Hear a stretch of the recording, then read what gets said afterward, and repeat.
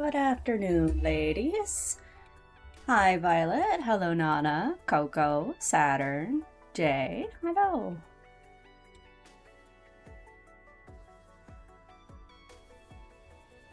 How is everybody? I'm also doing well.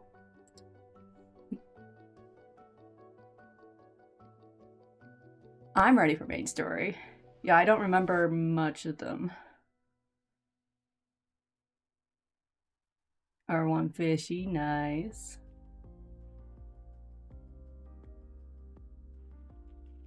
Tornado.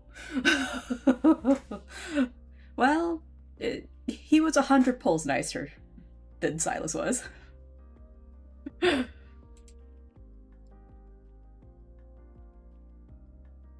OG Daddy Day.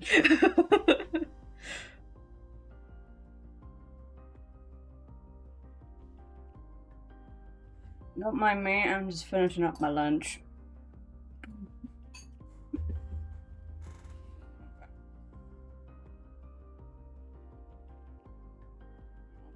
My phone. Remember Xavier's parents more than anyone else's. I have like bits and pieces of all of them. Oh, one thing I wanted to ask, because I know specifically for Xavier's and Zayne's that they are tied to each of their third anecdotes. Did you want to read them or just go into their branch?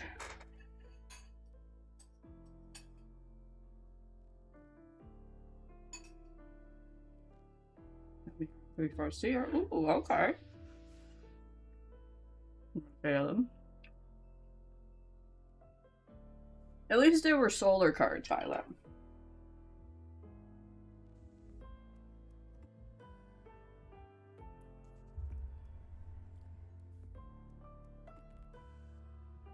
We get the anecdote that says, yeah, we can read them.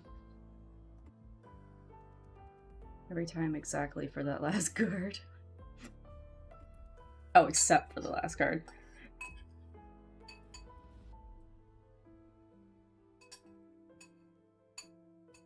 Oh, I'm not ready to cry over Xavier's again.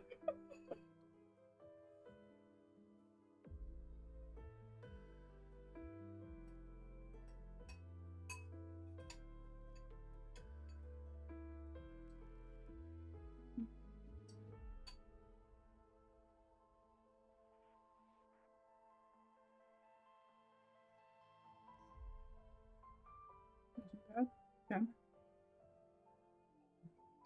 Hard to bride. Alright. Here, lunch is done.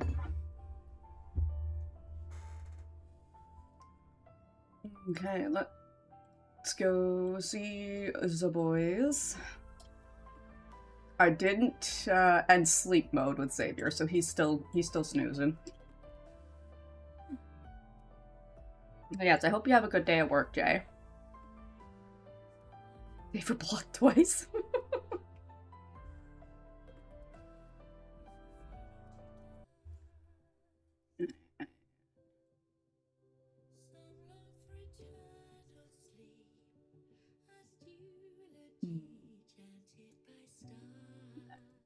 Switch over to that. No double audio, is there? I've actually been trying to change things a little bit.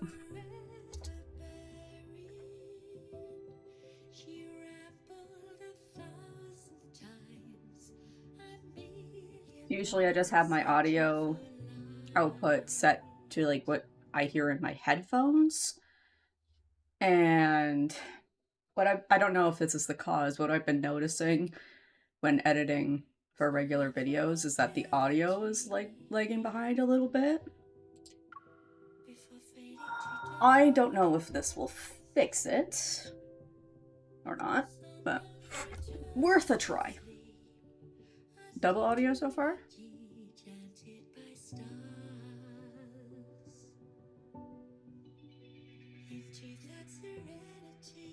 Oh, no, okay.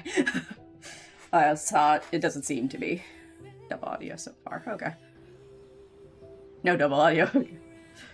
That's good. Oh, hi, Bunny. I'm sorry, baby. We'll cancel. He only slept for 11 hours. Good morning. I already mastered the tongue twisters you taught me. I'll show you if you don't believe me. Xavier. Everything sounds fine? Good. He just woke up and he's like, I'll show you tongue action.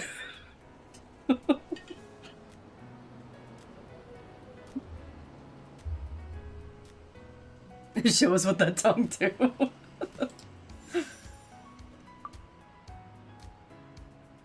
Who's next? Oh, look at you. You stole my glasses. Hi. The ice cream in your hand will melt if you don't eat it soon. Want me to eat it for you? Ah. My ice cream. It's too late. Nom, nom, nom, nom. You don't steal my ice cream. Is that what we're calling it? Yeah. When to pull the think I'll do it yet? Oh, okay. He's so cute. We're gonna bring him back since I'm wanting to pull. You've been wearing that for the last few days. I won't complain, you look so cozy. Shared interests turn enemies into friends. Which edition of the Friendship Handbook are you reading? It's due for an update.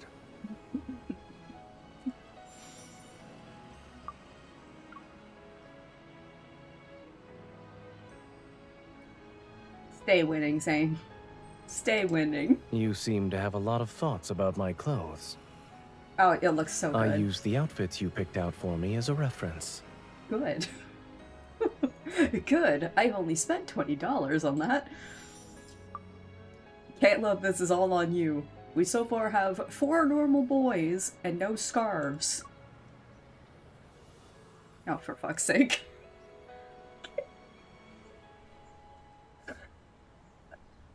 Why are you...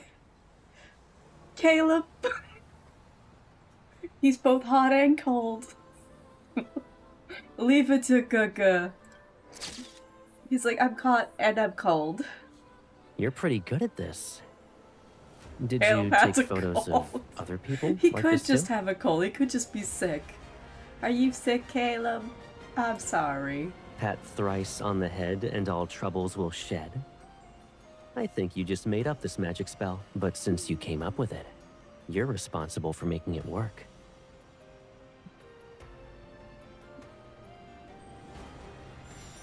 Sorry, Gogo. We can't coddle you today. I need Fishy to be nice to me.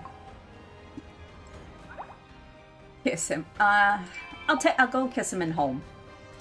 We'll go visit him in home and I'll give him a smooch.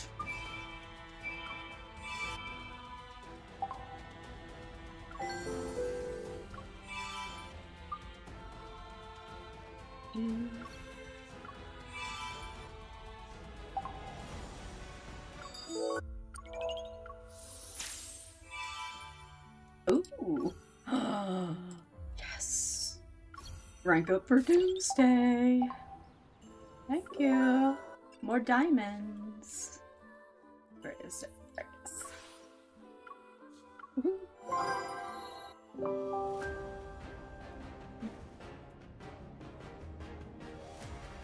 That line though. What do you mean? It's gonna be the opposite today. And I think I am gonna be pulling, Anna. I think I am gonna be pulling. I wanna see if I get R1.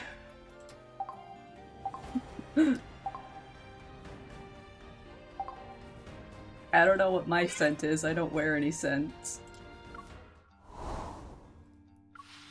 Can I get some good yellow ones, please?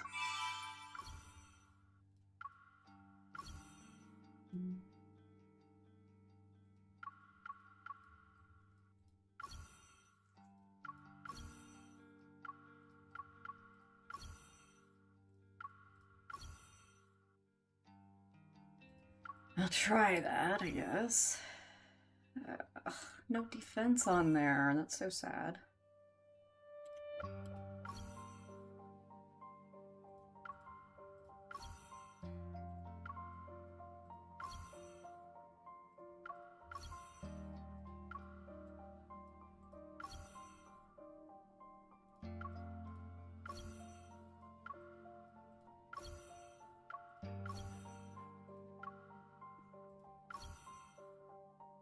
How does he know?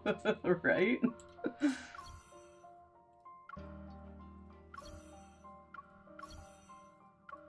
As usual, very unlucky with all of these protocore drops.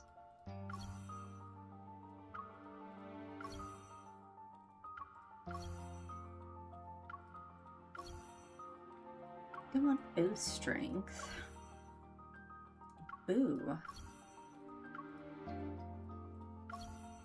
I think I'll save the perfume though until end of stream. Since I'm probably gonna end up being rendered brain dead. Actually, I think that's it. That's gonna be useless. We have no HP.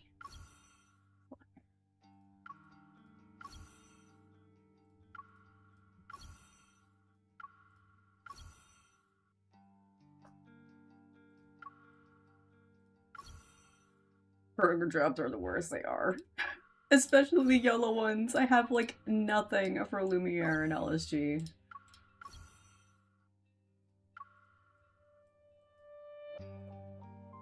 Guess that's it for that. Haven't even done the core hunts this week. Oh no! Don't forget your core hunts. You get extras. Excuse me. Click on to Heartbreaker.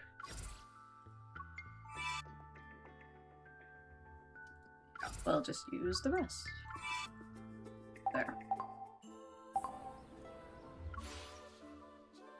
Gonna pair that with the secret. Yes, we are pairing that for secret times. Of course. Oh dear.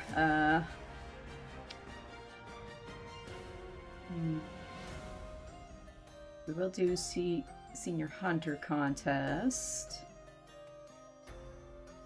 Let's just go in and do like some photos really quick. Of course we're gonna do secret times. Let's... There. Done. Gonna use my spray. Heck yeah. You and Saturn get your spray your plushies.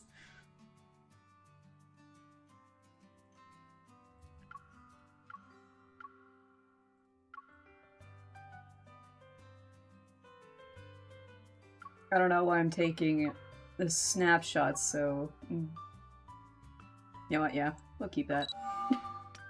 What you picking, Zayne? Oh yeah, he just picks one and keeps it. He doesn't switch up. Zayne!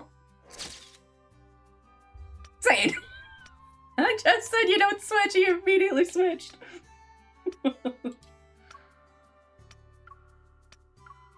Okay, I guess Magic Wand it is.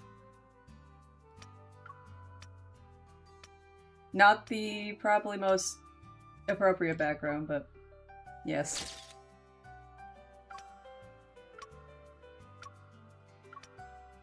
Yes. He heard you, he heard me, he's like, oh. There. It's cute. Never let them know your next move. That is what he's thinking. He always gotta keep me on my toes. How much is... Senior Hunter contest? It's only 10. Okay, we do kitty cards. I only have like 11 tokens. I have... set my walls. I wonder if there's any kitty cards I can actually get with Zayne, because I'm like almost 100% with him.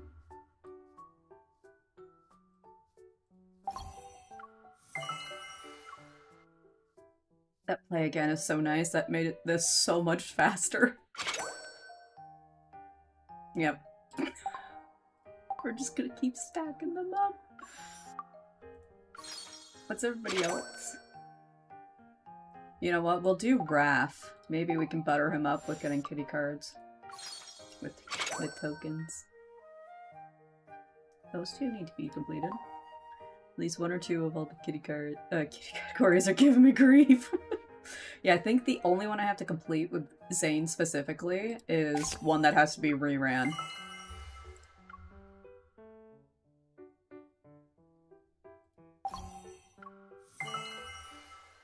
I think Raph and Silas are giving me a rough time with the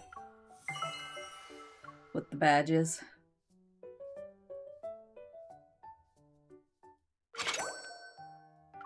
Yeah, I need an SSR in that one, and that one as well. Okay, we'll do this one. Nice. Wanna give me the SSR? No. I'll take the last of the regular cards though. I'll take that. And then we'll do Senior Hunter contest to try and get me some more diamonds. Excuse me. Is there something you'd like to say, Raphael? Why are you locking me out of battle? What are you doing? What happened? Raph, what are you doing? Why is my whole thing broken? Hello.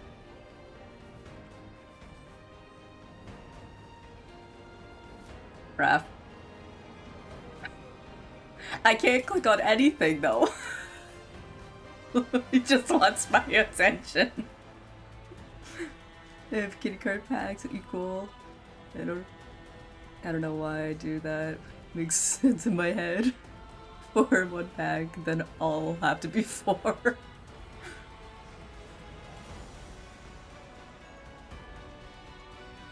He is very I think my game just might be broken.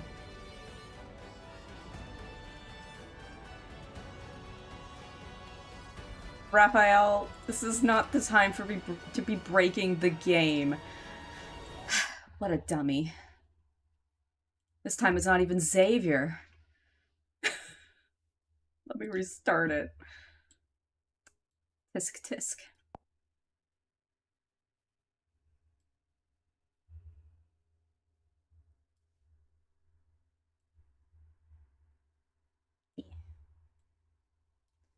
Okay, game. Do you want to show up?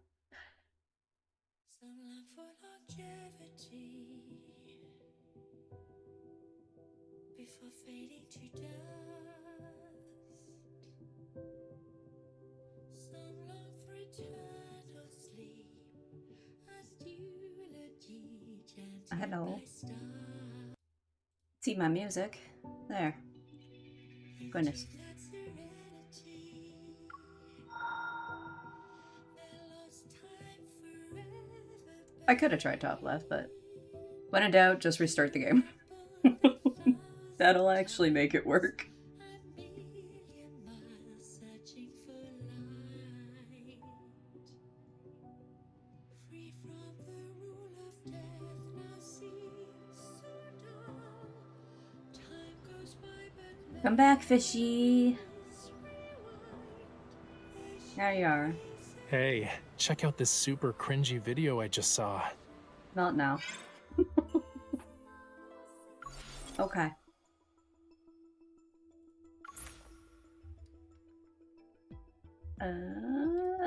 So what am I? Okay. Oh, not that. Let me see what they all.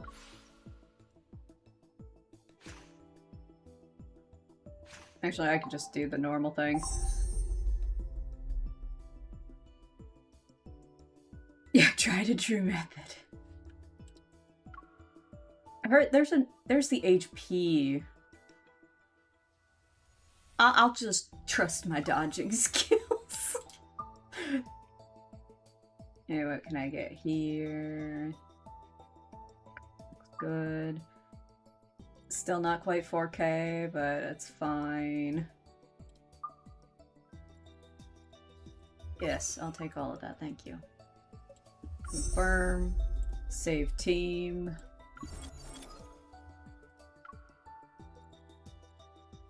Yes, I'm getting 30% damage boost. I just dodged the entire type of HP one. I do like using Force here because you can still heal yourself on that one. And I'm sure Caleb would actually work good with that now since he's able to heal himself. Okay. Just want to make sure, is... There's still no double audio? Just want to make sure. From the game, that is. Out of all the sassy or assist memories they give us, guess which one I'm missing?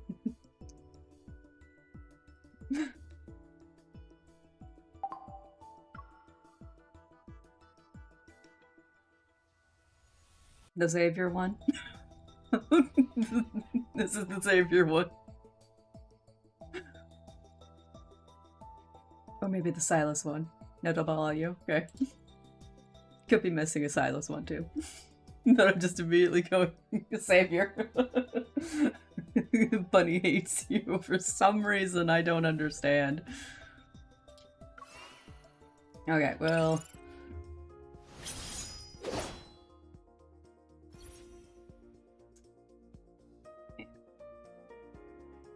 That doesn't really matter a whole lot for this first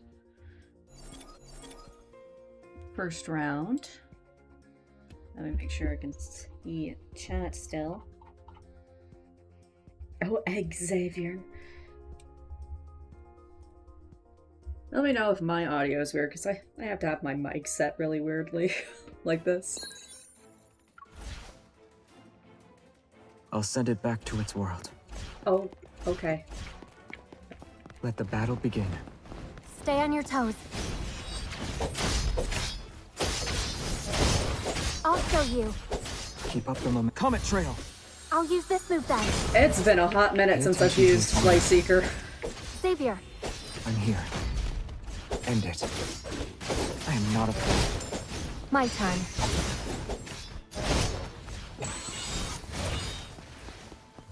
Woo!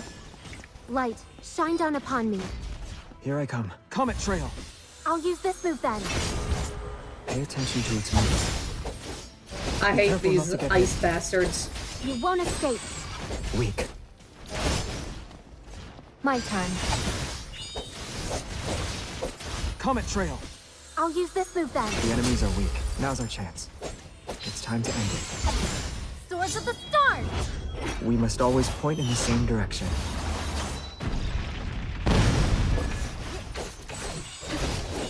I found the momentum. My turn. Xavier. I'm here. Oh, hello. Comet Trail! I'll use this move then. Pay attention to its moves. Be careful not to get hit. Light, shine down upon me. Here I come. My turn. I somehow dodged. Step. It's time. Here we go. Eat What this. do you mean I still have a Found the minute and a momentum. half? That's Pay attention to its insane. movements. Can you keep up? I didn't even sweat. It's time to end it. Oh, hi. Be careful not to get hit. Comet Trail! I'll use this move then. The enemies are weak. Now's our chance. Swords of the Stars! We must always point in the same direction. Bring it on.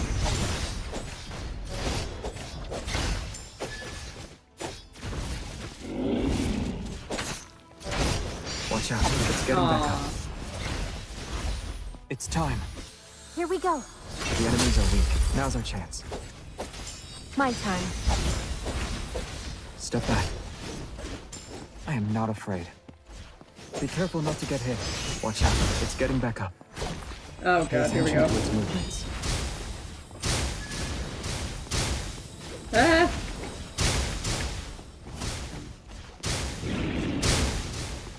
Xavier!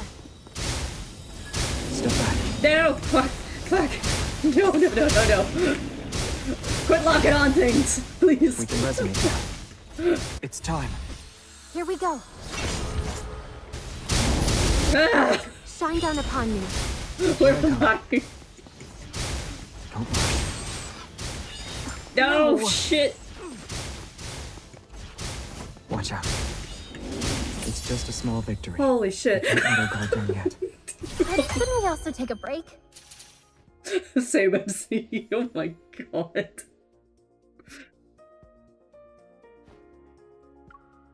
Oh. Did you do that yet? Just need to practice with LSG. Yeah, he's a bit tough to master. I still mess up with him. I'll send it back to its world. Let the battle begin. Comet Trail! I'll use this move then. The enemies are weak. Now's our chance. Watch out. Keep up the momentum. Oh, they're dying much quicker here. End it. Oh, okay. Comet Trail! I'll use this move then. The enemies are weak. Now's our chance. Be careful not to get hit. Bye. This bitch. Light, shine down upon me. Here I come. Xavier, I'm here. Comet Trail! I'll use this move then. Bring it on.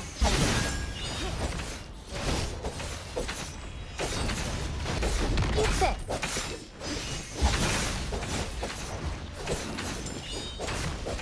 Pay attention to... Swords of the Stars! That should kill him. We must always point in the same direction. No. Careful, keep a distance from it. Oh, thank you, I Xavier. wasn't worried. We did it!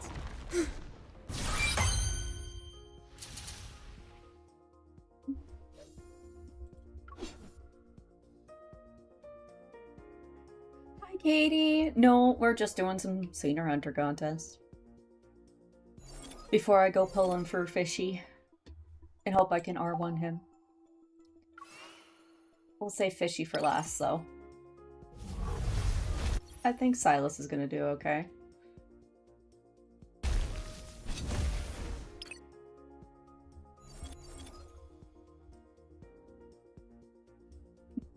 Xavier mentioned it's summoned.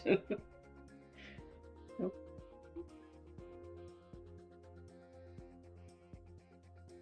Jay, what are we?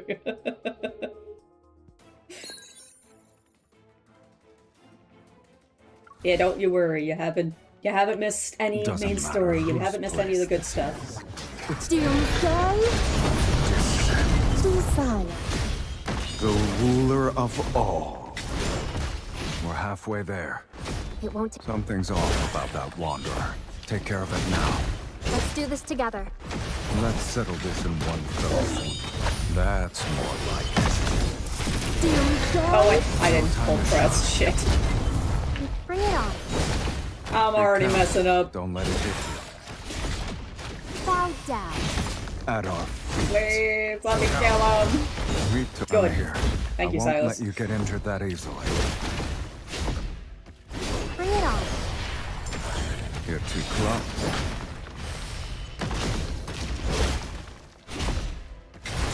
It's time to meet your maker.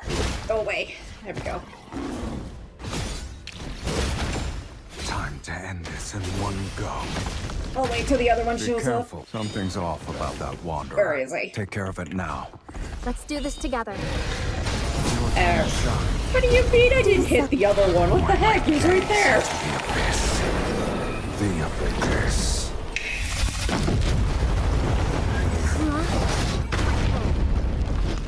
Eat this. Did he die still? Bring it on. We took out the trash. It's because Oh we're no, he pretty didn't. good. Okay. Doomsday? It's your time to shine. Desire. The ruler of all. You're too close. That's my spot. This power tastes. It's time to eat. Here comes a big guy. Good. Now this feels like a worthy opponent. You were sloppy. Ah! My eyes will Doomsday? descend. Desire. The ruler of all. Eat this. Be careful. Don't let it get. It's time to eat. close. That's my spot. Doomsday, Your time to shine. desire. The ruler of all. When we gaze into the abyss. And Silas. Power of Doomsday.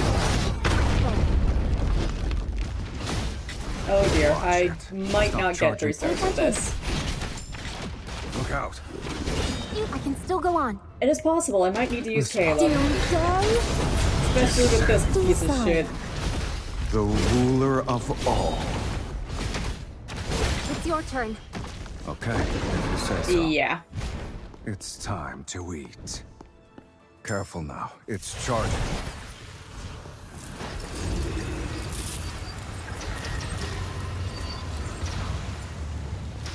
Doomsday, It's your time to shine. desire. The ruler of all. I hate this dragon Stop so much. charging in so reckless. We're covered. Be careful. Look out. Bow down. Doomsday, Descend. desire. The ruler of all. It's your turn. Okay, you put up a good fight. Good job. You Silverwing Fiend. You know what? I'm gonna try that. We'll try Silverwing Fiend here. I just think, Dragon's just a little too slow, I think, for this one. Eating pizza. Ooh, that sounds good. Oh, also, round 3. Nope, not that. Switch over to my Archwing Fiend, please.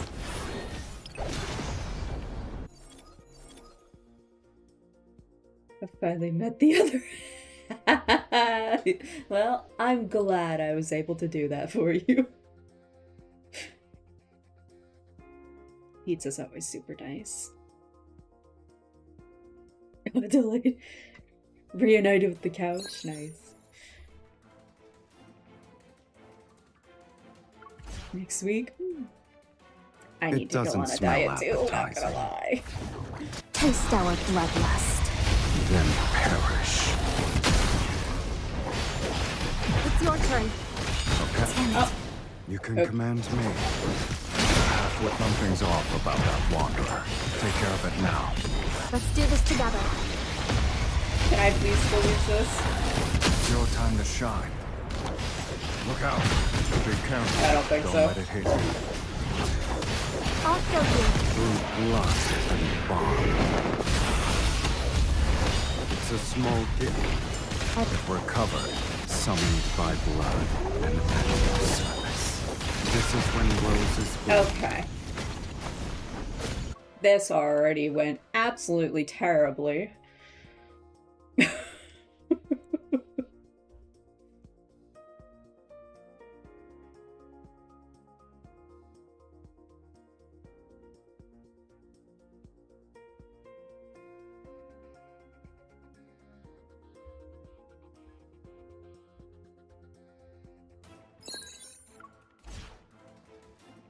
Come on, Silas, please don't fail me. Ready for a feast, my dear Countess. Damn it.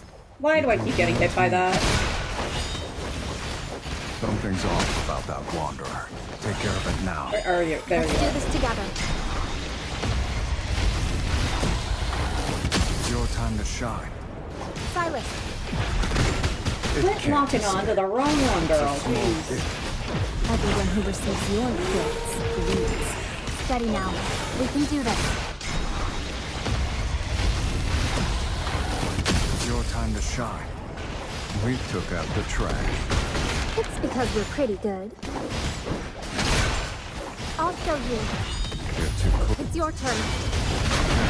You say so. I guess it's gonna fight dirty. What's the other one? Look out. Right here. Don't let your guard down. It's a Taste our bloodlust. then perish. It's your time to shine. Through blood and bond.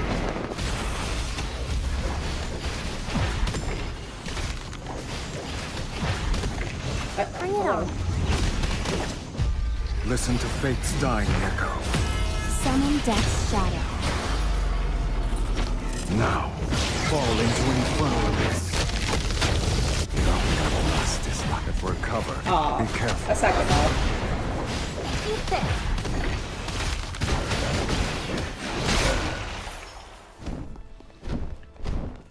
I'm ready. I'll follow your lead. Taste our bloodlust. Then perish.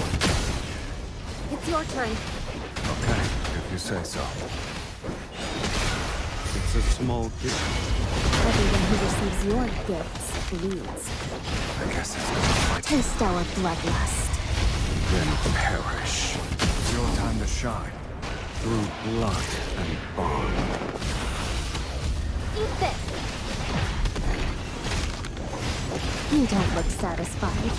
I already taste my thirst for blood. I'll summon you. If we're covered, be careful. I think I'm suffering It's your lack of turn. defense on this one. Okay, if you say so. It's time to get rid of some nuisances. Let's settle this in one fell swoop. Taste our bloodlust. Then perish. It's your time to shine.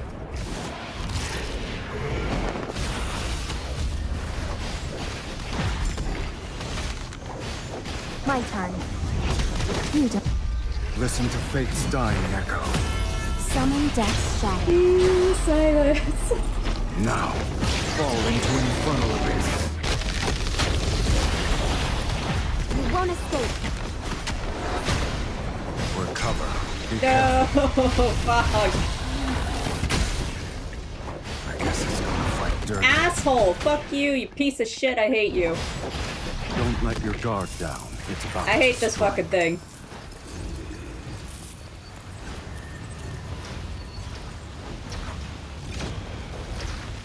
Taste our bloodlust. Then perish. Why are you staring at me? Die. The blood on your mouth is lovely. Unacceptable.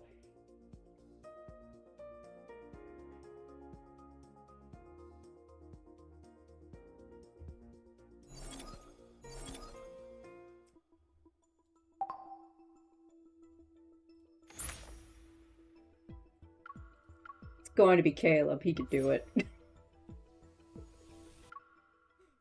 Caleb can do it. I know he can.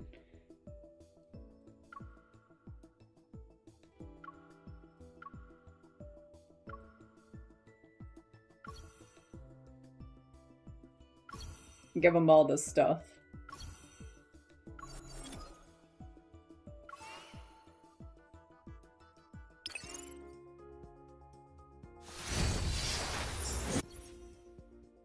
Got here.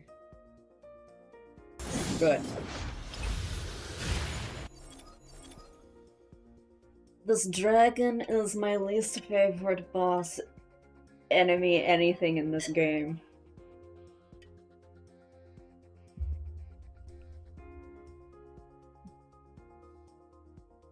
Are you going to a BTS concert, Violet? It's awesome. Evil's wreaking I haven't havoc been to a again. concert in Which one? forever.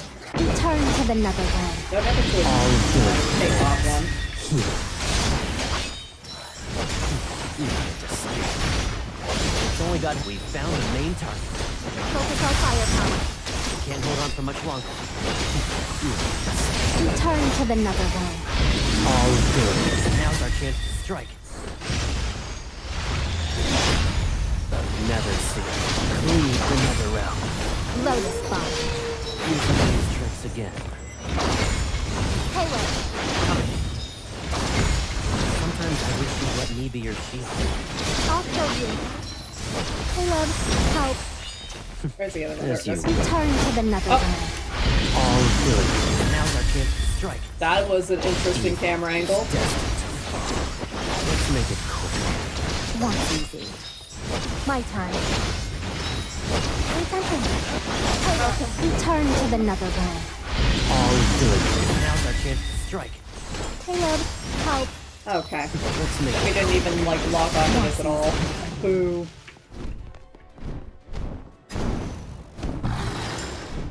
Return to the Netherrealm. All good ends. Split heaven and earth. I'll show you. Sometimes I wish you'd let me be your shield.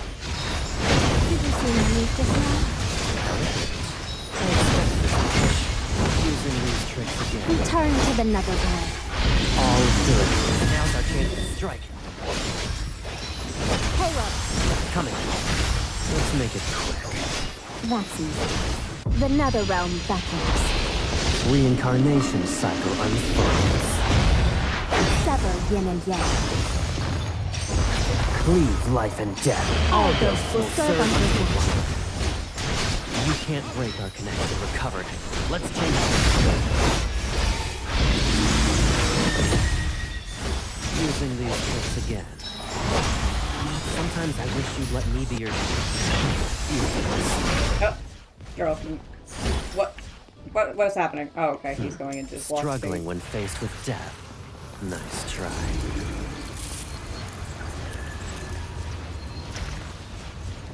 Return to the Netherrealm. All good. Now's our chance to strike. Okay, now he's dead. Never see. Cleave the Netherrealm. Lotus Bomb. Everything went well. Navigor's just stupid strong. It was weird with the shield bracelet. I know. Last concert was Beyonce in 2016. Nice. You know what? I don't think I've been to one since like maybe 2015, 2014.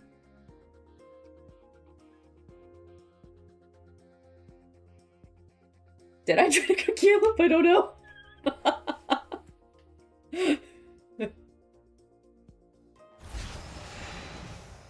A small test. It's nothing we can't handle. Return to the Netherrealm. All good. Now's our chance to strike. It's only got half its health left. Let's make it quick. That's easy.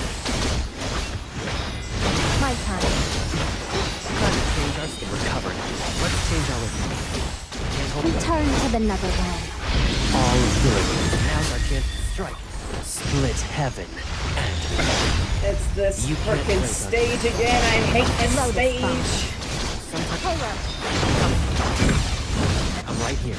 Thank you. Never see. Covered. Let's change our rhythm. Now's our chance to strike. Bring it on. You won't escape. Using these tricks again. Let's make it quick. That's easy. Oh, excuse me. Return to the Netherrealm. I hate these. All good. Lack Now's of our chance to blocking. strike. On anything, and of course. The Netherrealm I didn't even beckons. mean to hit that. Reincarnation cycle unfolds. Okay, sure, we can use that. Sever yin and yang. Cleave life and death. All ghosts will serve under one. That's dangerous. Come here. My turn. Let's make it quick. Return to the Netherrealm. All good. Now's our chance to I strike. hate this stage so Sometimes I fucking wish much. you'd let me be your I'll show you. I only have 10 fucking seconds for this goddamn thing.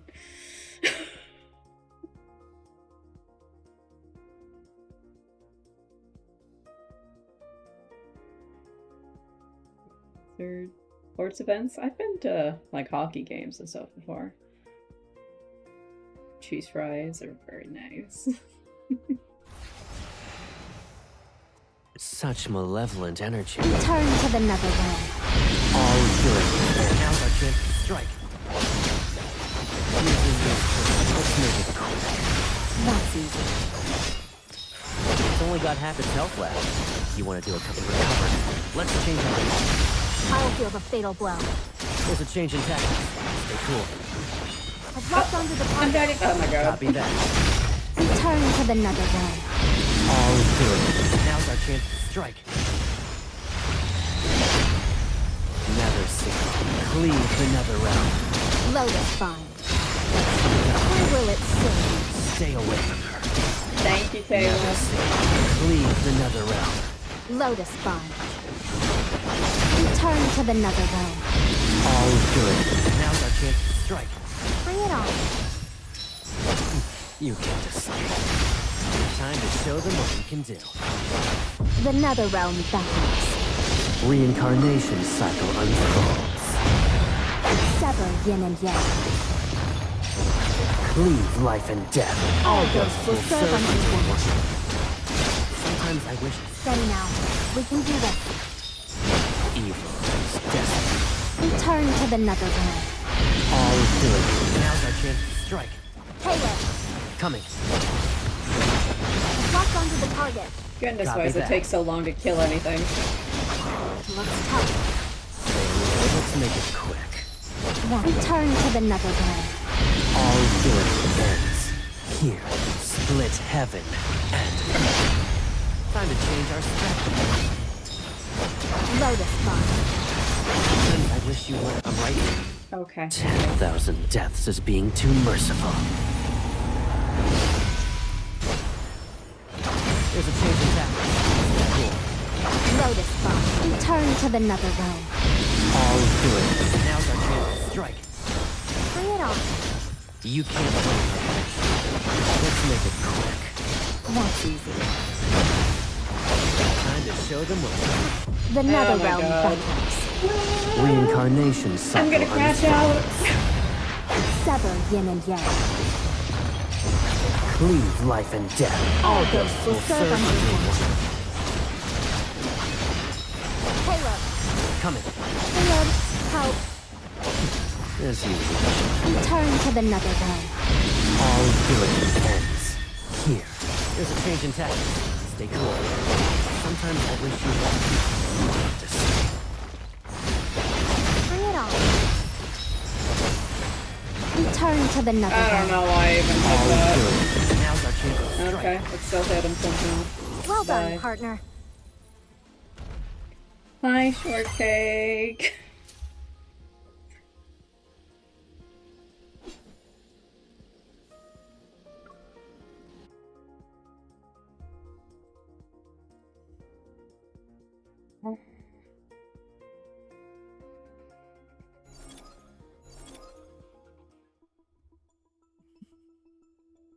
That word decimation. I'm not even battling in peace. I hate this fucking stage so much. I'm about to just flip the whole. I'm about to say fuck it. I don't want to do it anymore.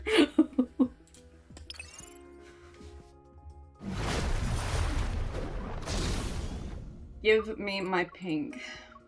I'd like my boy to have his pink on, but he don't have any.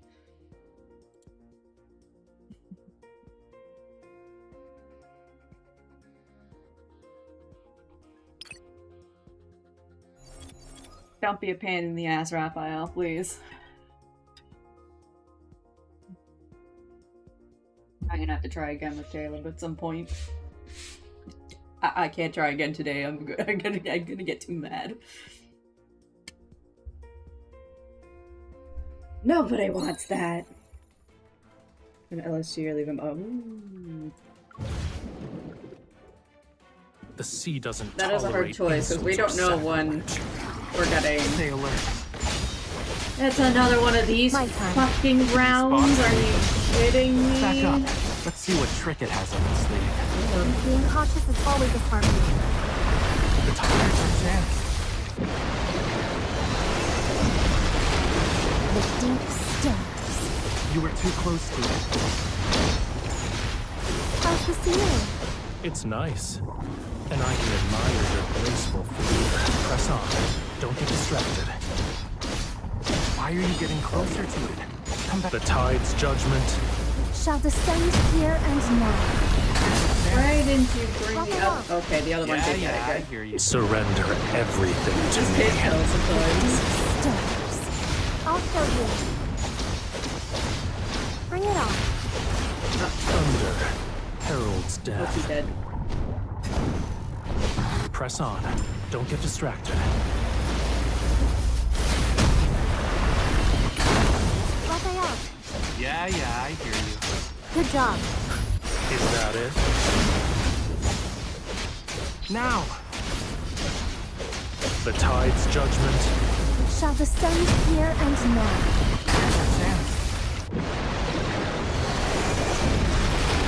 The deep stirs. Go back to the pit you came from. Thunder heralds death. Bye. From the ocean's depths. Where someone calls out my name forevermore. Ripples in a breeze. Smite drop him down, in the ocean. Raphael. Fuck that dragon, I hate him. 48 pulls until the Then you could rank him up, since, again, I was gonna say, we don't know when God of Tides is gonna rerun. And having LSG stronger can help for some later orbits and stuff. But that depends if you're wanting either KOD or judgment. exclusive tutorial, whichever of them is gonna come out next. Raphael, Yeah, I hear you. good job. Stay alert. You were too close to me. The tide's judgment. Shall descend here and now.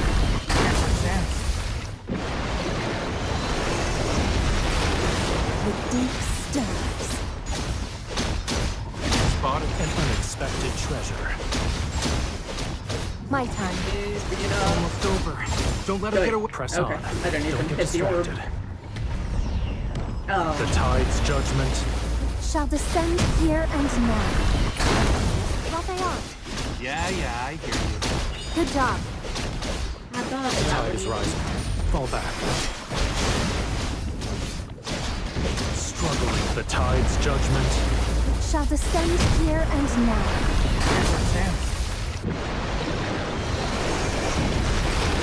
The deep stirs.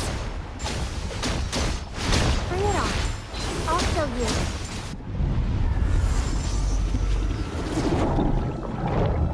From the ocean's depths. Where someone calls out my name forevermore. Oh, damn. He recovered so fast. He's gonna give himself that. Ripples in a breeze. Never mind. Drop in the ocean. I was gonna say he's gonna give himself that damn shield. Never mind. Power of Sea God, thank you. Showed Guga how it's done. At least give me enough to have all of the, I have all the diamonds, which is good. Trying to get one for the torn outfit and the diamonds. Do we know when they'll announce? I think last year the Spring and Flowers banners trailer dropped on the 26th. Oh yeah, just as Violet said, they did it on the 26th last year. Yeah, Promise. Yeah, Promise is done at the end of this banner. It had 7 days when the banner started. And Enfold has been very random of when they want to drop the new Promise reveals. It could be like a couple days before the Promise ends. It could be the day the Promise ends. It could be a day after the Promise ends. And yeah, Raph is definitely going to be one of the promises. Mm-hmm. I do know. Okay,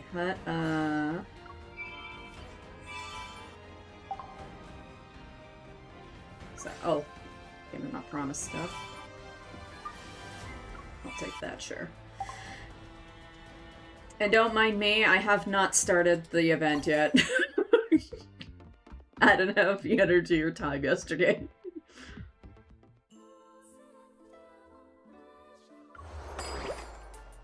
We're gonna do lemonade. Give me Raphael.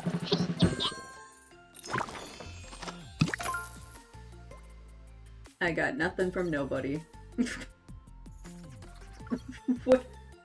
What is that?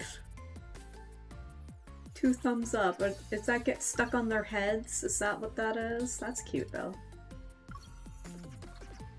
That's cute too. Studies for Bounce Bounce Planet. I don't know if that's a good or bad thing. Love the event game. It looks fun. It's Raph and Caleb. Ooh. Yeah, it's down to either Caleb or Xavier. Battling next Thursday. Nice. Where are you going?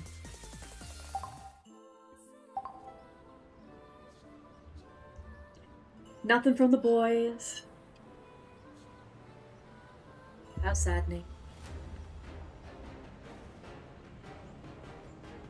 See what the new memories will be after Snow Crow. Mm-hmm. Yeah, plus the new except. Oh god.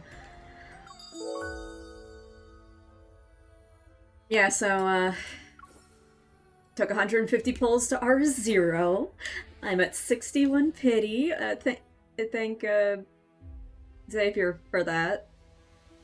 Oh, bitch bunny. He deserves to be called that. He's so mean. Going to Germany. See my boyfriend. Nice. Just like Caleb and I. It'll be nice to go see him. Hey. Yeah, you. Don't take another 150 pulls to R1, please. You want to come home on a double? Like Silas? You want to show up Silas? Yeah, you want to do that. I know you do. Come here. You seem to be in a good mood. I hope to be.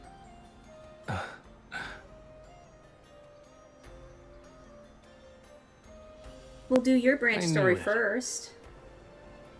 I mean, we'll probably end up doing it first anyway, but... At least not today. He doesn't need to know that. Okay, should I try that... I don't know, whatever... that ritual again this time? I don't know if that'll be... if it'll work for me. Get the cards for free. Like the R0? No, I spent.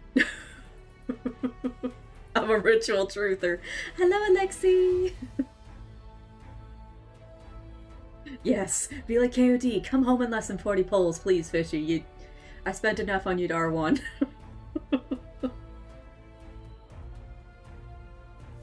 I did use the crate for R0, I did. That's how I was able to R0, because I lost a 50-50. Mean Fishy. You took 50 pulls both times for me. Oh no. Actually, yeah, that's pretty good. I'm waiting to at least R1 him. I think R1 would be a good investment. He's pretty powerful. Okay. I'd like to not buy any more packs, Raph. Please. No.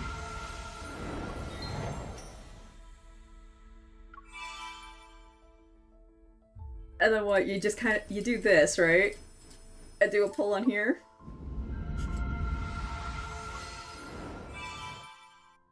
That is Raph. Thank you for the fishies. Totally forgot to say it. Raph. Raphael, please.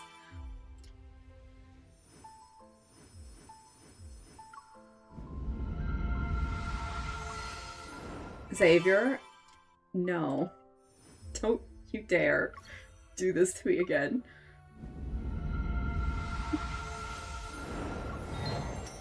Little bitch is taking me to pity again, isn't he?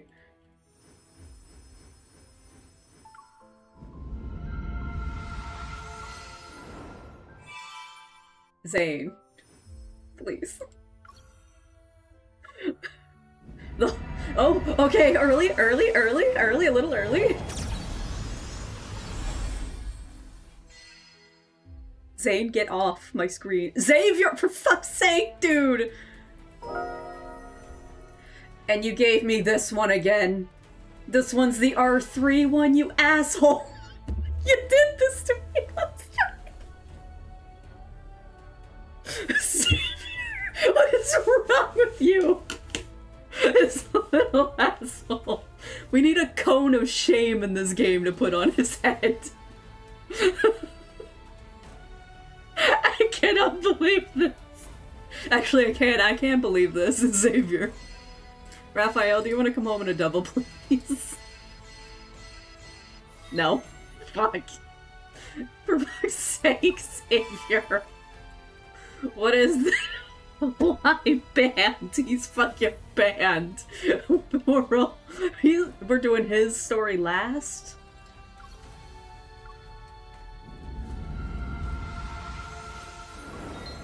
God damn it, Raphael.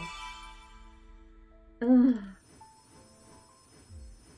I don't even have like a... Okay.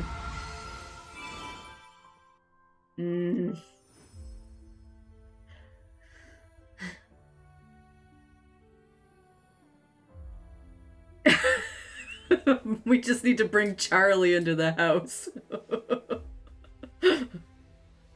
Stop being doghouse. He's going to the fucking doghouse.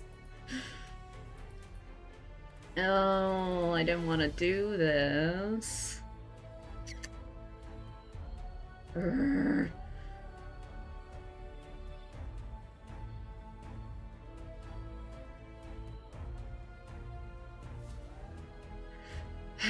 Fine, I'll go all out here.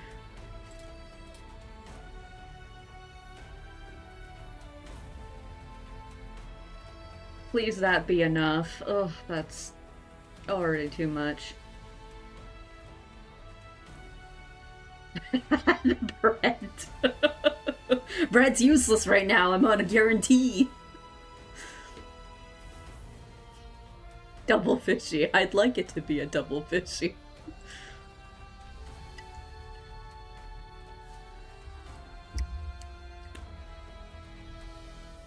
Please don't make me spend more.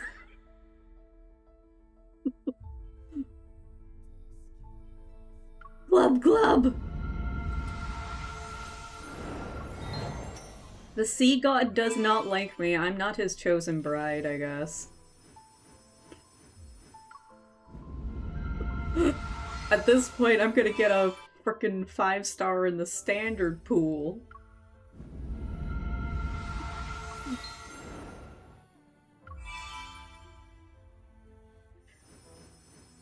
It doesn't seem like this ritual really works for me.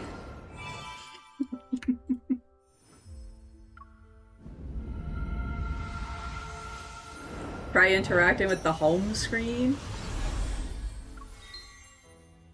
Like right now, or after I do the standard? Watch me putting it standard. Oh.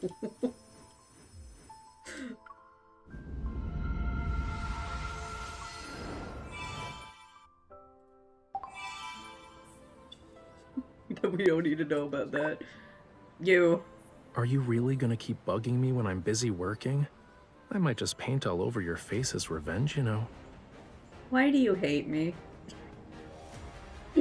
Why do you hate me? 2 copies. There sure are a lot of decorative patterns. 2 copies of what?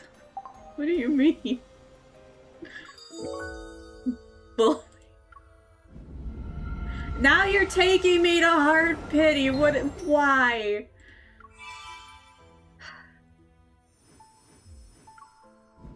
What is this behavior? 2 copies of your cards. I would hope so. 2 copies of his fucking card. You again. Did you notice how the colors I put together are different? I'll butter you I up. knew you'd understand Even my though design. I'm guaranteed you in the next 10 pull. What do you mean? I fucking hope so. You better be a double, mister.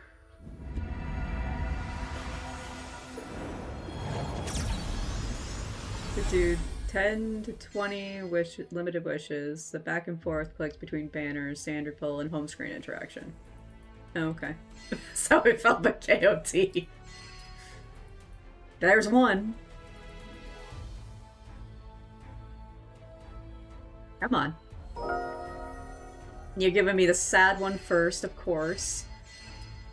Where's the other one? He lied to us. He lied to us.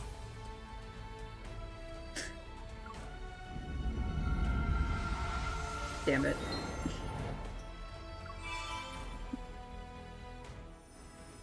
Raphael. Yeah, you don't have the right to look like that. That's me right now.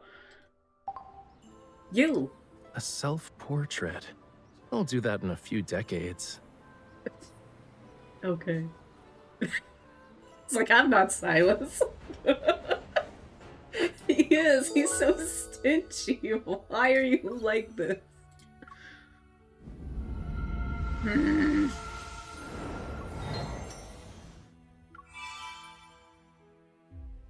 What are we at right now? 270 polls! You're on Zayne levels right now, mister. You're on Zayne levels. Fucking Zayne levels of R1ing right now. What the fuck? Ah. How much does this give me? Okay. I'm getting one at a time. I can't just sleep with one leveled up or one ranked up. He's 20 pulls away to being GOA. GOA was 290 pulls to R1.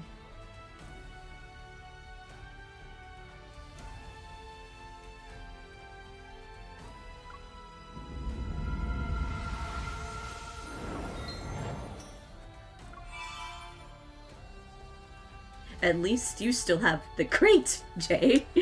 You still have the crate.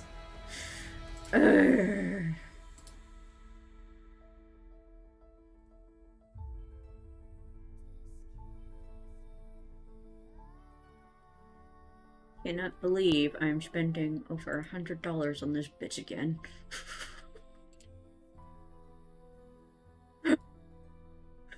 I don't think I'm really gonna be pulling on the multi-banner is all I'm saying. I don't think I'm pulling on the multi-banner. Because diamonds are supposed to be for reruns. So I think I'm skipping the multi. And of course, it's gonna be one that makes me cry because I want all 5 cards. Famous last words, I know. To do the thing. I swear, if I just get a 5-star off of one single pull in this thing, I'm going to scream. Okay, shush. I'm not happy with you. It has taken 290 pulls, which is GOA R1, and you still aren't R1.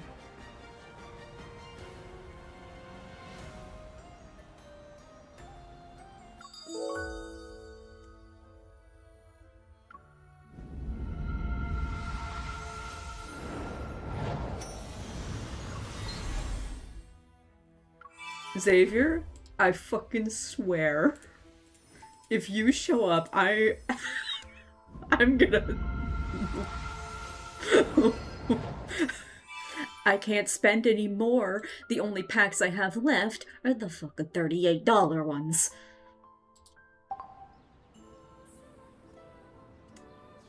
$300 pulls, man. 300 pulls, Raphael. And we're... Do I even... I don't even have enough for a 10 pull. We're going singles.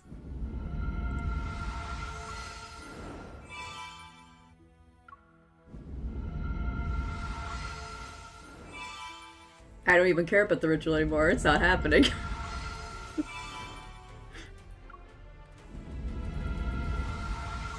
Very bad fishy. 2 pulls, Raphael. 2 pulls. Of these, and then I got like... Oh.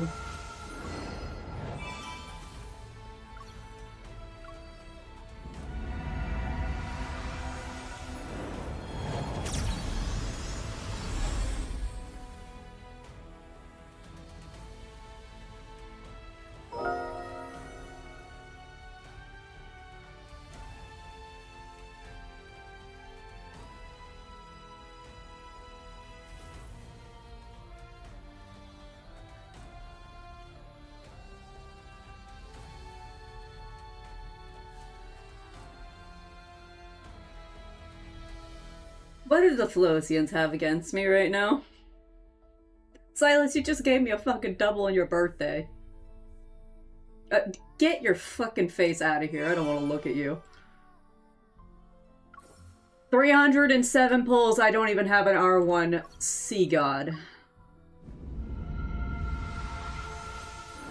Yeah.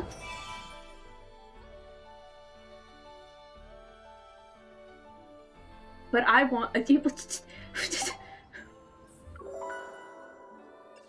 This was $130 and I only have one card ranked. What the fuck? What is this? I don't want to look at you. Don't. Fuck all of y'all. Zayne, get over here. Zayne and Caleb can stay on. The rest of you are fucking banned. Insane. I'm actually wanting to cry right now. And maybe because I'm at that time of nearly that time of the month that make me want to cry.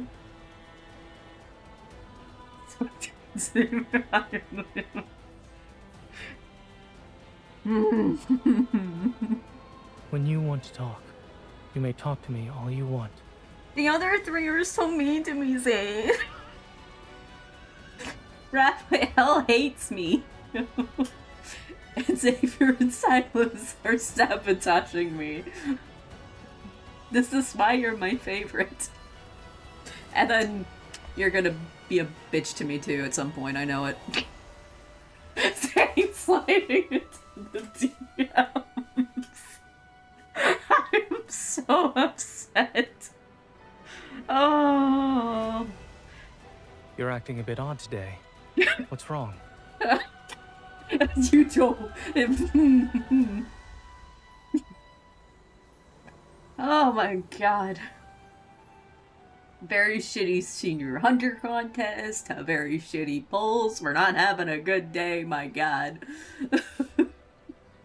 He knows.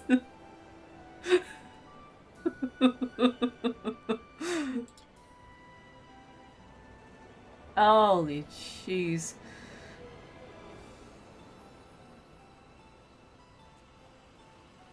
It's fine if you do not want to talk. Dad, I'm here for you. I almost want to get the perfume out now. I need the comfort.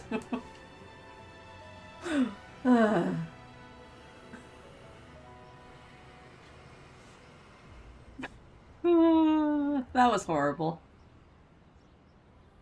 I hated every bit of that. I should have stopped with Xavier.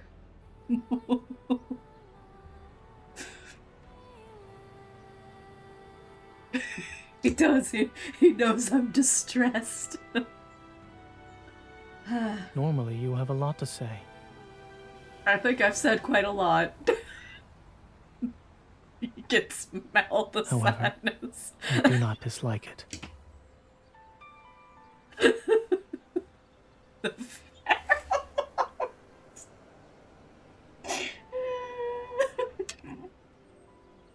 That was absolutely fucking terrible. All I can say, the meanest fucking companion to me is this asshole right here. This one right here is the meanest companion ever. I am very depressed right now. I cannot believe 308 pulls and I don't even have a rank up. I am so upset. Like, part of me doesn't even want to give up. Like, I just want it in spite of that. Need more crates. This is not the depression I signed up for. You're so right.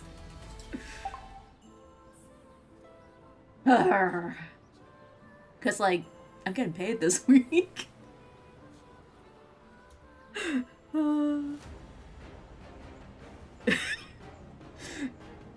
Who's gonna enable me? Or you're all gonna say, no, don't do it.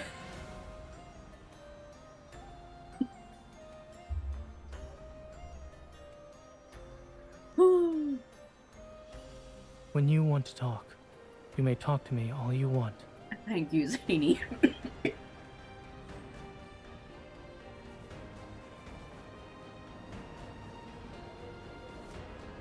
Oh my goodness. You will. do it at his... He looks so helpful. He does. That's one of my favorite outfits. He would be guaranteed. I don't. Do I be nice to Zayne? That's the thing. We don't know if it's KOD or if it's exclusive tutorial. I'm either going to be You're super acting a nice to bit odd today. Zayne, What's or wrong? I'm rewarding Xavier's bad behavior. But it's exclusive tutorial. Drag his ass home. Oh. I'm going one at a time because these things are like, they're $38. I cannot believe I am getting these ones. I am so mad. Money says exclusive tutorial next. I'm not annoyed. I have a lot of patience. Yeah, the Philosians are sabotaging me. I don't think R1 would be so good. And I would almost not R1 Xavier on fucking principle. Zayne says he's allowed. I got his perfume. He's gonna be like made on screen alongside Caleb for like... Yeah. It'll be for the rest of... You know what, we'll go and... The rest of this banner and all the multi is just gonna be Snow Apple. The other three can fuck off. They're working together. The Flosians are working together. Raphael. I give up on the ritual. It don't work. It doesn't work.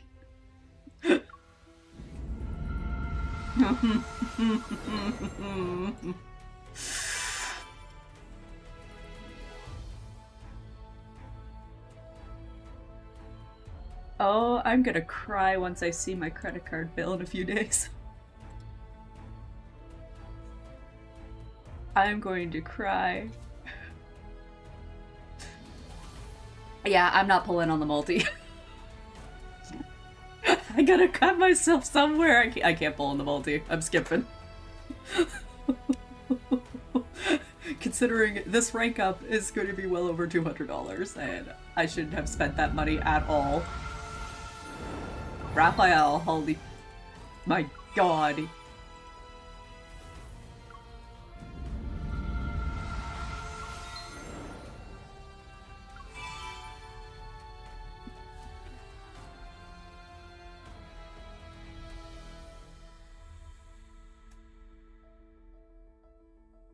He is. He's absolutely worse. He's worse than Master of Fate. Master of Fate was 300. GOA was 290.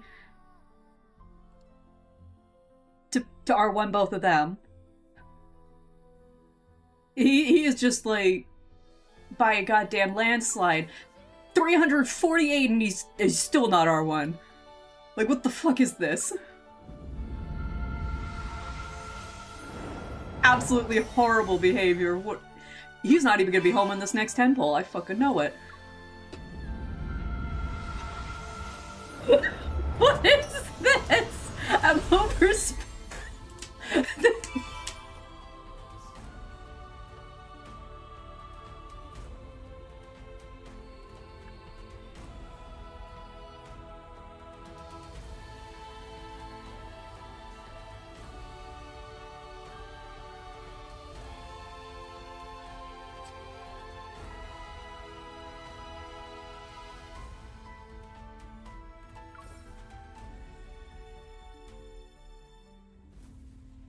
Absolutely ridiculous that getting an R1 almost takes 400 goddamn pulls. He's getting locked and chained back under the fucking ocean at this point. That's where he's going. You know what? Yeah, fuck you. I need to know, how much did I just spend on this?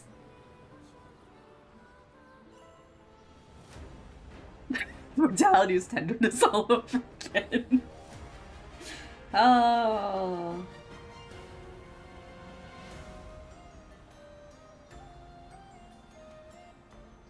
I just need to know, how much was this? Oh dear. I'm not annoyed. I have a lot of patience. $260.79.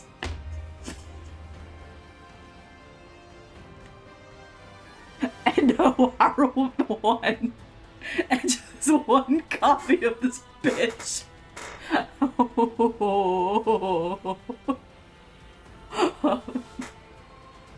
I'm actually crying. I'm so upset and mad.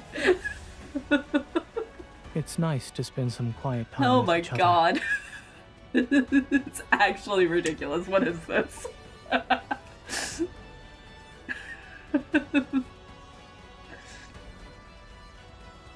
Yeah, the next one is... I would not be surprised if it's double. But do I want to spend another $38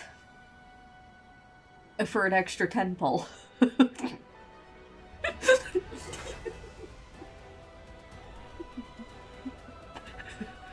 Oh, Kayla was way You can be nicer. yourself in front of me.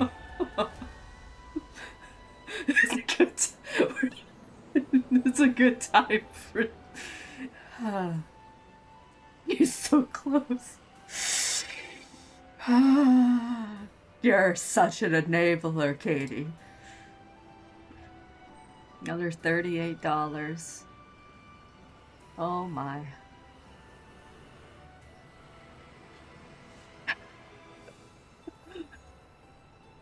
He better work like he better be a goddamn beast at want to R1, talk, holy. You may talk to me all you want. Yeah, I know, I'm sorry, Zayne. Please forgive me if you're exclude tutorials next, please.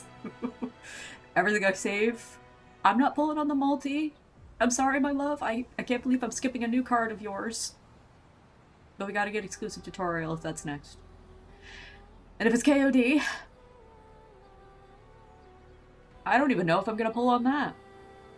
To be honest, I may just give him a big ol' this. Zayne, I'm here for you. It's nice to spend some quiet time with each other. I know. That's why you're my favorite. Xavier can never. That's all I'm gonna say. Xavier can never. They did that last year. It was Lumiere, Spring and Flowers, and MOF last year. I swear if he gives me 2 copies of his frickin' card. 3. There's R1.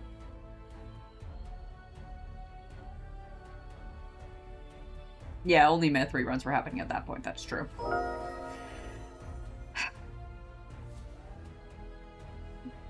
Well, he was so nice to me last time, but Xavier's been such an asshole to me recently. I don't even, just on principle, don't even want to pull.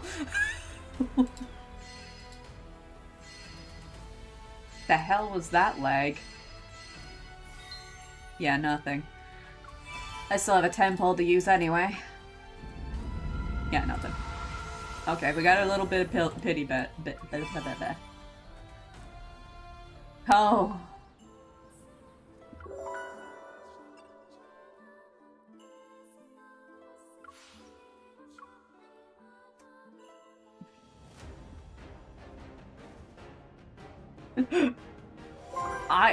I thought, I'm not even happy about this.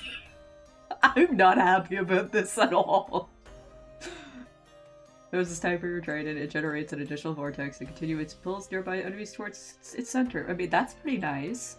While Divine Favor is active, lightning will randomly strike the battlefield to assist you in battle, dealing damage of whatever that is. I'm still not even all that happy.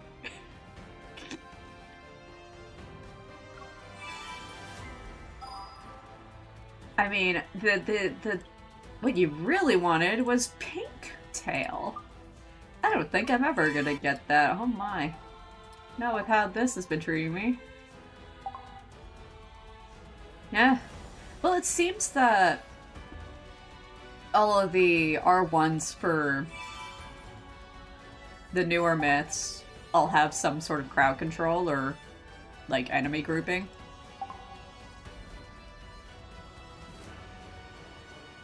I'll look them up. Damn, make a big no!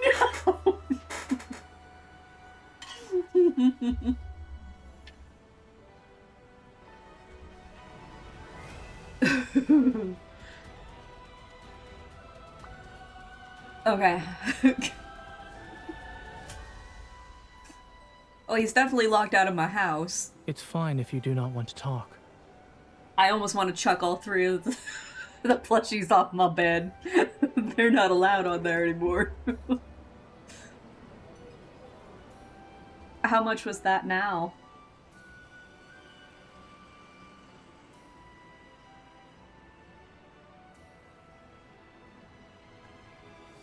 $298.78.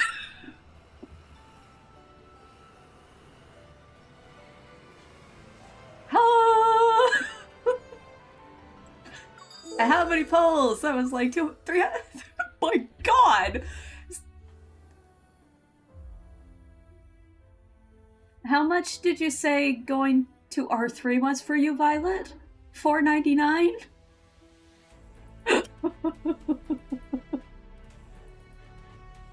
400 polls to R1, the fucking sea god. Expensive ass fish, yes he was. All his paintings are mine. If only I could actually get some goddamn money out of that. 499. I wish. R3 him, I won't be surprised if it's closer to 700. With how unlucky I am with this companion. Whoa.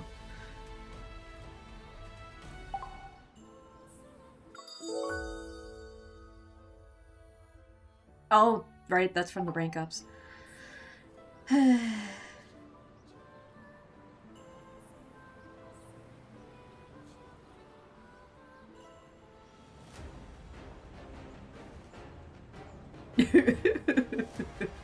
Okay, main story, or do I just faceplant myself into perfume-scented Zayne plushie?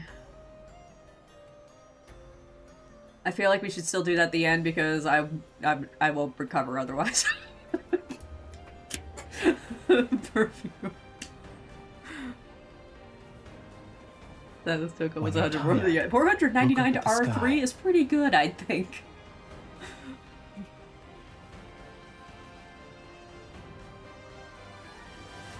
Goes back to the torn fit. I think I'm gonna do main story first.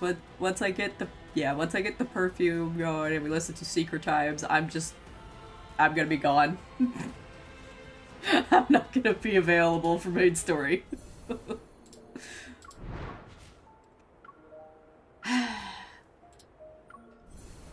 Well, we're doing Zayne's first. I was gonna do a vote, but the other two don't even deserve that. I think we'll do Zayne's, then Xavier's, then Raph's. Sounds like a drug. Little sniff on her though. I had a test smell yesterday, and I think because I didn't really know how to take the bottle off, and it ended up like splashing a little bit, and I got a drop on my cheek somewhere, so I smelled it for hours. Zayne is a good boy. He knows. He knows that all of his standard cards are max ranked, so he's staying away. Xavier couldn't even like give me other Lightseeker card so I could at least R3 it properly. That's the second time he's given me that one. Like, Xavier. I wouldn't have been as mad if I gotten one that wasn't maxed. I think he's definitely teasing me on that since I accidentally ranked up Foreseer instead of him during the pulse banner with the wrong crate.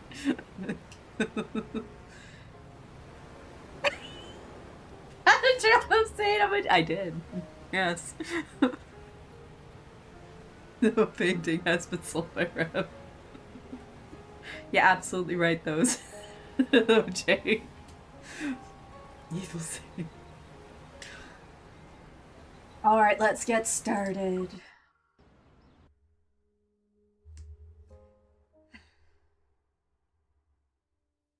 Two months after long-awaited revelry.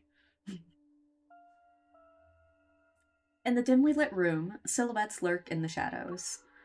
Holographic screens flicker with images of protocors being sold. Each fish is accompanied by a symbol marking their status. In the corner is a man whose pockets are heavy with poker chips. He takes out his phone and inputs an encrypted code with ease. The dark web interface on the screen sputters, then pops up a series of windows, even more mysterious.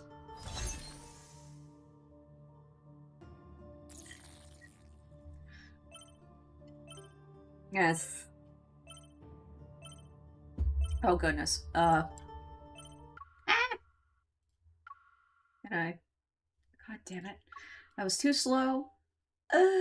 Something about the protofield got wrecked at N109 zone. Rumors say over 50 wanderers showed up out of thin air, almost causing a riot. Maybe an ether core attracted the wanderers. Yes. Someone trying to frame the wanderers, maybe. Don't spread rumors. Saw known protocol smugglers near the Silver Screen Hotel. Lead. Investigate and report back. A photo appears on the screen. Surrounded by bodyguards, a notorious protocol merchant walks into the hotel. Welcome to the Silver Screen Hotel. We work overtime Hi, for Simone. 2 months dealing with these protocol smugglers. After that, it's vacation time. That'd be nice. He keeps cock blocking me in my balls. Zayne, yeah, he's been very mean to you.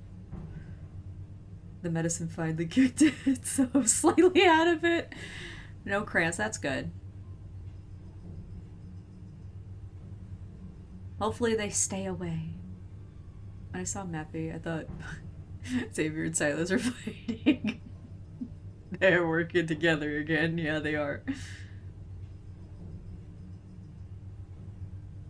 Mine hasn't even started yet, but I have the emotional effects. Fishy making me cry, and it's not because of the story. Several hidden bugs and cameras fall as Simone deactivates them.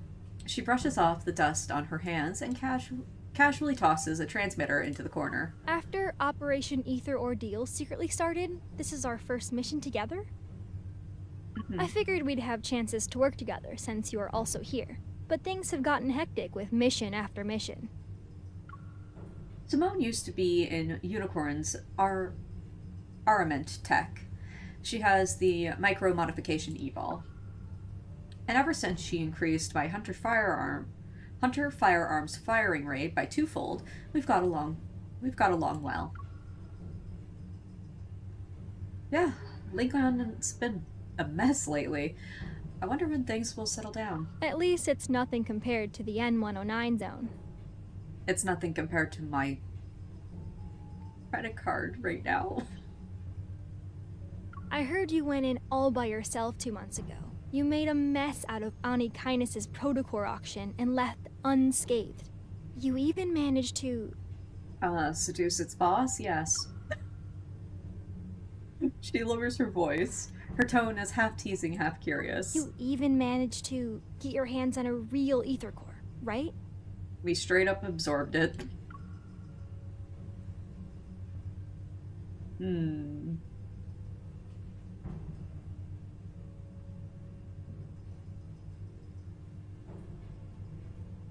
Same, Katie. It's always like day 1 or 2.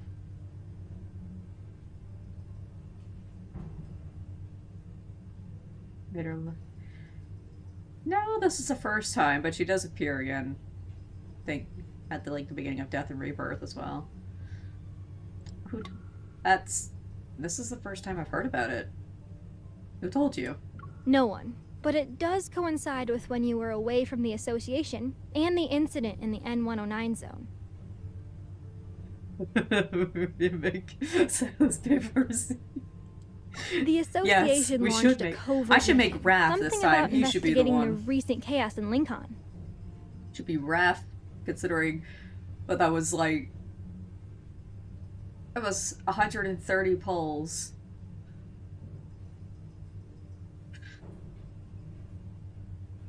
I still can't believe it. And it was only this expensive because it's a freaking rerun. Simone trails off, but I know what she's implying.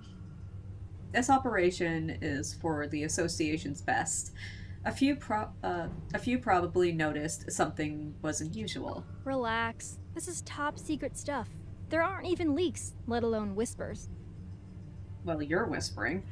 I wouldn't mind catching a glimpse of this ether core to see what all the fuss is about, though. Impossible. Anyway, the N109 zone whispers about an ether core, and suddenly the groups on the dark web go nuts. Don't ask Raph who's Thomas's car. I don't believe that. Raph is almost like Silas a bit. He may not have like a black credit card, but he'll use his money. He just likes to drive Thomas nuts when it comes to the time he actually finishes a painting. And when he decides he wants to show up for an actual exhibition. I thought the association wouldn't bat an eye, but then Captain Jenna showed up and dragged me into the special operations team. It feels like we stumbled into something big, and that rumor being passed around becomes a truth. I always believed the ether core existed. I just never thought there was more than one. If these smugglers have the real deal, that baby's going straight into my railgun. Well, so far there's only at least 3 that I am aware of. I think 3. The elevator keeps climbing as if it's taking us to a rooftop that's directly under the Deepspace tunnel. For a second, I feel like I'm back under the N109 zone sky. Allow me to jog your memory. I don't want to hear you right now. From your past to your future, to even all the crimes you'll inevitably commit. After all, you and me, we're the same. Don't you be saying that to me right now. How dare you? Raph is rich. He's flexing his Gucci and his Rolex all the time. Look at this guy. Exactly. Man's always showing off his wealth. If it's for you, that is true. If it's for us, he will gladly spend his money. Guilty. Oh yeah, I don't even think he'd hesitate. He'd be like, nah. They can't look at his house. If Raph used Thomas's card, Thomas would make Raph pay double for his services and make him attend every art event in his name. Be on a fishy after this. Oh, I didn't even read that. Oops. My memories are too fragmented and unclear. Is it because of this ether core? My hand touches my chest, the warmth pulsating like another heartbeat. Heads up, you two. We hacked the hotel Hello, security Andrew. system. You've been whitelisted and can come and go as you please. Isn't that nice? Andrew, the captain of data analysis, is micromanaging all intel for Operation Ether Ordeal. He's communicating via earpiece. Rendezvous in conference room 3909. It'll be showtime in 5 minutes. Alright. A holographic 3D map of the hotel flickers to life before me, modules snapping into place. Simone winks. She's very proud of her latest gadget. The moment you meet up with the target, Evol will be transmitted through your contact lens's device to alter his memories. No. He'll think you're the buyer he met before. Oh yeah, because he has a memory control related evil, doesn't he, or something? You have a 30-minute window, so make it quick. Understood. We'll grab the items and see if an ether core is present. Anyway, we can fight our way out if things go south. Are you doubting my new gadget or her Evol? Simone adjusts my dress as she equips a protofield disruptor that's shaped like an earring. Our reflections stare back at us in the glass. Simone looks stylish in her security attire, and I'm wearing a simple, elegant dress. I didn't think I would be an heiress again after I returned to working as a hunter. Girl, you didn't even try to be an heiress while in the N109 zone. Yeah, that's what I heard. His evil is quite scary. At least my time in the N109 zone taught me how to bluff. A ding announces that we've arrived on the 39th floor. Simone and I exchange a look. So, for me, I have little trust in Andrew, considering what he can do with his evil. Like, that memory manipulation is quite horrifying. I don't. She did waste Jeremiah's efforts. He worked so hard for his bestie. And she didn't even try to use it.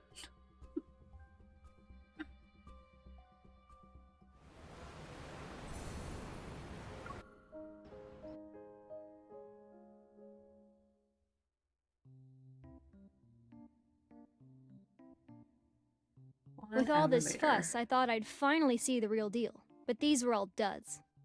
Of course they were. Well, we didn't get an ether core. The mission wasn't a waste. We have these modified protocors. The protocore smugglers are taken away, and Simone and I return to the Hunters Association. Special authorization confirmed. Good job, everyone. I trust Andrew more than Simone. Ooh. Imagine it's Andrew. I don't think so. I'm still on the belief that a 6 doesn't exist, or more so unnecessary. But who knows, Infold could change their mind. Yeah, then I don't really want another one. 5's quite enough, considering just how much I spent on one today. I don't need a 6th one. Just Simone more than Andrew. I think, yeah. I don't know, Simone is just, she's very honest. Granted, I don't remember too much of the interactions with Andrew, but like, Kazebal definitely makes me wary of him. Because we do know, I don't remember when it comes in at the story, but there is a mole inside of the Hunters Association. There's somebody sus. Do your weapons or gear need to be maintained or repaired? Put them on the table. Can you repair my bank balance? And just between you and me, Hunter's Huntin' is serving a fancy meal tonight. Oh, thank you. Don't miss out. The little robot loudly whispers as it almost waddles into the armory with my weapon. Simone, your gear's suffered some wear and tear lately. Over 65% of it has been damaged in the past 2 weeks. If she didn't help you control your evil, that number would have been higher. 70% at least. Oh, you're so right. Let me pin my message.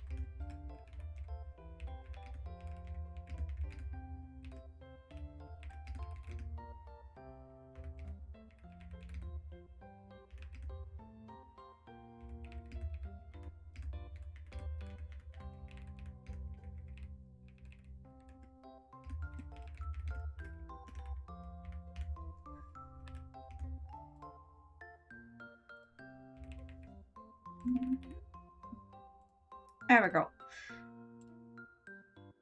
And then let me pin. There we go. Perfect. Thank you for the reminder, Jay. Like the 6 Li. First, then give all 3 more content for a while. Maybe. It's hard to say what they're gonna do. At the very least, they're keeping the coming soon and all that stuff there in case they ever do want to add more.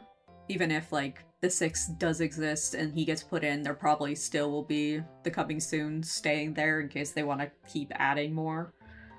It's to kind of, like, cover themselves so that there's always the possibility, but even if they won't actually end up adding anything. Hey, sorry, what were you saying, Andrew? Oh, yeah, I was protecting Simone with my evil. Andrew is glued to his multi-screen setup. The windows flicker to life like a digital butterfly swarm. Look, if building a powerful weapon turns out to be a mistake, you can punish me. Also, lead Andrew, it's been 2 months already. Are there any signs of that ether core? I can understand why the association hasn't told anyone about this. It can't be about saving face, no? All right, check this out. Hello, Jenna. A rolled-up combat uniform lands on the table. We look up to see Jenna walking toward the control Captain, desk. what's going on? A weird yet familiar feeling pulls at my chest. I unfold the uniform. There lies a flat, round object I recognize. It's a hurt knave's head. Oh. Simone wrinkles her nose in disgust. Without missing a beat, she snatches a pen from Andrew's desk and uses it to push the head away. She ignores the look on his face. How could they just leave a head? Where's the protocore? Jenna finishes drinking her water and tears open a package. She takes out a bread roll. Because there was only the head. Oh. It showed up on Faye Street without anything else. The protocore must still be in its body, but who knows where that is. Yeah. So, already you can see something's not right here. Everyone casts their gazes on me. I slowly nod. I can sense a protocurve. It's similar to the one I brought back from the no-hunt zone number 7 2 months ago. But there's more to it. Is it related to the ether core? Yes, we've detected a large beta protocurve on this head. That's a new fancy term. Captain, what's a beta protocurve? Jenna takes a moment to gather herself. She stands up and the control desk flickers a couple of times. A holographic 3D map is projected from it. Remember that incident last month? It occurred on the 8th at 9 a.m. Lincoln Bridge's main pier disappeared from the river for 20 minutes. This was the first instance of the anomalies. And on the 14th at 3 a.m., rainbow mists appeared in Goldwood City. Specifically, they materialized in 6 districts within 4 seconds of one another. Then on the 29th, an incident occurred at 4:30 p.m. An ice cream parlor in the Ring Imperial Center was flipped, and customers on the top floor were trapped in the first floor's freezer. Oh. The Wanderers behind these have one thing in common. The protocurve produced by their protocores are capable of distorting space itself. We're calling this unique protocurve a beta protocurve for now. I won't get into the details of the analysis. However, after comparing it with the protocurve produced from the Deep Space tunnel region that's in the N109 zone, our current findings reveal that... Jenna leans forward. She grips the control desk to emphasize her words. An ether core is involved. They changed Jenna. Oh, I think this is still her original voice. It might have been changed for Death and Rebirth, maybe? Or Homecoming Wings, maybe. Actually, might have been Homecoming Wings. When do they usually do a mid-year update? Yeah, last year's version update was July. Yeah, it was a version update in July. The main story update was like late May. But it wasn't a version update where Death and Rebirth was dropped.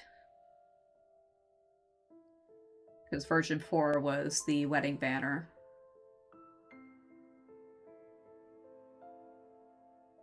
I do miss OG Jenna. I don't know why her VA was changed, actually. It is possible, but I'm not 100% sure why they changed her.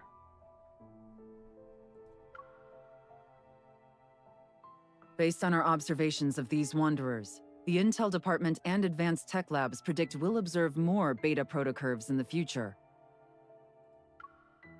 That's where new ether cores might appear.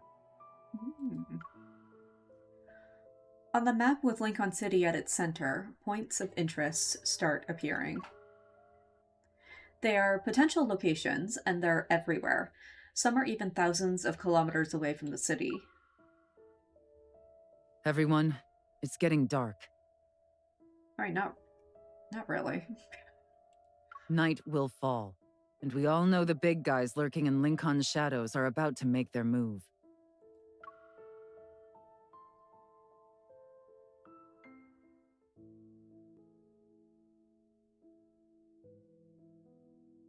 Her and Grayson got changed at the same time. Did Grayson's VA get changed?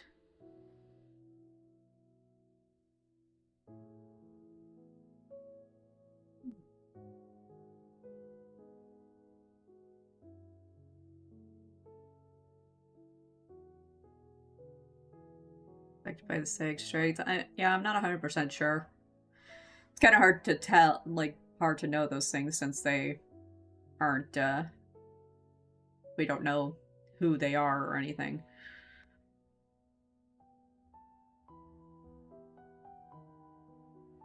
My goodness, how did I not even notice that Grayson got changed?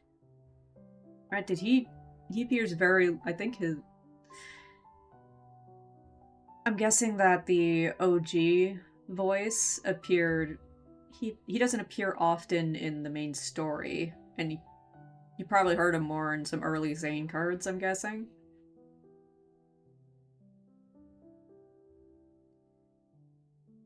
What came out around Homecoming Wings that...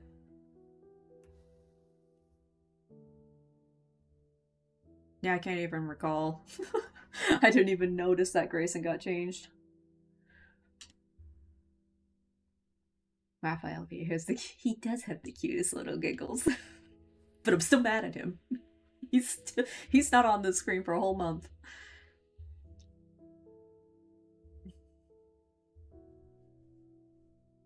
Captain Jenna revealed a lot of info today.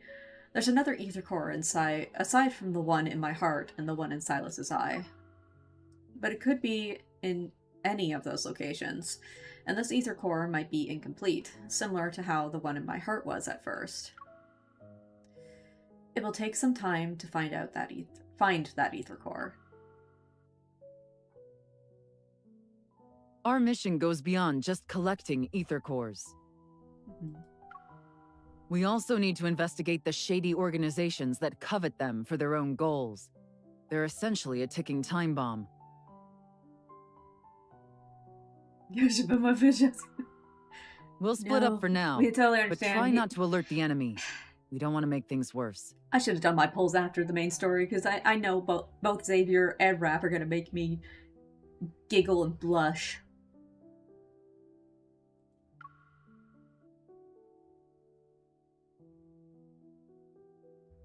Hey, I don't know what you went through in the N109 zone, but this operation is a marathon, not a sprint.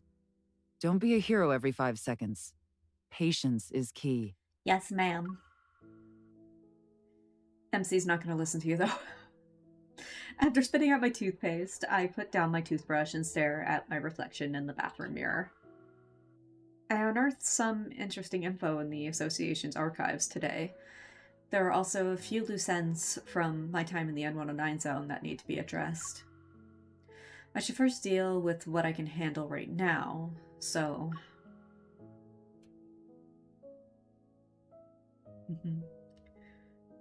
That was their master plan. Make me spend a shit ton of money. Literally, I almost spent almost as much as the tablet that I didn't end up keeping.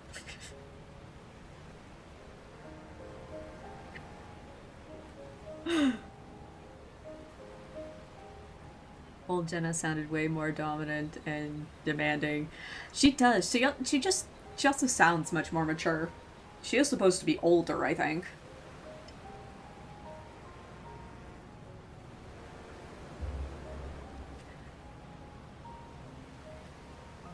Okay. So yeah, so then we're going into this, but we should probably read his anecdote. That is the wrong one. Yep. Anecdotes are right down here. Zayne. Oh, it's on the perfect one. It's on the right one. OG Jenna sounds like I'd love to be by her. You know what? That's completely fair.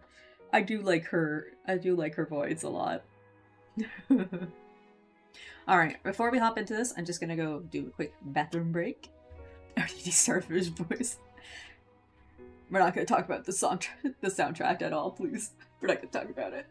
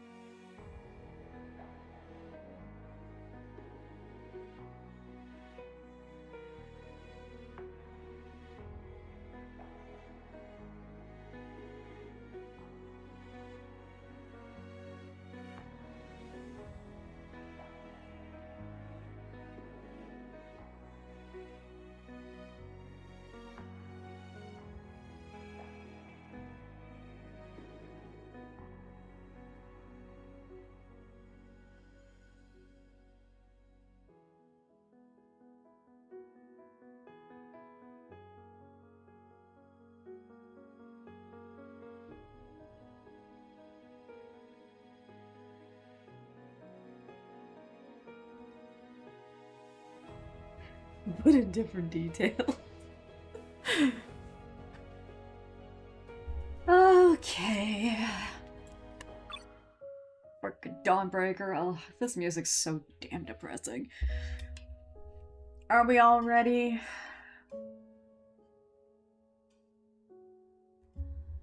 For our poor sweet Dawnbreaker.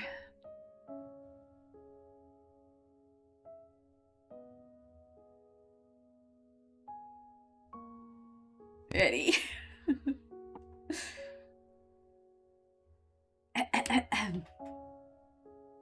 When Zayne first appeared, Georgie thought he had seen the Grim Reaper. He and his mother cowered in a corner with no means of escaping, pursued relentlessly by a monster. Letting out a terrifying roar, the creature approached them. It wore human clothes and bore a human-like visage, but its veiny skin grotesquely bulged. Its pupils glowed a sinister, unnatural blue. Its aura was anything but human. Suddenly, his mother pushed Georgie away. With all her might, she embraced the monster, and from beneath its skin, strange tendrils burst forth, resembling eerie blue hooks. They embedded themselves into her. Through the tears blurring his vision, Georgie saw a black figure enter the alley. Just as clouds parted, cold moonlight illuminated the person's black coat. He drew closer, his face expressionless. A sharp dagger in human form. "Help!"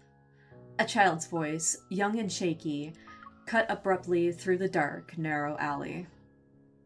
The monster released the hooks in Georgie's mother and whirled around to pounce on the figure. A garbled roar resounded. a starved beast had spotted easy prey. The man took off the black leather glove on his right hand. Georgie caught only a glimpse of a thin beam of light shining between the man's fingers. It was shaped like a shard of ice. In the blink of an eye, it hurled itself toward the monster, piercing its heart. Frozen and nailed in place by an invisible force, the monster gazed down at its impaled chest, gasping for air. The man walked toward it. With each step, the tendrils on the monster's body fractured bit by bit. When he reached the creature, it collapsed. Its body convulsed a few times before becoming completely motionless. He bent down to inspect its corpse, then slipped his leather glove back on. The monster dissipated like mist, leaving behind only dark blue fragments. No, dude, let's do it anyway. Yeah, no. I almost said something that's most definitely a spoiler. Oh, good. You meet certain people. Yeah, boy, or male or female, that's a good question. Certain people.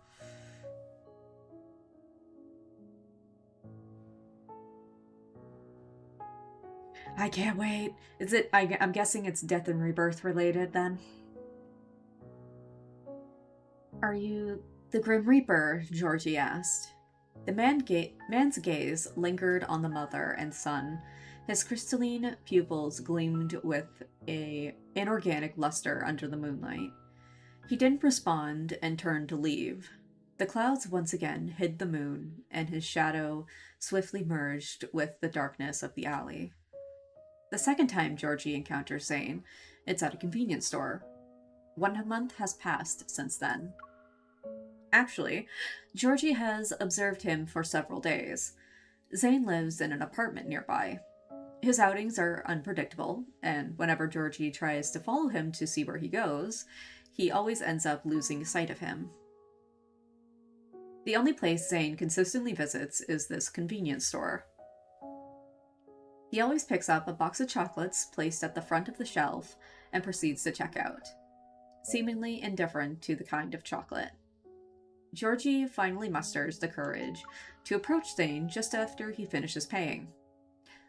Hello, we met before. I'm Georgie. I know you come here every day to buy chocolate. This is imported chocolate. Here. The 11-year-old boy, noticeably smaller and frailer than other children, lifts a large glass jar he's holding. Inside it are exquisitely wrapped chocolates in colorful foil wrappers. Looking up at the man towering over him, the boy asks, "Could you help me find the person who killed my mom?" Zayne stares at the young boy, his expression unreadable. After a moment, in a voice as cold as ice, he replies, "That is something you should ask the police about."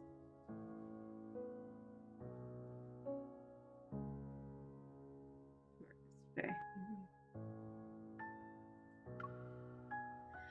Detective Ivan thinks he's about to die when he sees Zayne for the first time. The man standing before him, known within the police department as Dawnbreaker, is a mysterious serial killer. He leaves no corpses behind, only scattered fragments of an unknown dark blue substance. If it weren't for surveillance cameras that had captured footage of him committing the murders, these victims would simply be considered missing people. And unlike normal murders, this resembles complete erasure. The victims vary in gender, age, and identity, but the only thing they have in common is the shards left at the crime scene. This baffles Ivan the most. The fragments, emitting a faint blue glow, remind him of a wanderer's protocore. Long before Ivan's generation was born, wanderers had appeared on Earth. And as far back as he can remember, wanderers roamed the city, prompting people to spend most of their time indoors to avoid them. Many simple tasks were delegated to robots, and people indulged in VR to pass their remaining years. Ivan was taught that wanderers were amalgamations of energy, So why do victims leave behind a substance resembling a protocore after death? Is the material all that remains of the victims? Or could this mysterious serial killer be specifically hunting humans who possess such things in their bodies? Using this as a criterion, the AI system identifies who will most likely be the next victim. By the time Ivan arrives, Dawnbreaker is already attacking the target. His cold face is hidden by his black coat. Ivan can't make out the sharp object in the man wields. He fires his gun. The bullet doesn't hit the murderer, but Ivan's eyes widen when he realizes what's happening. The target, an elderly man who's close to dying, suddenly lunges at Dawnbreaker in one swift movement. Several hook-like tendrils erupt from the old man's skin, and one pierces Dawnbreaker's arm. Under the streetlight, the foreign substance on the old man's body glows a sinister blue, which grows from his skin. Dawnbreaker doesn't even flinch. In his other hand, a slender beam of light appears again. This time, Ivan sees it clearly. It's a shard of ice. The moment it pierces the old man's chest, the tendril on his body instantly shatter. He's discovered the murder weapon and the origin of the dark blue fragments at the crime scenes. Ivan raisins his gun again, but with a wave of Dawnbreaker's hand, both Ivan's hand and gun are instantly frozen by blackened ice crystals. Ivan couldn't even finish his sentence. An icicle grazes his cheek, pinning his communicator to the wall behind him. The body on the ground dissipates into black mist, leaving Ivan dumbstruck. This resembles the unique way wanderers vanish after being destroyed. He wasn't human?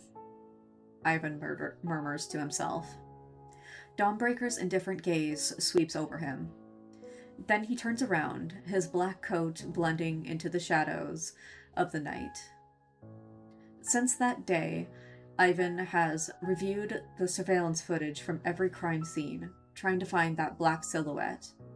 But the individual is an intangible enigma, vanishing into the jumble of pixelated images. However, Ivan's efforts aren't entirely fruitless. The identity of the latest Jane Doe has been revealed. She was a worker in an underground protocore factory and laid off a few months ago. More importantly, she had an 11-year-old son named Georgie. And it just so happens an orphanage had recently filed a missing person report for a boy named Georgie, who was under their care. Ivan's police intuition tells him that following this clue could very well lead him to Dawnbreaker. He's firmly convinced the next time they meet, he'll arrest the serial killer and bring him to justice. Zayne isn't surprised to see the little boy at his apartment. When he left during the day, he noticed the glass jar full of chocolates placed by the door, like bait sitting in a trap. It waited for its prey to be ensnared. A small head peeked out, barely visible behind the stairwell. Zayne chose to ignore him and continued walking downstairs. When Zayne returns, it's already deep into the night. The little boy is asleep by the door, clutching the jar. His small head almost droops to the ground, hushed mumbles in his dreams. The only thing he can hear clearly is one word: Mom. With the hallway lights off, darkness envelops them. Zayne looks down at the curled-up child. He reaches into his coat pocket, only to find it empty. He ran out of chocolate. Zayne takes 2 steps forward and kneels down next to the boy. Georgie wakes from the rustling, opening his eyes to a dark silhouette close by. Cold, pale fingers twist the glass jar's lid. Panicked, Georgie watches a hand pluck one chocolate from the jar, unwrap it, raise it, and place it into a man's mouth. His eyes meet an emotionless gaze, its coldness jolting him awake. Tentatively, Georgie says, "Are you going to help me?" Zayne silently stands up. Desperate, the boy tugs at the hem of Zayne's coat. "You ate my chocolate. You accepted my payment." Zayne opens the door and walks into the apartment, his coat slipping from Georgie's grasp. However, the door doesn't close. Georgie lifts his head and sees him standing at the doorway, his hand resting on the door. "Are you letting me in?" After Georgie tentatively steps inside, Zayne lets go of the door and walks away. He sits on the sofa. Georgie looks around. The room lacks decorations, and the furniture is extremely simple. The only hint of humanity is the faint cracks on the grayish-white walls, signs of age and neglect. In the center of the living room is a holographic screen displaying what appears to be a very old TV show. On the screen, a man in a white coat is treating a patient. Georgie cautiously sits on the edge of the sofa and sneaks glances at Zayne. The seemingly emotionless killer is now engrossed in an outdated TV drama. The scene, full of contradictions, gradually emboldens the young boy. "Aren't you tired?" Zayne asks. "What is this? It looks like a TV show from decades ago." In the room, aside from dialogue from the TV drama, the young boy's voice passes through the quietness. "Mom used to say only rich people can afford to go to the doctor." Suddenly, Zayne gets up. Georgie shrinks back, afraid he's about to be thrown out of the apartment. However, Zayne only takes the glass jar from Georgie. He returns to his seat, unwraps a chocolate, and puts it into his mouth. He eats them one after another, as if the chocolates were his dinner. "Thought I was taking candy from a baby." Hey, he's just accepting Georgie's payment is all. Do adults really enjoy sweets this much? As Georgie thinks about it, his stomach grumbles. Zayne's gaze remains fixed on the screen, but he passes the chocolate jar to him. "Chocolate doesn't make me full," Georgie says. "What do you usually eat?" Zayne pauses, then stands up and opens the refrigerator. Georgie follows him and looks inside, surprised to see rows of bottles filled with nutrient solutions, neatly stacked. "You live on these?" Unfazed, Zayne watches as Georgie, driven by hunger, takes a bottle and drinks it. The bland, flavorless liquid gives an immediate sense of fullness, but lacks the satisfaction of a real meal. Can someone who sustains themselves solely on such a liquid be considered human? This question flickers through Georgie's mind as he watches the man who's returned to eating chocolates on the sofa. Yet to label him the Grim Reaper seems too contradictory when he's clearly fond of something as simple as chocolate. Georgie doesn't dwell on this question for too long. Having not slept soundly for several days, he soon succumbs to the overwhelming wave of drowsiness once he relaxes. When Georgie opens his eyes again, sunlight streams through the window and into the living room, making the glass jar on the coffee table sparkle. And the jar, which was brimming with chocolate last night, is now only half full. Rubbing his eyes, Georgie sits up on the sofa and sees Zayne carrying a pot with a budding jasmine from the bedroom. Wearing a t-shirt, Zayne looks more like a college student who lives next door rather than the Grim Reaper in a coat.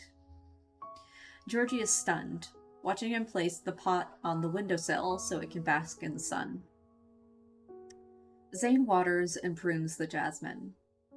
As he gazes at the white bud, the sunlight reflects into Zayne's eyes, lending a soft glow to his otherwise emotionless pupils. "Do you like plants?" As Zayne continues to snip, he shakes his head. "Then, did someone important give that to you?" Zayne glances down at the boy and remains silent. "What should I do do to get you to talk to me? Georgie's frustration in this endless silence nears despair. He picks up the glass jar from the coffee table, trying one last time.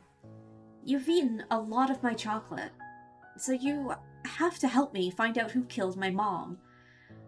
It must have been one of those monsters that chased us before. Only you can help me. Zayne pauses. He puts down the gardening scissors and leaves the jasmine in the sun. Then he turns and walks into the bedroom. Perplexed, Georgie follows Zayne and sees him opening a closet filled with only black clothes. It's like a wardrobe dedicated to funerals. And aside from the wardrobe and bed, there are no other pieces of furniture in the bedroom. Next to the bed is a holographic screen. Unlike the outdated TV drama in the living room, this displays countless moving green dots. What's that? Unsurprisingly, Georgie's question is met with silence. Zayne, wearing his black coat once more, reverts to the Reaper-like appearance Georgie saw before. Georgie follows Zayne out of the apartment, and they arrive at the convenience store. This time, Zayne heads straight to the refrigerated aisles, methodically scanning rows of various flavored sodas. Eventually, he picks a bottle from the top shelf, its packaging unremarkable. Is it any good? Georgie can't help but ask. Zayne pauses for a moment, then grabs another bottle. He also slips a jar of chocolate into Georgie's arms, before proceeding to check out. After leaving the store, Georgie takes a few sips from his soda. The flavor isn't anything extraordinary. Zayne opens his bottle and starts pouring it out. Before Georgie can react, the liquid solidifies in midair. A popsicle? It looks weird. People used to call it an old popsicle. Zayne looks at the popsicle in his hand and takes a bite. He appears to savor the taste. So you like stuff other than chocolates and nutrient drinks? Even though it's still very strange. Zayne doesn't mind his comment, and the two walk down the street. There aren't many people around. It's to be expected because wanderers are present, and people prefer to stay indoors as much as possible. A city's outdoors belongs to robots, wanderers, and weeds. With the chocolate-filled jar in his hands, or his arms, Georgie follows Zayne. Zayne takes long strides, and Georgie has to jog to keep up. Just as he catches up, Zayne suddenly stops, and Georgie almost runs into him. He sees Zayne standing outside an abandoned plaza with overgrown grass. Following his gaze, a patch of jasmine flowers bloom amidst the decaying city.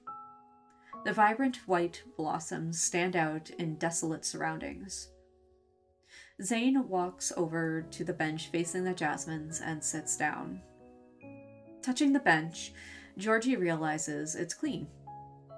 Do you come here often? Zayne doesn't deny it and takes out a book from his coat pocket. We had Zayne only wearing a t-shirt? In terms of, like, exclusively Zayne outfits, I don't think so. He totally has a band t-shirt of his favorite, like, metal band. With distressed jeans and Converse. Yeah, he wears that when he goes to a metal concert. Kitty sweatshirt with a band tee. Exactly. I want to go to a concert with Zayne. Only the oversized shirt. And we're the ones wearing it.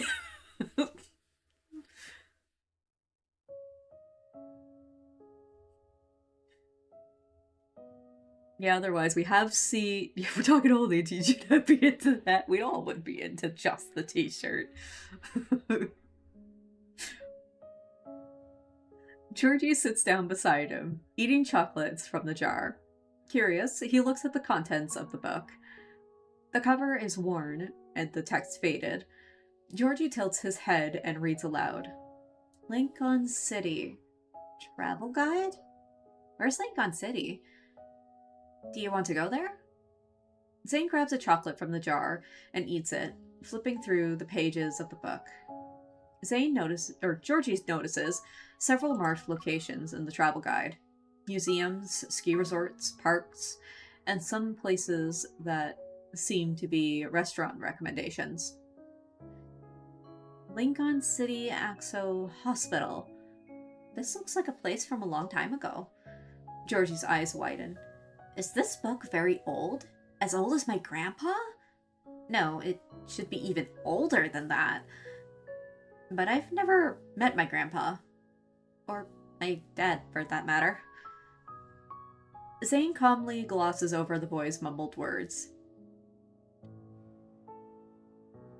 I actually don't know which one of them is speaking here. Why are you interested in an old city? Probably Georgie. The boy looks up at him. Zayne stares at the nearby Jasmine, something fleeting, briefly cracking his expressionless face. I often dream of that place.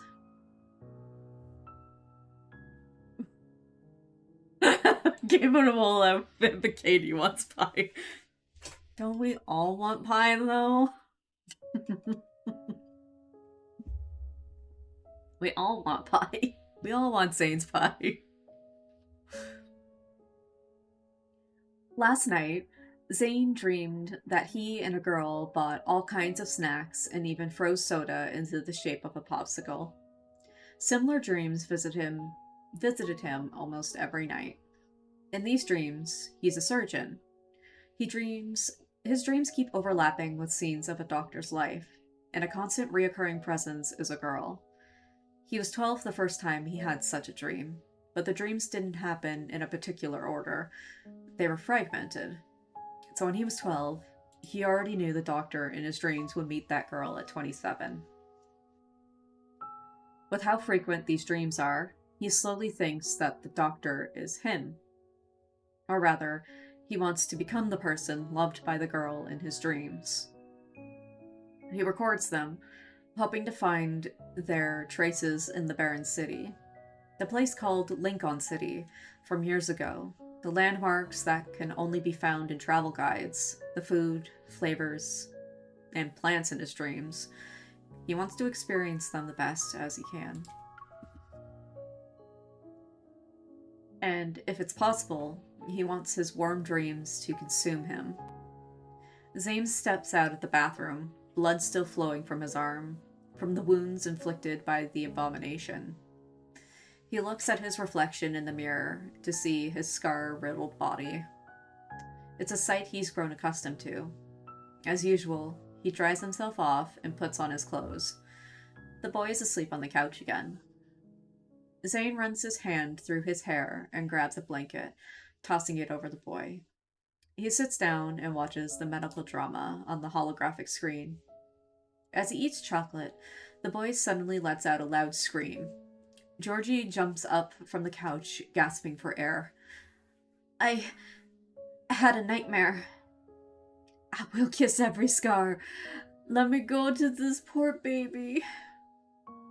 Oh god, yes, he absolutely does. He's seen everything. This poor man has seen everything. Terrified, Georgie looks at the calm Zayne before gradually coming to his senses. I dreamt that there was a monster inside me. It burst out from my chest. The boy's voice trembles, tears welling up in his eyes, as he gives Zayne a pleading look. My mom said dreams are the opposite of reality. Is that true? Zayne thinks for a moment and presses a button on the remote. The screen suddenly changes from a medical drama to an animated film accompanied by a soft female voice. A long time ago, there was a man named Juan Z. He dreamt he was a graceful butterfly, but when he woke up, that feeling remained. He couldn't tell if he was the butterfly, dreaming of being I'm not even gonna I don't even know if I want to try. Juan, I'll just say Juan. Or if Juan dreamt of being a butterfly. Georgie stares at the screen where elegant dialogue transforms into dancing butterflies and then into a historical figure. Confused, he mutters. Maybe I'm just a monster's dream? When will it wake up? The boy turns to Zayne. And what about you? You said you were dreaming of a place called Lincoln City. Who are you in your dreams?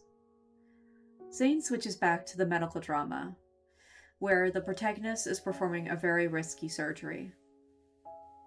Do you dream of being a doctor? Zayne pauses, then nods. Then do you appear in that doctor's dream?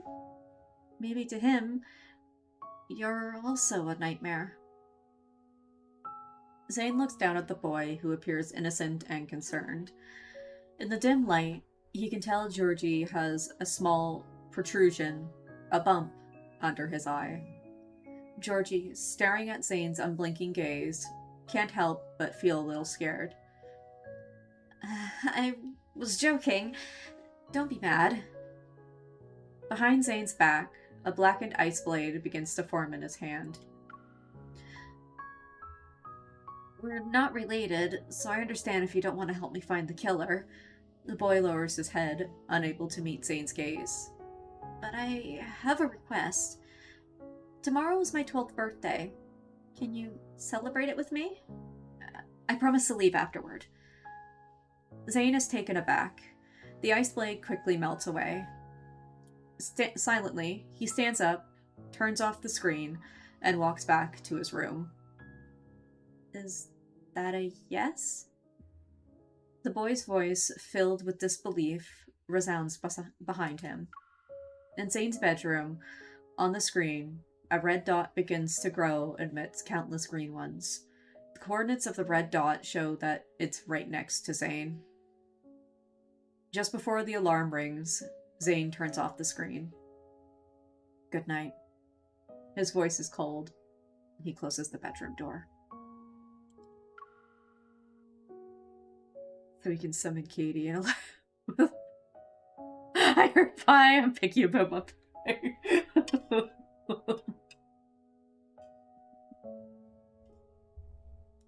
Yeah.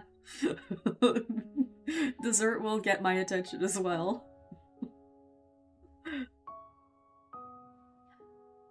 The next day, Zayne goes through his usual routine of moving the jasmine to the windowsill to soak up the sunlight. He waters it. After that, he puts on a black coat and takes the boy with him. Zayne leads Georgie into a dessert place where the robots behind the glass window are diligently making cakes and pastries. Is this for me? The boy's face is filled with surprise. Zayne taps on the holographic menu and adds a macaron to their meal, of course. He gotta like Zayne's favorite thing. He turns to meet the boy's curious gaze. I dreamt about it last night. The boy's eyes widen. The doctor in your dream ate a macaron? Another person did as well, Zayne says, taking a seat by the window. Georgie sits down with Zayne. Will the doctor also dream of you celebrating my birthday? Zayne looks out the floor-to-ceiling window. Maybe. They are the only customers here. The robots play Happy Birthday and bring out a cake with 12 candles. Georgie's face lights up with a smile for the first time. Besides my mom, you're the first person to celebrate my birthday with me. He clasps his hands together and closes his eyes. My wish is to find the person who killed Mom. When he opens his eyes, a subtle blue glow emanates under his skin. Georgie smiles at Zayne and blows out the candles in one breath. They devour the cake, and a bit of frosting accidentally lands on Georgie's face. It reveals a childlike innocence that matches his age. When's your birthday? The boy looks up. Zayne eats the colorful macaron. I don't celebrate birthdays. You never celebrated your birthday before? The boy's eyes widen. I stopped after I turned 12. Why? The macaron's overwhelming sweetness fills his mouth, but Zayne still wants another. Zayne's dreams began on his 12th birthday. His adopted father became an abomination, hooked like tendrils growing inside him. He attacked his wife and son. Zayne watched helplessly as his adoptive mother died before his eyes. When his adopted father lunged at him, Zayne chose to use his evil. He stabbed the ice into his adopted father's heart. That was Zayne's first kill. It was also his first time freezing an abomination, preventing them from turning into wanderers. He never celebrated his birthday ever since. Later that night, he dreamt of himself in a doctor's white coat, treating a girl. Dreams have become his only solace ever since. Even after the cake is finished, Zayne doesn't reply. Determined, Georgie lowers his head. When it's your birthday, I'll bring you different kinds of chocolate. Astonished, Zayne looks at the boy. Outside the floor-to-ceiling window, the sun sinks into the horizon, casting a brilliant yet melancholic glow upon the desolate city. The sun is so pretty. Georgie gazes out the window in awe. I used to live with Mum in a dorm at the factory. It doesn't have windows, so I've only seen sunsets in VR games. Zayne suddenly asked, what if you look at the sunset and feel nothing at all one day? What's the difference between that and being dead? Georgie turns, displaying a maturity beyond his years. Mom used to say that dying with clarity is better than living like a corpse. All of a sudden, chaotic footsteps resound. Dozens of heavily armed police officers come into view, surrounding the desert place with their guns raised. Bewildered, Georgie looks at Zayne. Detective Ivan walks in, raising his hands to show he's unarmed. We can negotiate as long as you let the child go. Panicked, Georgie stands up. We were just celebrating my birthday. Ivan looks at the candles and cake crumbs on the table, unable to hold back his anger. He is the person who murdered your mother. Zayne remains motionless.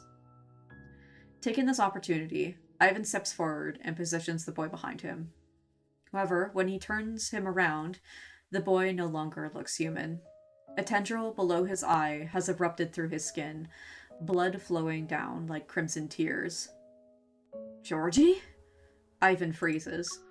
The tendril extends as if it has life of its own and hooks into his arm. While the pain shoots through Ivan's arm, the blackened ice shard in Zayne's hand has already pierced Georgie's chest. Everything unfolds before Ivan's eyes in an instant.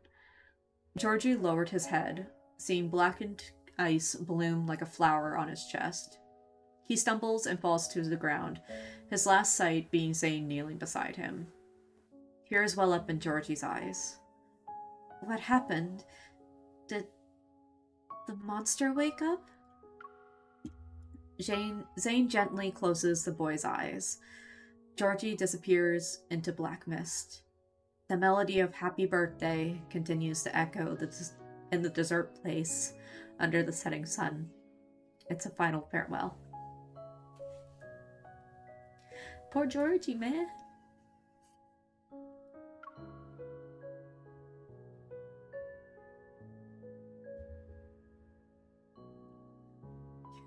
I see apple pie for me, made by Coco only. Apple pie is my favorite. Pie, blueberry ocean, orange cream pie. Ooh, I like lemon meringue too.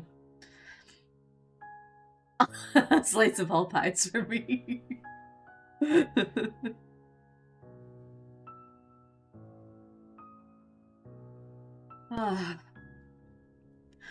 On a quiet hillside, two tombstones stand, one big and one small. Neither has photos or names. Zayne places a jar of chocolate in front of the small tombstones.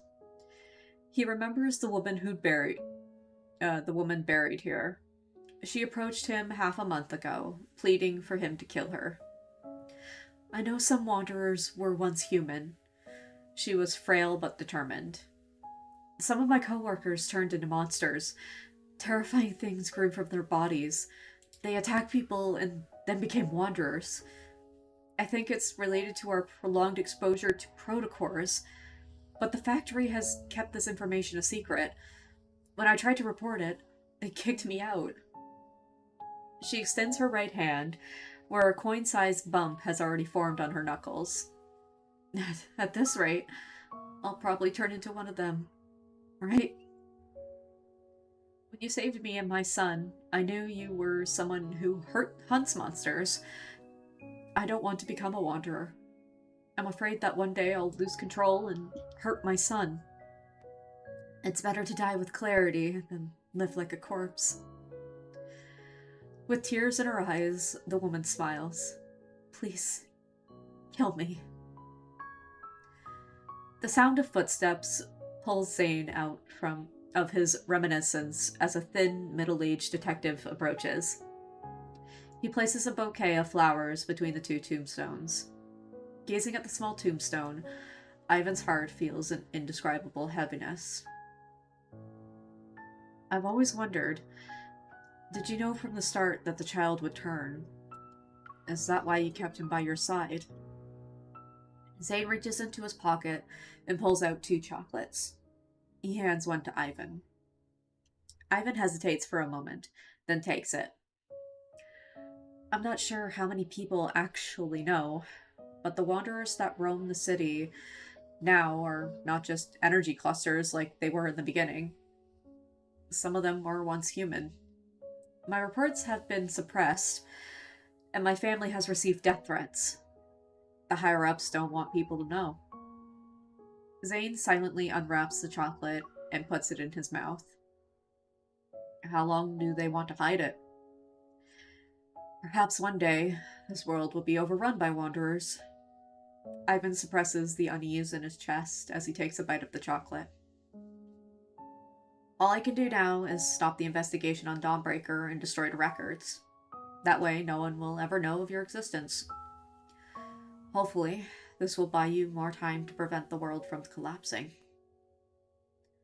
Zayne looks at the detectives. I hope this will be our last meeting. Ivan forces a smile. Yeah, if I see you again, does that mean I'm going to turn into a wanderer? His expression becomes solemn, his smile gone. If the time comes, please don't hesitate to kill me. Ivan watches Zayne's dark silhouette fade into the blood-red sunset. He murmurs to himself. This time, justice stands with the Grim Reaper. A familiar melody drifts through the darkness. It's Happy Birthday. Oh, it's Happy Birthday? Happy birthday, Dr. Zayne. The girl's clear voice rang out, her smile warm like the sun. Is he dreaming again? From now on, I'll always be by your side for your birthday. The girl's sincere yet slightly shy expression makes him unable to resist the urge to caress her cheek. He lowers his head and discovers they're holding hands. He reaches out, but right before he touches the girl's cheek, she suddenly looks shocked. You are Dr. Zayne? Who are you? Zayne abruptly wakes up. A gray wall stares back at him. The alarm resounds, and the holographic screen starts flickering red. Zayne takes a deep breath. What did that dream mean? How did the girl see him? It's as if she saw through time and space, through his dreams, to realize he's not the doctor. Zayne's gaze sweeps over the windowsill. The jasmine quietly blooms under the moonlight. I feel like there's gonna be one of Zayne's birthdays is gonna be us seeing Dawnbreaker.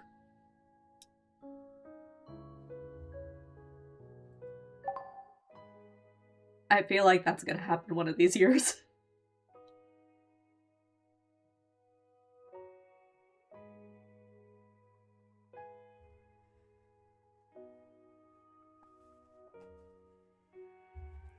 Ugh. Dawnbreaker makes me so sad. I want to give him a big hug. Take me back to Pi.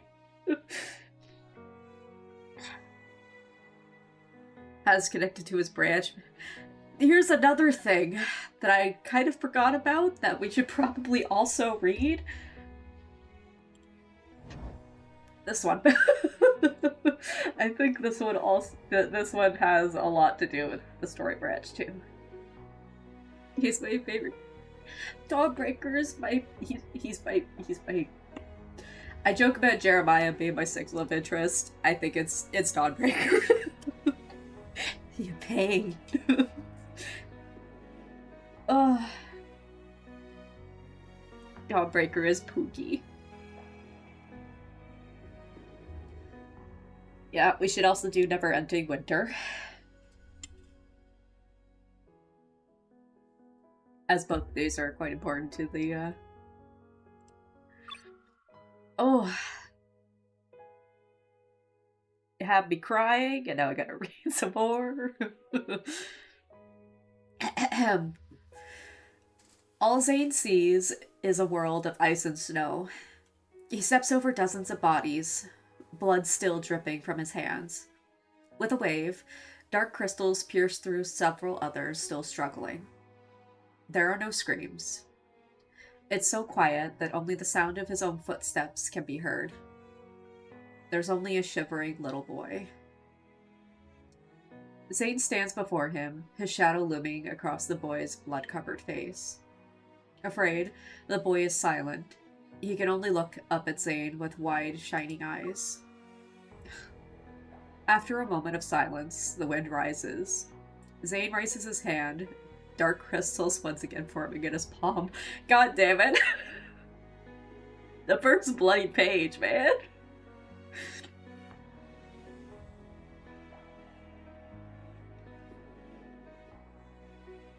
We technically read this in the wrong order. Oh. Ladies and gentlemen, we will arrive at Meran Airport in 30 minutes. Please fasten your seatbelts. Following the slightly mechanical sounding announcement, Zayne opens his eyes. There is no snow, no death. Everything is as peaceful, calm as it always is. Zayne takes one of the plane's disinfectant wipes and cleans the non-existent blood off his hands. These hands have mended heart valves and saved lives. Yet for the past 10 years, these same hands have ended countless lives in an endlessly repeating dream. So this means Zayne's 22 in this story, since his dream started at 12 as well. Zayne, we're almost there. His mentor's voice interrupts his thoughts. Beside him, the energetic professor notices Zayne's serious expression. It's normal to be nervous. You only just started working, and now you're being sent to the Arctic for an important rescue mission. Don't put so much pressure on yourself. There's a lot of traffic at Mount Eternal. Once the medical team arrives at Meran Airport, a helicopter takes them to the EVOL Special Rescue Unit's location. In the unsteady helicopter, Zayne ignores his discomfort and looks out the window. Outside, as the flurry of snow slowly dissipates, the foreboding Mount Eternal comes into view.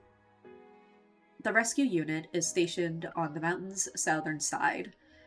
The snow has stopped, and the ground, an ugly color from the muddy water, is covered in footprints. Oh yeah, I'm gonna cry at the end of this too. Goddamn Mount Eternal. Mount Eternally crying, yeah. Before he can even get to the area for cardiac surgery, Zayne hears the faint sound of sirens behind him. Turning around, he sees several ambulances speeding in his direction. Dozens of medics emerge from the various tents around him, ready to go. Make way, make way. What happened?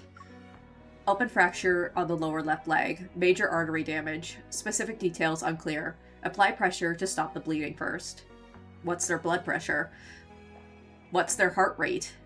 In the blink of an eye, the narrow space becomes more crowded. It's different from the organized chaos in regular hospitals. Right now, everything in front of him is more urgent, rushed. I love my hair. Thank you. And welcome, Kiwoo? I hope I pronounced that right. Thank you, welcome in. Are there any surgeons? We need a cardiac surgeon. Dr. William and the others are still in the operating room. Zayne hurries over.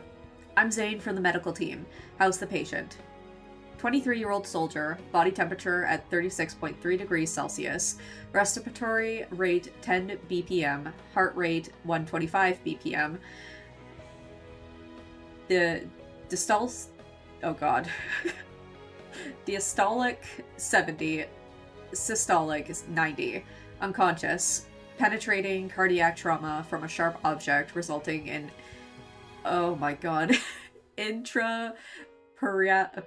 pericardial hemorrhage. Cardiac tamponade. The doctor quickly reports. That was not quick on my end. Prepare a blood transfusion, Zayne says to the nurse. The patient is transferred to the hospital bed as the nurse rushes in with the crash cart. Zayne cuts open the patient's clothes and discovers a bullet fragment lodged deep in the chest cavity. Zayne? Dr. Zayne, right? The nurse hooks up the patient to the IV bag. The patient's heart rate is below 50 BPM. Zayne puts on his gloves as he watches the dropping blood pressure. We need to operate now. But an urgent alarm from the monitor interrupts the nurse, and Zayne's expression changes. The patient's heart has stopped. Get an oxygen mask, prepare the bag valve mask, and notify the anesthesiologist. Oh, God, there's too many medical terms in this. You forgot how many medical terms there are in this. Oh my god. To assist with intubation. The nurse promptly does as she's told. But Dr. Zayne, what should we do? The bullet fragment is still in his chest cavity. We can't perform chest compressions. Then we proceed with open chest cardiopulmonary resuscitation. Bring the thoracotomy instruments and contact the operating room nurse to prepare the OR. She's shocked. OC CPR? Hurry. Donning protective clothing, Zayne disinfects himself. With a steady hand, he cuts along the left side of the sternum, slicing, I guess trigger warning for gore here. The whole situation is sad, but it also makes me so mad knowing what I do. Yeah. I love how Info connects things, even if their main goal is to break my heart over and over again. Yeah. Left side of the sternum, slicing the subcutaneous tissue and muscle with an electrosurgical knife. In one seamless motion, the pleural cavity is opened, revealing the bullet fragment and the pericardium, which continues to bleed. Zayne remembers the cardiac ultrasound image shown to him by the doctor, confirming that removing the bullet fragment wouldn't cause further harm to the patient. Without hesitation, he makes incisions along the pericardium and extracts the fragment. The blood accumulated within the pericardium gushes out. The suction device in his hand is already in position. Suture. The suction is complete within a matter of seconds. I found the source of the bleeding. Yet the patient's heartbeat still hasn't resumed. Without a moment's hesitation, Zayne reaches into the patient's pericardial cavity and grasps the still heart. The nurse can't help but gasp. While it's theoretically feasible, every medical professional knows the immense difficulty and low success rate of performing emergency open chest CPR. Zayne, however, remains completely focused. He gently squeezes the heart with the utmost care, one beat at a time. The harsh winds cut through the thick tent and dozens of heaters. The chill flows in from the gaps and washes over the bed. The nurse tightly closes the curtains next to her, only to see tiny beads of sweat forming on Zayne's forehead. Beep, beep, beep, beep, beep, beep. The blaring alarm stops, and the heart in his hand begins to beat. Zayne glances at the ECG monitor. Only then does his tense nerves slightly loosen. The operating room is ready, Dr. Zayne. What happened, Zayne? His instructor hurries over. When he takes in what occurred, he breathes out a sigh of relief. Good work, Zayne. Let's move him to the OR. The area around the hospital bed becomes busy once more. As Zayne is about to stand up, his gaze lingers on the evil monitor on the soldier's bedside. For a moment, the originally steady beats suddenly spikes to the top of the screen. The surgery went well. Back at the ward, Zayne looks up at the blinding light above him to gather himself. Only when he drinks a glass of cold water does the tightness in his heart suddenly loosen. Zayne? A person in a military doctor's uniform pokes his head into the room. Hearing the other man say his name, Zayne frowns in confusion. The man laughs. 35th cohort of the Skyhaven School of Medicine. Medical Sciences, MD, PhD, 8-year program, right? Seeing as Zayne still doesn't recognize him, the man stands up straight. 31st cohort of the Skyhaven School of Medicine. Now a medic of the EVOL Special Rescue Unit. William, at your service. As some memories resurface, Zayne's expression relaxes. William. William is a fellow cardiac surgeon. When Zayne worked as an intern, William took him under his wing. William pats him on the arm and says, "Time flies. You're a real doctor now." Seeing the documents in Zayne's hands, William takes and flips through them. Is it serious? It's currently under control. Zayne puts his pen back into his breast pocket. He runs his fingers down the indents of the notebook inside, parallel to each other and right atop his heart. He lowers his hand and accompanies William to the ward. When did you arrive? The night of the incident, William says. Seeing Zayne look around, he smiles bitterly. Bad, right? But it's already a lot better than before. I'll show you around. There are a couple of tricky patients at the moment. They've all been buried in the snow for too long after being attacked by wanderers, especially the one who just got a heart transplant. We might need your help with... A distant roar resounds, followed closely by the loud sound of collapsing snow and gravel. William sighs. Seems like we won't be getting any sleep tonight either. Let's go. It'll be a while before the injured arrive. We'll talk in the meantime. Zayne follows William. He turns around to see the distant Mount Eternal lit up, as bright as day, by flash bombs. I'm so sorry, William. I know. Poor William, man. And all the medical terms that made me think of frost salvation. No. That was not the time for frost salvation. Zayne hasn't left the ward for several days. The battle rages on, with the wounded being sent in one by one, just as Zayne releases soldiers who arrived for treatment earlier that day. 3 bloody stretchers get pushed in. Most can't handle the long hours and stress. 4 people already arrive collapsed from his medical team alone. Taking over yet another exhausted colleague's patient in critical condition, Zayne leaves instructions before he adjusts the ventilator.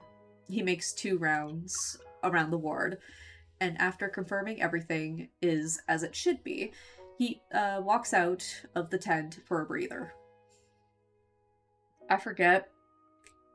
This one is really long. William did deserve better. The freezing air in his lungs wakes him. It's late, and the giant searchlight covers the snow. In the dark, Mount Eternal looks like a sleeping beast. Are you still working, Dr. Zayne? A passing soldier carrying steel greets him. Zayne nods. Captain Xander?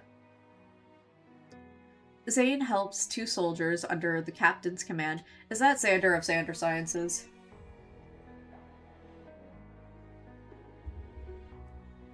That's what I'm curious about. I don't even... Is Xander Sciences a thing right now? I can't quite recall.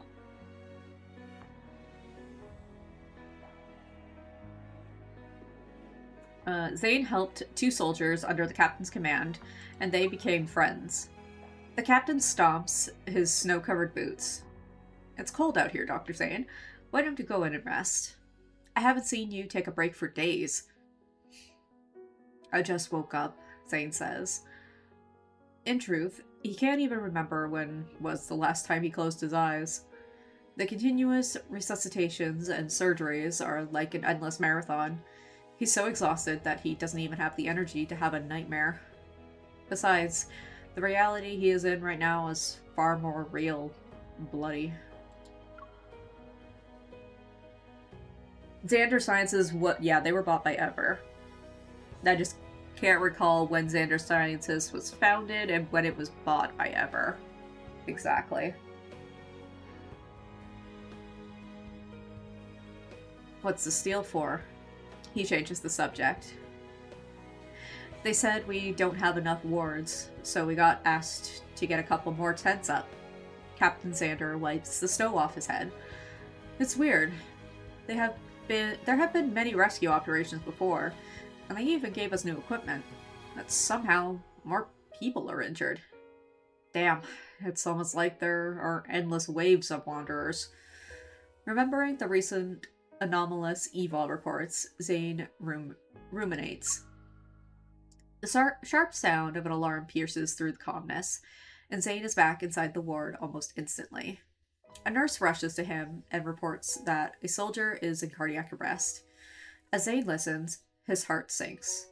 It's the same one he discharged the day before. Administer 1 dose of adrenaline intravenously.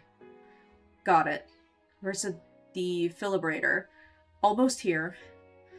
The soldier who bid him farewell with a smile not long ago is pale under his oxygen mask, showing hints of blue. One doctor is performing CPR while another holds the soldier's chin and pinches the breathing bag. A nurse rushes over with a defibrillator. A defibrillator. She nimbly slathers the conductive gel on the pads and hands them to Zayne. 360 joules. Zayne mumbles. A muffled bang resounds. The heart monitor continues to beat loudly. Steady. 1, 2, 3. Beep, beep, beep, beep. Again. Beep. The sky slowly brightens. Snow falls once more, sitting atop the tent.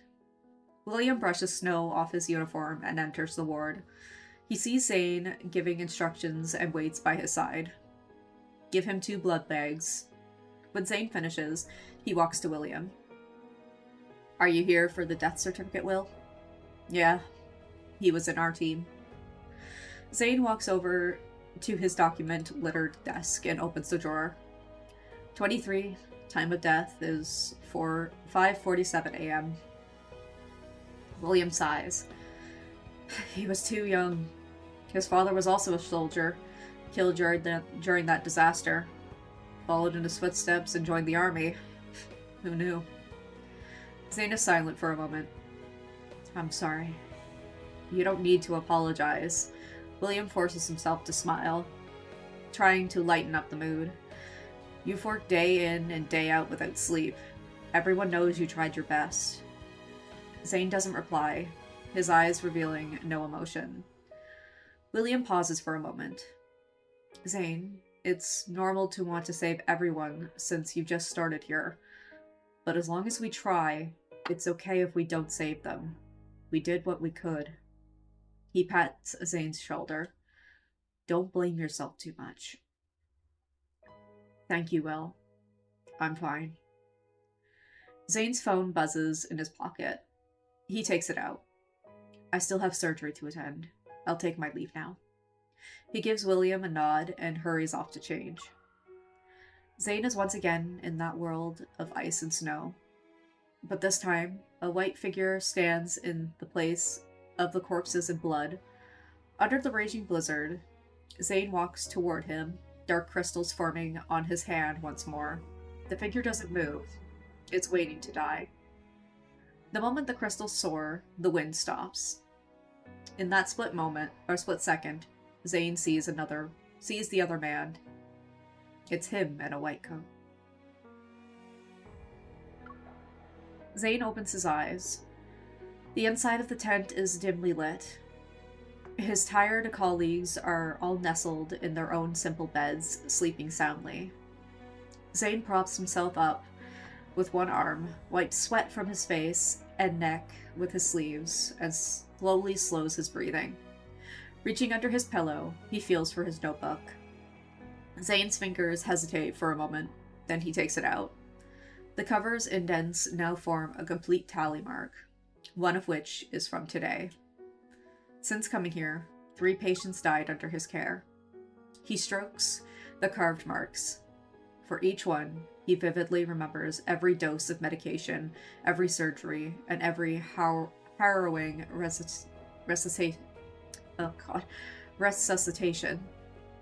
Yet they still died. It's impossible to save everyone. He knows this better than anyone else. Yet he still persists. The Grim Reaper is in his dreams, mocks him for his folly, futility, and incompetence. It wants to kill his desire to save everyone, but he's not planning to give up.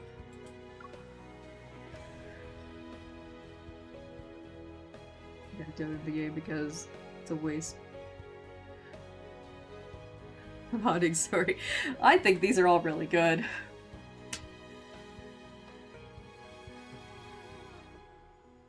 They are pretty emotional to read though, but there's a lot of lore in these. I remembered this when we get to Zayne, Death and Reaper. Ooh, okay. Xander Sciences was founded by... Oh. That is so weird. Okay, it was founded by Raymond. So I know Raymond was definitely like some bigwig involved, but sold to Ever before he died. Okay. Yeah, screw Raymond though. Hello, Rolla! Yeah, we're just crying.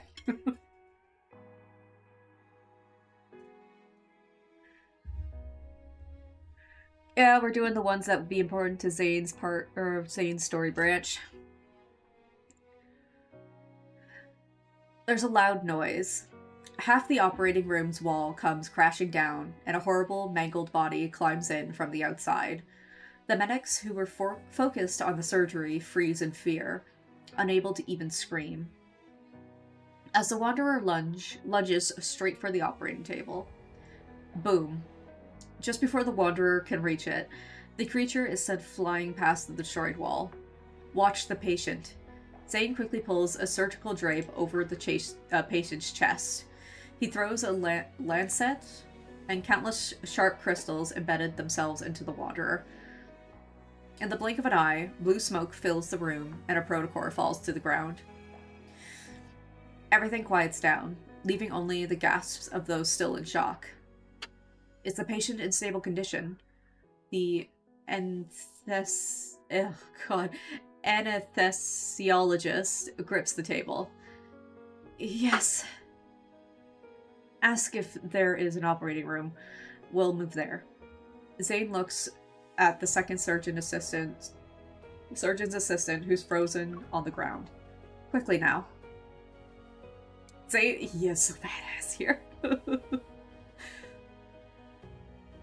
The surgery ends without any complications.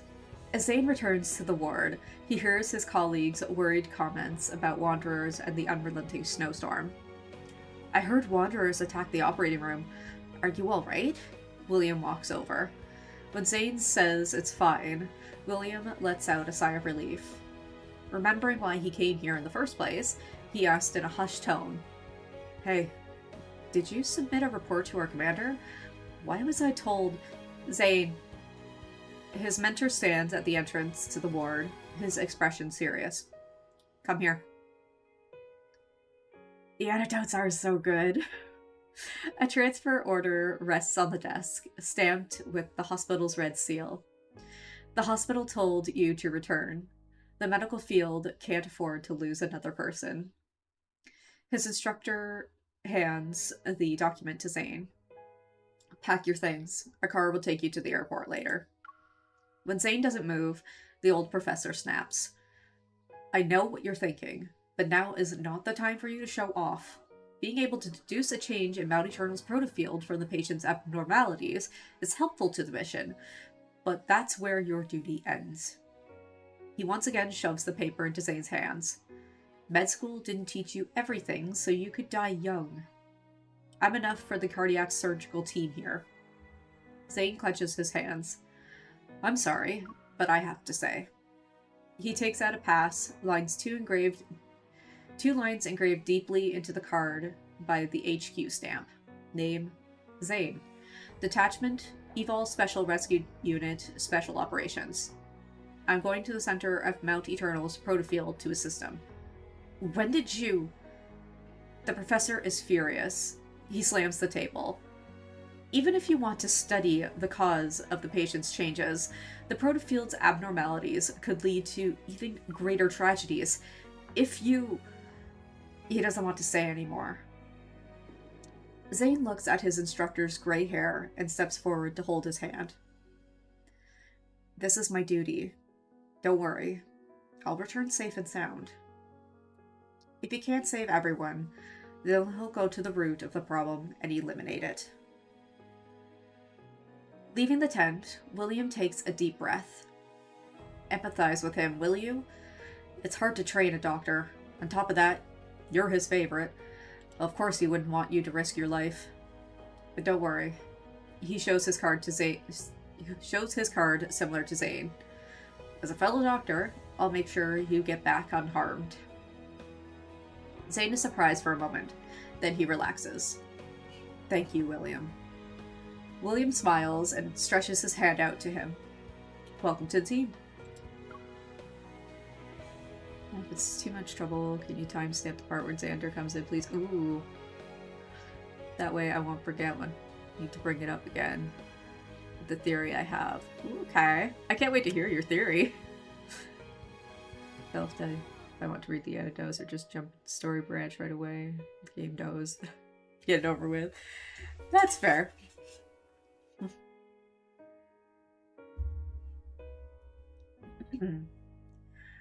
A week later, a special operations team composed of 30 elite members enter Mount Eternal fully armed. Our mission is to find the center of the protofield and eliminate it to stop the creation of Wanderers. The speculated location is in the valley of the Northern Cliff.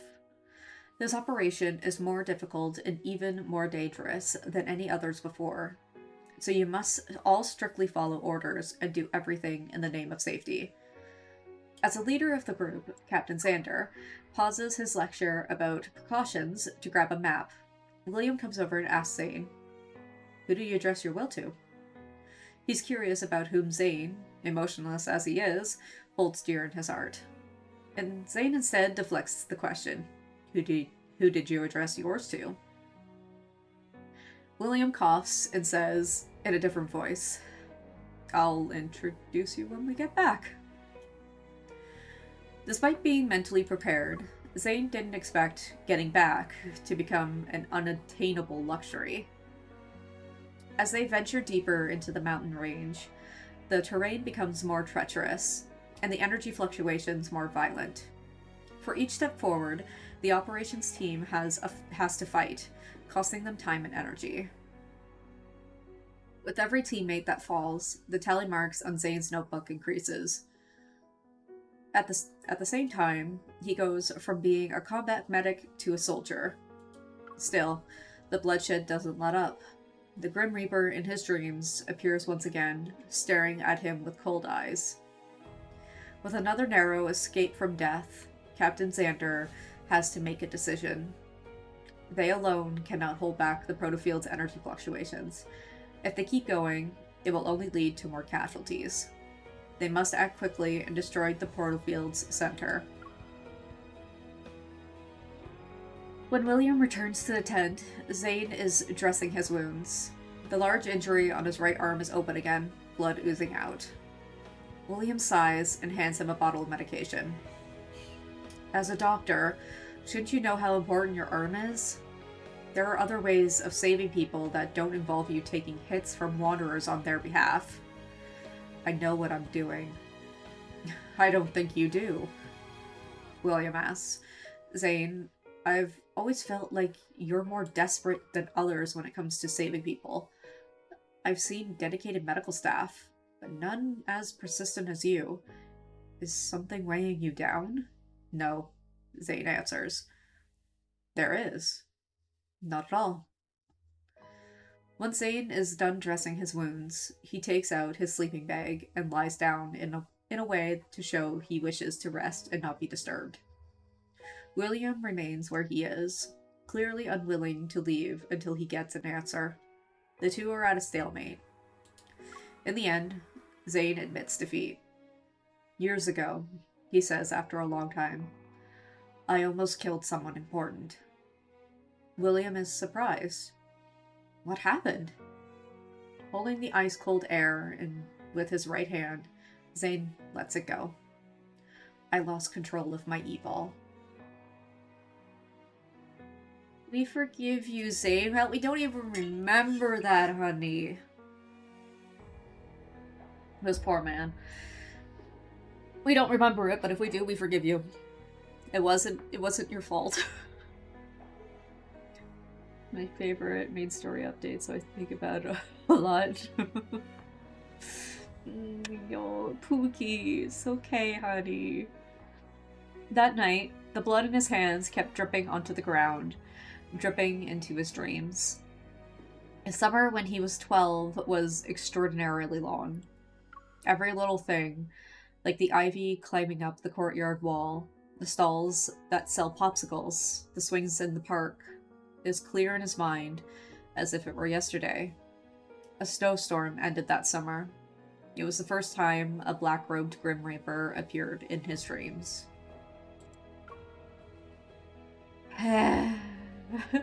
These poor babies.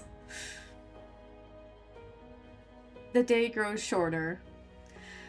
The night with the relentless snowstorm descends on Mount Eternal.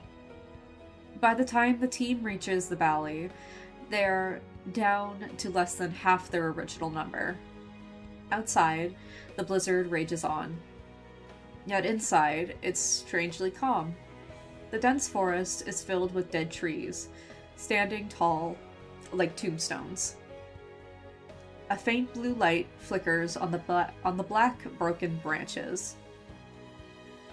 The continuous ringing of the detection alarm and the sight in front of them all point to one thing: the Protofield Center. Looking at the scarred but determined faces of his teammates, Captain Xander says in a deep voice, "Let's begin." "Yes, sir." Everyone quickly and quietly gets ready to destroy the Protofield Center. Orienter calibration. Done. Electro current ready. Metaflux barrier test initiated. 1. Bunker is ready. Anti-protofield system setup complete. Limit the protofield strength reached. Transmission progress at 75%. Magnetic field coordinates confirmed. 57, 31, 64. Transmission progress has reached 100%. Everything is ready. In an instant, a deafening roar fills the air. Sand and rock fragments fly through the valley, along with millions of energy particles. The blizzard rushes in. The violent energy fluctuations causes dozens of wanderers to gather. Captain Xander, shocked, yells into the howling wind. Stay alert, don't fall asleep, there are wanderers. At the sight of one of the creatures swinging a weapon at an unconscious teammate, he lunges at it. Clang. A wall of ice, several meters high, erupts from the ground and pierces the wanderer's protocore. Zayne grips his right arm with his left. He uses his evol to freeze his weak legs, forcing him to stand. Get them to safety first.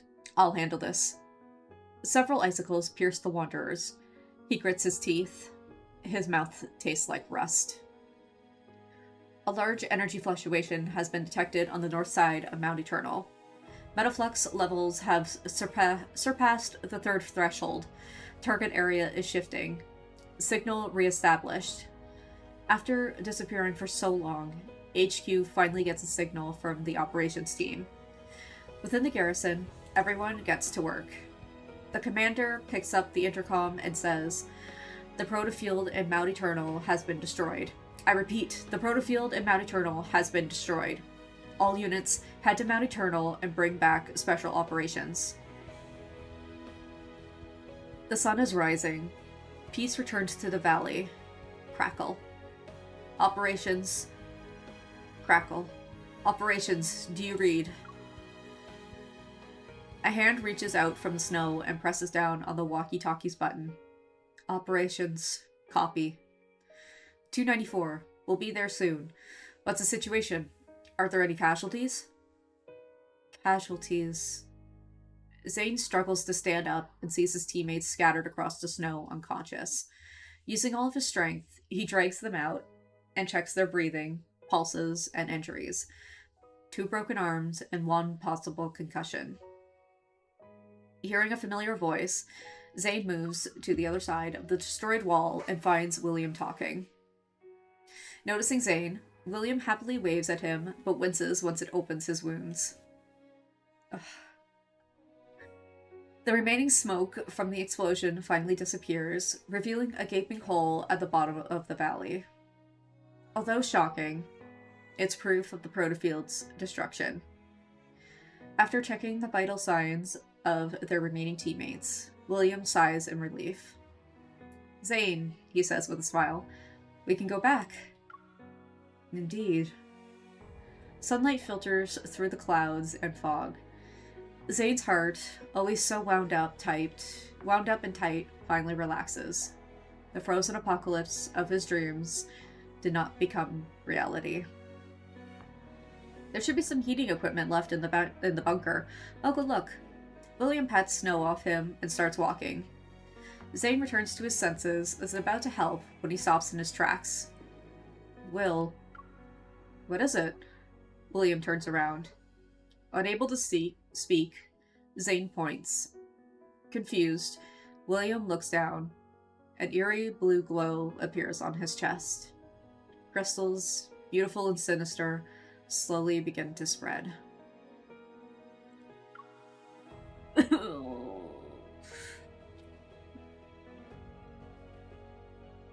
What is this? Suspicious, William touches them. He finds the fine black crystals are now growing on his hand and sting. He tries to wipe them off, fling them off, even uses evol to get rid of them. The crystals continue to grow.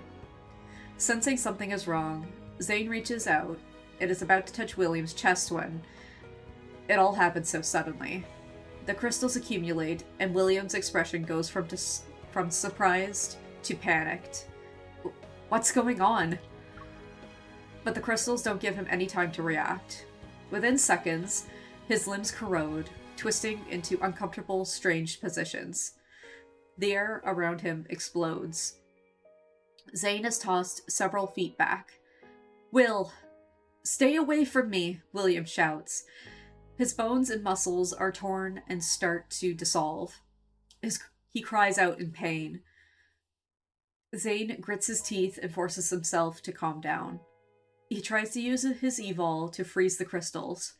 Frost covers William's body, halting the crystals only for a few seconds. It didn't stop them from spreading. A few seconds should be enough. Zayne holds his breath, gathering frost once more. "Zayne!" The crystals explode. Zayne feels a sharp pain across his forehead, blood blurring his vision. He staggers and hears William shout through the pain, "Forget it. Leave me to..." Before he can finish, countless crystal fragments fly at Zayne. Zayne barely dodges them as he tries to fight against the crystals on William's body using evol. However, his body begins to fail him. Pain explodes through his shoulder, fragments embedding themselves in his flesh. Zayne trembles. "No, you'll get taken down with me." The crystals, consuming bone, devour marrow, climb to his neck. His arms, moving on their own, attack Zayne. William watches with dread as his body becomes twisted and gnarled. "It's already too late. Kill me." Zayne's mind goes blank. "There's still hope, as long as I can freeze it." Blood fills his mouth. He grits his teeth. "Hold on. Please." Again and again, the ice tries to freeze the horrifying black crystals. They fail again and again and again. It's no use. As if a million little knives are piercing through his head, William uses his remaining strength to say, "Help. Help me." The tissue underneath the crystals rapidly form a strange shell. For the first time, Zayne realizes that life, which always represents hope and salvation, can be terrifyingly ugly. His movements slow down. What can he do? Can he do anything? He can't. Not anymore. Living like a monster with no hope for deliverance. Is that redemption? Crystals have encased William's body, leaving only his eyes, which stare at Zayne, with a mix of pain and hope. The figures in Zayne's nightmares merge with William. Their expressions are distorted by pain, their bodies twisted into grotesque positions. Unable to speak, their minds gone, their eyes can only beg, "Kill me. Kill me. I don't want to become a monster."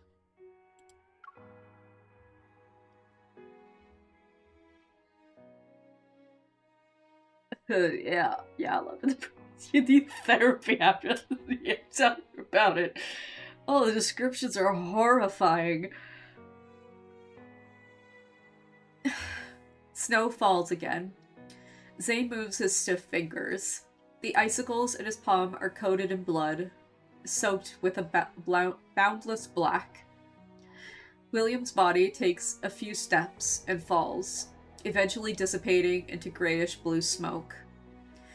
The people he killed in his dreams appear once more, body after body sprawled in front of him, turning the valley into a giant tomb. The wind reverberates into a mournful howl, sounding like a sorrowful cry from the sky, or the cries and wails of countless people on the verge of death. Warm, sticky blood gurgles, melting the crystallized snow, which quickly freezes again. It melts and freezes over and over, turning into a tombstone. Zayne watches one of these winding trails of blood. His blood. He looks up. The Grim Reaper stands in the distance, watching him on the snowy mountain covered in blood and death. I know, he had to have been. 3 years later. The surgery will be difficult, but we'll try it. Transfer him here. Zayne finishes his remote consultation in his office when Grayson knocks on the door. Dr. Zayne, here's the Linda ward. He carefully puts down the box. Did you actually ask them to deliver this? It's a very prestigious award in the field of medicine. I can't believe you didn't even go to the ceremony. I had an outpatient to take care of at that day. I couldn't go. Grayson is shocked. Was it not possible to reschedule? Some patients book 2 to 3 months in advance so they have time to travel. I can't reschedule. I love him for that. He looks over his computer screen. Do you have nothing else to do? Grayson immediately leaves. After his work is complete, Zayne opens the box. Text is etched into the side of the exquisite award. Dr. Zayne successfully performed the world's first abdominal aortic repair using EVOL technology. He saved a patient who was attacked by wanderers. This is both a miracle and a monumental moment in medicine. He shoves the box deep into his drawer, right next to another. Inside is an award that belongs to William. He stares at them quietly. His memory of William's crystal-covered body in his mind, in his moments of death, merges with the abnormal crystals in the patient's heart. The blizzard that covers Mount Eternal appears in front of him once more. The snow buried William's body, and with it, all those secrets. But strange crystals reappeared. The Grim Reaper, hidden in the darkness, opens his merciless eyes once again. This uncertain, cursed fate is far from over. Ugh.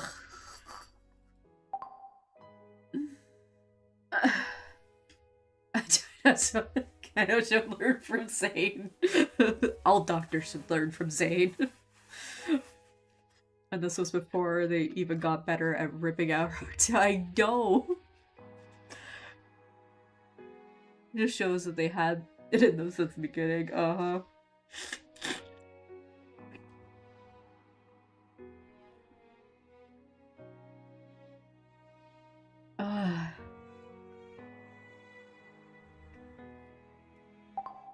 My goodness. Are you back? I'm almost done here as well. Perfect. You know what? Gonna go to the home for a second, man. And it better not be freaking Xavier, Silas, or Raphael. They're getting banned from home as well. I need some comfort from Zayne. And I did promise Caleb a smooch. Because he's suffering from a cold.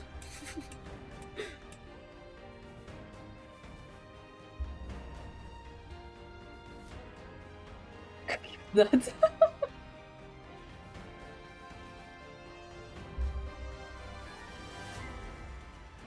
Token's no good, though. At least on food.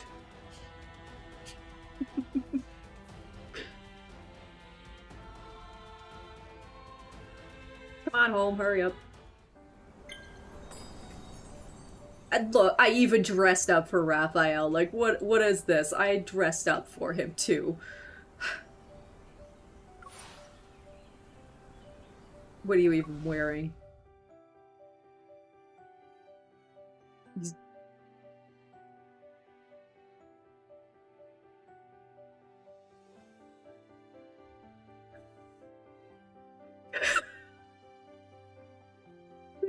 What the fuck, dude? Have a good night, Katie. Dude, the hell is wrong with you? God, okay, we gotta get out of this dress. I'm getting in my Zayne one.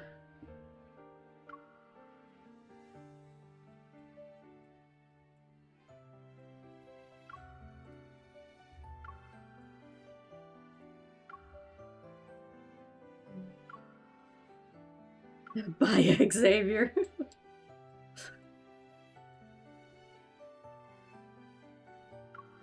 No, it's this one.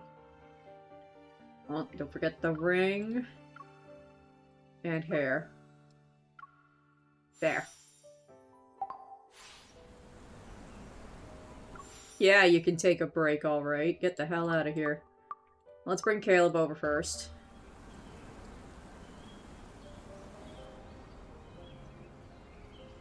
Then we can give him a little kiss. For being a good Guga. Of course you're wearing that, though. Eh. Hey, you. Thank you for not, for staying out of those polls, yeah?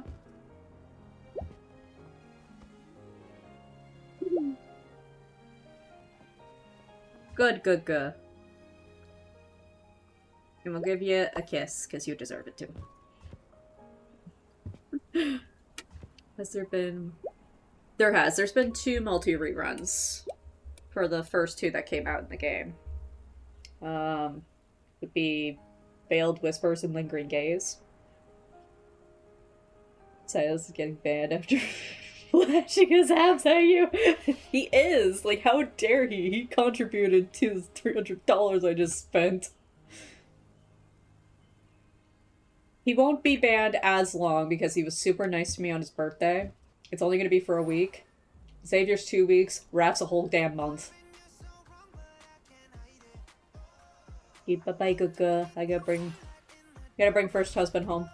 That is the wrong button. Oopsies. Don't go playing your idol song. Get out. Bye. Zayne. What are you wearing?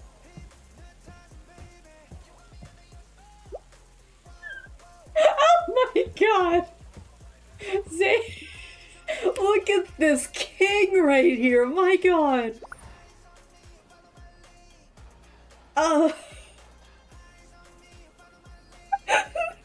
Mechanic Google.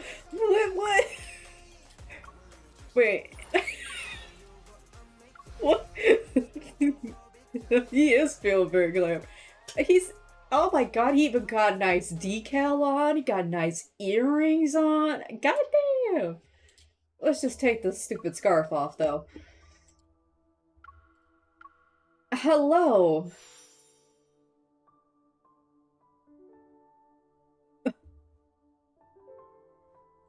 I'm gonna change...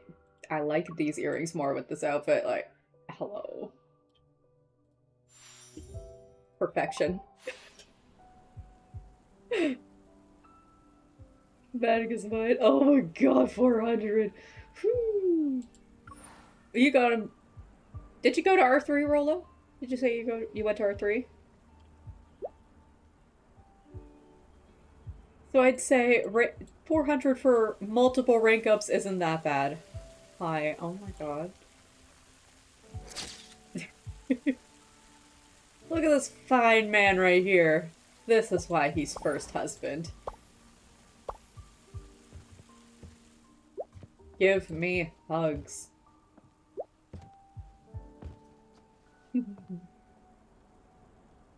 Perfect man.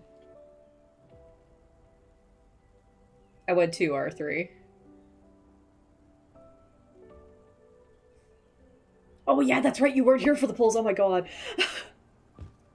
Yeah, I spent $300 to just get one single rank up for Raphael.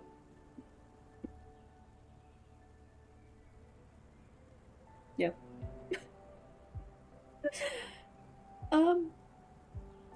He has my worst pull ratio so far.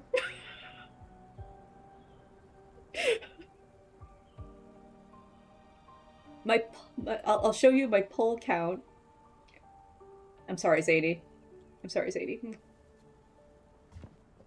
I don't want to stop the kisses. I'm sorry. Just had to go for a quick visit. It was absolutely bonkers. I'm still so upset.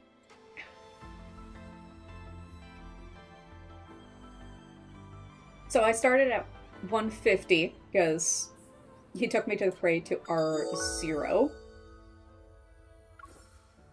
That's where I ended.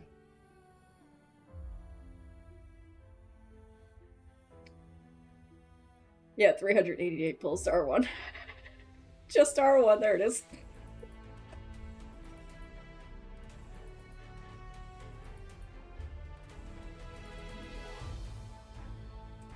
He's worse than Master of Fate, which is 300.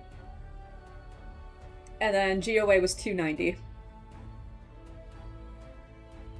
This was just R1. I don't want to think what R3 is going to look like. It's going to be like 700 or 800 pulls for him. Yes, exactly, Nana. Each card. Each one. Better 0. And 1 card. I mean, 400's still a lot. I won't lie about that. 400's still a lot.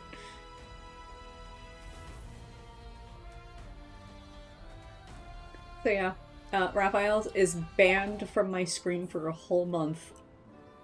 Like, that was just absolutely disgusting behavior by him.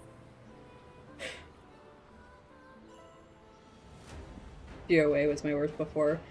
Master of Fate was still my worst, but Master of Fate was partially my fault, so I don't really want to count it. He should have been like 200 pulls.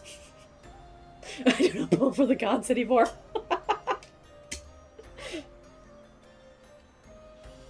It's not polite to peek at other people's screens. Why don't you just sit down next to me and look at it? Boy, if the game allowed me to just climb onto your lap, that's the only place I would be. The gods are my mains. 518 for R2. Ooh, yeah, that's probably gonna be if I try to R2 on the next time it reruns. The game knows. They keep teasing us. They're like, "There's plenty of room in this chair," and it's like, "But the game let me." But yeah, when you say I do not pull for the gods anymore, I still want an R3 GOA though.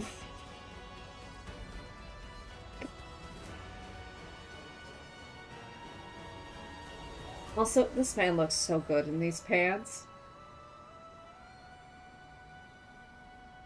Just all of that, all of this. You've been twiddling your thumbs for a while. Are you really that bored? No, I'm just enjoying the view, Zayne. Hey, I'd climb into your lap if I could. Exactly. I would if I could. With a merman. It probably would a little bit, but it won't bring him back onto the screen. But it probably would a little bit. That's the same with LSG. Every 50-50 loss. Sweating. I know I have Crate, but his ass will probably still take me to pity. No. Oh yeah, not guaranteed. You still have a few days to decide if you want to or not. Probably be best to wait until to see what the multi-banner is going to be before you end up pulling, in case you want to just save for that. Time spent with you passes by more quickly. UT.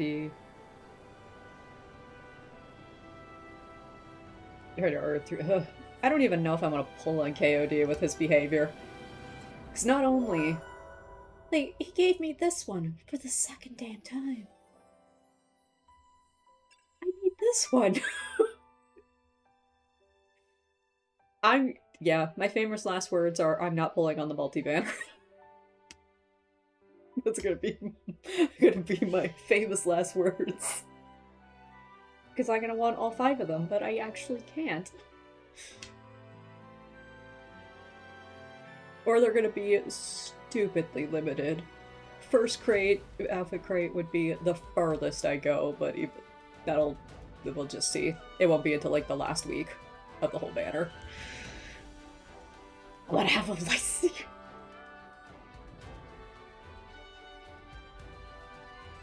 Which one of them do you have, Jay? Out of curiosity, which one?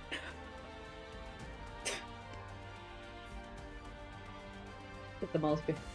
That's what people say, but I kind of hold that with a grain of salt since people were hyping up the summer banner to be very spicy, and that's about what ended up happening. It was more just like a mistranslation or something. I'm pulling only to the max for multi-cards. That would probably be a good decision. This one? I was gonna say, if you had this one, he's just giving me this half instead of to you. I know, he loves handing this one out. He loves handing over the sad one. So rude. Alright, so. My goodness, I didn't realize how late it's getting. We might only be able to do Zayne's whole story today. We might have to do Raph and Saviors another day. I forget how long those anecdotes can be. Yeah, usually it's the first half. Oh, we are. I hope they rerun those again this year. I really do, because that is so unfair. The punishment. Alright, I'm just gonna go quickly run to the bathroom. I'll be right back.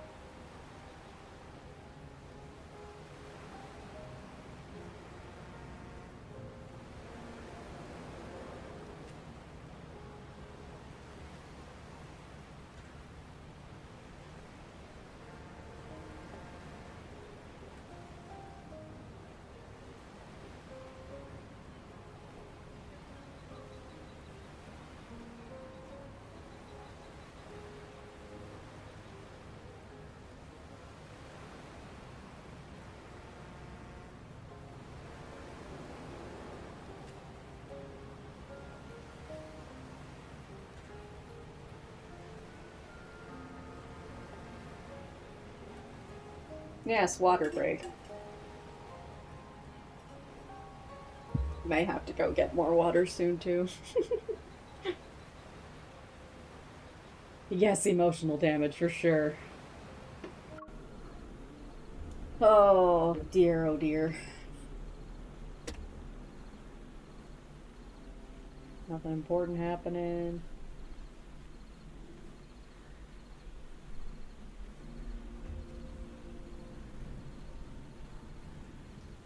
Alright, let's get started on more emotional damage.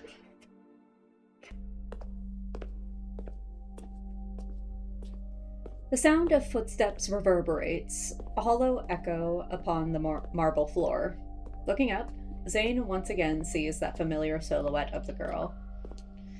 In the quiet hospital corridor, its walls grayish-blue and dimly lit by incandescent lights, only the girl stands bright and resolute.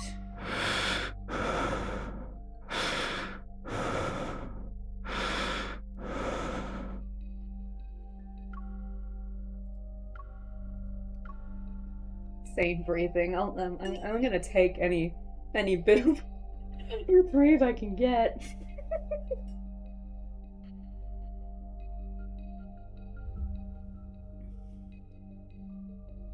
Gotta love when there is a clear sign to not do something, yet someone still does it.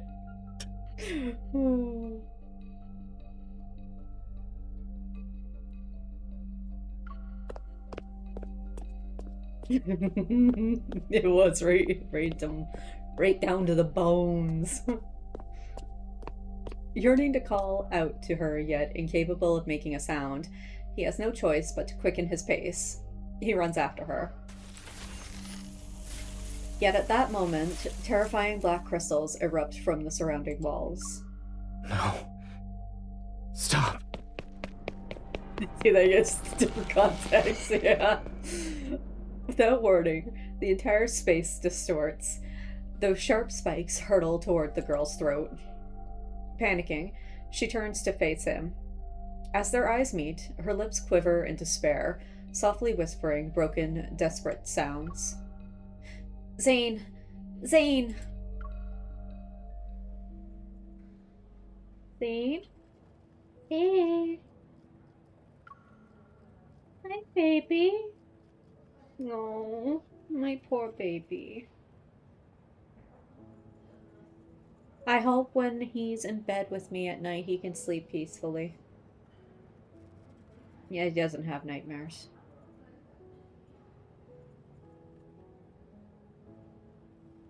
You're so right.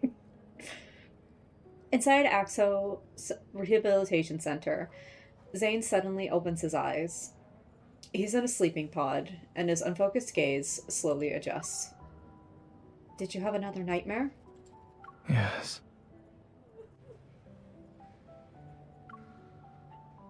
Rubbing his temples, he sits up. In his eyes is a reflection of my concerned expression. Don't worry. Lying down in a large box with eyes staring at me. If I could sleep well with that happening, then you'd actually have something to worry about. That's fair. Hey, I care about you.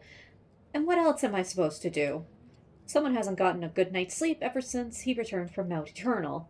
He also keeps using nightmares as an excuse. Yes. Also, PTSD, girl.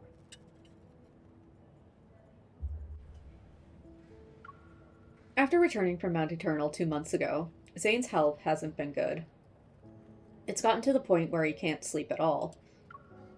However, he doesn't talk about what happened in the Arctic. This recurring nightmare is the only thing he willingly shared with me. I still have a business trip next week. At this rate, the doctor might end up collapsing before his patients. Even if I collapse, there will always be another doctor to take over. No matter what. No. Shush. Shush. I press my finger against his lips as a warning.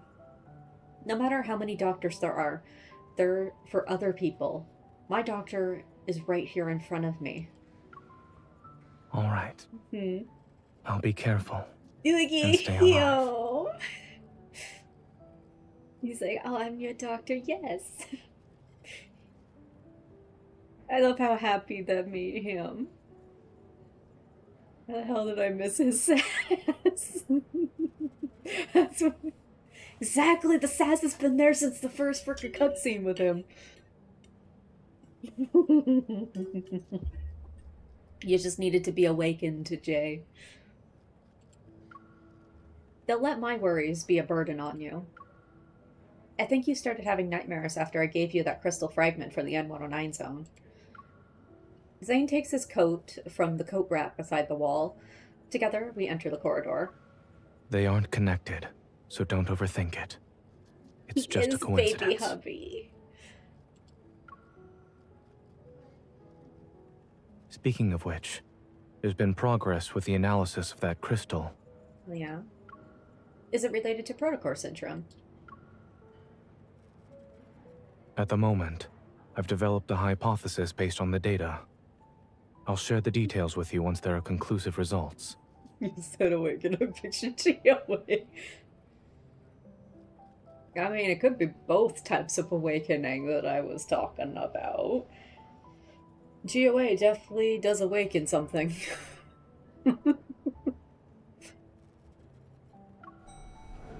Stepping into the elevator, I press the button for the ground floor. Zayne's reflection appears on the closed doors, the dark circles under his eyes underlying a deep wariness. I just need to rest his head right here and tell him to go to sleep. Take your time. You should deal with your insomnia first. I help. Since I can't sleep, I might as well be productive with my time. No, I can help you sleep. So it's not that doctors can't treat themselves. They don't actually want to be treated. Not this one, apparently. I ordered some milk for you. It'll be delivered at your place and should help you sleep. Also, the hypnotic music. Are you referring to the lullaby playlist? Did you forget how old I am? Not at all, but what's wrong with lullabies? They're soothing. They're supposed to help you sleep. I'm just trying to help as a normal hunter. You don't have to listen to me, Dr. Zayne.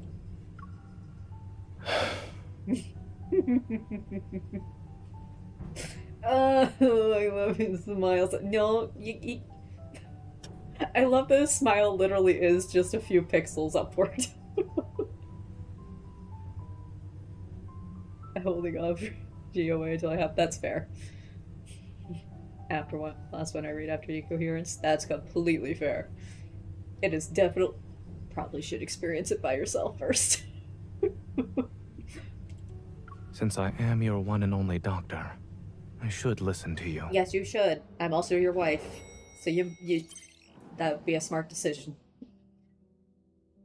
We step out of the elevator, and my watch begins to ring. Someone's calling me. I gesture to Zayne and then move to the side to answer it. Hello? Captain Jenna? Hey, are you available right now? We've detected beta protocurve activity in a certain location. Okay. After a brief explanation, Captain Jenna quickly ends the call. Why are you frowning? Did something happen? My mission got an update. I need to check in with Captain Jenna, so I might not be able to have dinner with you. Boo! This is one of our main story very early dates, and we're canceling on him. I'm sorry. Just as I'm about to sprint to the hospital's main entrance, excuse. A pair of hands lands on my shoulders and steers me in a different direction. Don't run just yet. Okay. God, you're so pretty. Say he was my one and only. Would have been a lie. True. I'll drive you there. Okay. Look at this gentleman.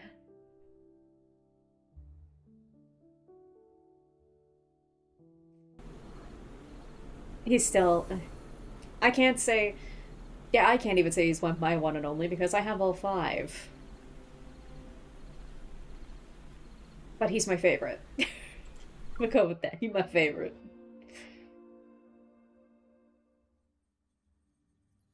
Hello, Jenna. Upon arriving at the association, I find Alpha Team's office engulfed in silence. Only Jenna stands before the control desk. Her gaze is fixed on a few zoomed-in photos that are being projected. Perfect timing. Let's look at these together. Okay. She waves her hand, and those photos are pushed toward me. As I approach to get a closer look, it becomes evident that a distinct figure appears in every picture. The figure is also marked with conspicuous colors, which shows traces of a beta protocurve. All of them are from the same Wanderer. Yes, including this morning. Andrew has found its traces 5 times. Beta protocurve activity was detected in every instance. That means it's related to an ether core. It could very well be carrying one, or an ether core fragment. Another screen comes into view, showcasing an array of data and information, and positioned at the center is a blurred image of a Wanderer. This Wanderer can move by distorting space, and we haven't captured a complete image of it yet. However, the Intel department made a discovery. In areas where it did appear, many patients with protocore syndrome have fallen into a coma. Some even go into shock. Yeah, that's not good. My gaze then falls on the left side of the screen. The text reads, Location, Chancia City. Chancia City. I'll be heading to Chancia City next week. Chancia. There are a few patients with a severe case of protocore syndrome. He So they knows. require Oxo Hospital's assistance for their treatment. He knows what one of my favorite outfits is. Those patients that Zayne mentioned might actually be victims of this wanderer. Right now, we suspect there's a connection between these two incidents. We could start looking into those patients. And it just so happens that Oxo Hospital will send a medical team to Chansha City next week. Captain, I would like to make a request. Let me join the medical team as a hunter escort to investigate the wanderer. Your request has been approved. Our Chansha branch has also started its own operation. Your mission is to confirm whether or not there are signs of an ether core. You can contact us anytime if you need help. We'll be there to offer whatever assistance we can. Understood. I'll be careful. Met Dr. Noah when he was in school. Yes. Yes, I believe so. He was... like, Noah mentored him. I wonder if you get an iPad for this game. You put Dr. Zayne with a warm blanket say... You know, I could. I could do that, actually. He would deserve it. As I leave the association, Zayne's figure appears in the distance. He's been patiently waiting by the road. Oh, look at this man. Acquainted. I think so. I think he said that. He and Josephine were acquaintances, yeah. Just as I'm about to walk over, a massive bouquet of white roses suddenly appears and engulfs my vision. Miss? I've heard so much about you. It's an honor to finally meet you in person. Get him out of my face. Go away. We found the biggest ick guy in this game for me. Ugh. And you are? I'm sorry. I almost forgot that this is our first meeting.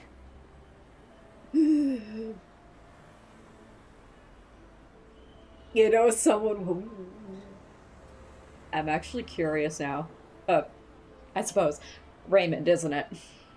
It's Raymond, isn't it? I mean, yes. But at least Raymond is fucking dead. He died. And Raphael got to mock him by him and Talia performing a funeral ritual for their fellow Liberian at his own funeral. In his house. Unless you're talking about someone else there, Jay. Which I may not know.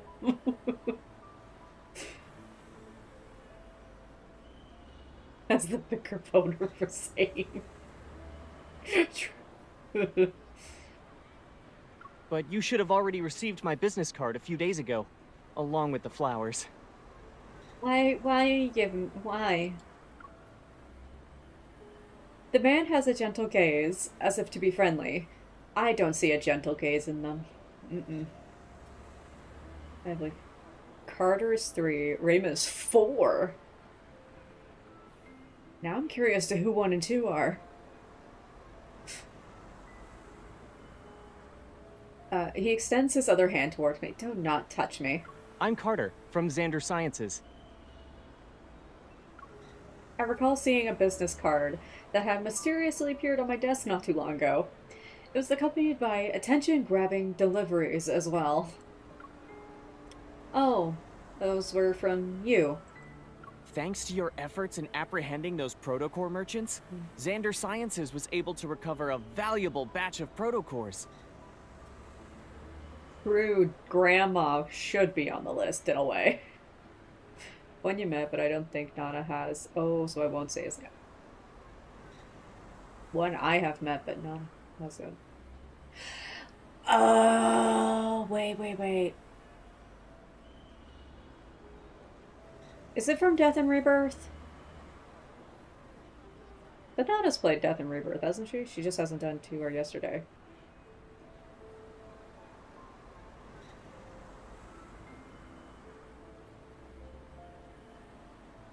Have you played Death and Rebirth, Nana? Am I forgetting?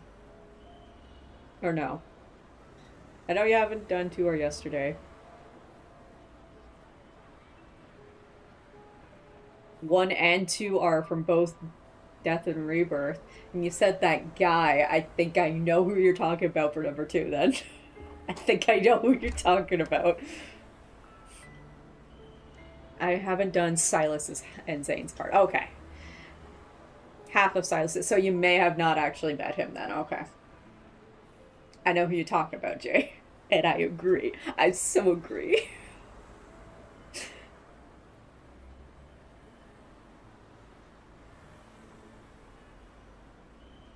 Many patients were saved as a result. Naturally, I wanted to express my gratitude. I wonder if you'll do me the honor of having dinner with me, miss? No. She already has plans for tonight. You're damn right I do.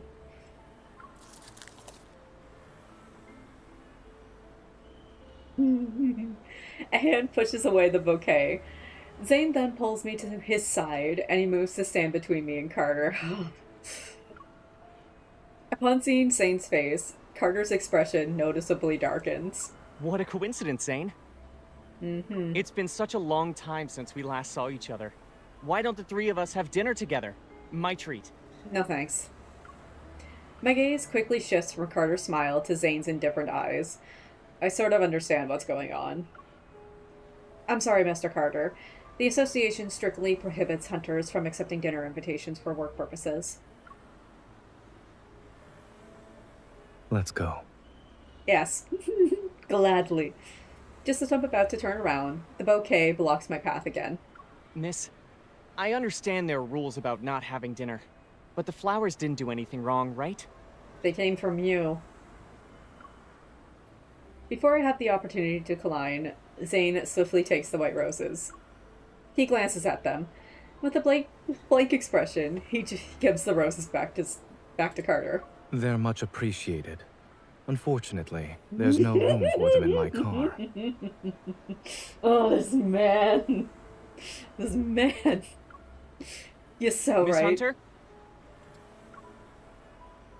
With Zayne holding my arm, I leave. Carter persistently follows us. Go away! Actually, I'm here to give you a reminder. The outside world isn't as safe as Lincoln. Be careful when you're traveling. Uh-huh.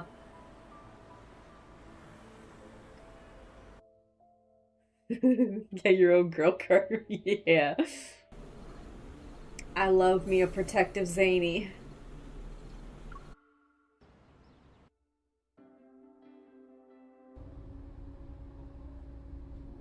Seatbelt. Okay. Zayne turns the steering wheel, and the car joins the stream of flowing traffic. That guy seems to know you pretty well. Are you acquainted with him? And Xander Sciences. I feel like I've heard that name from somewhere.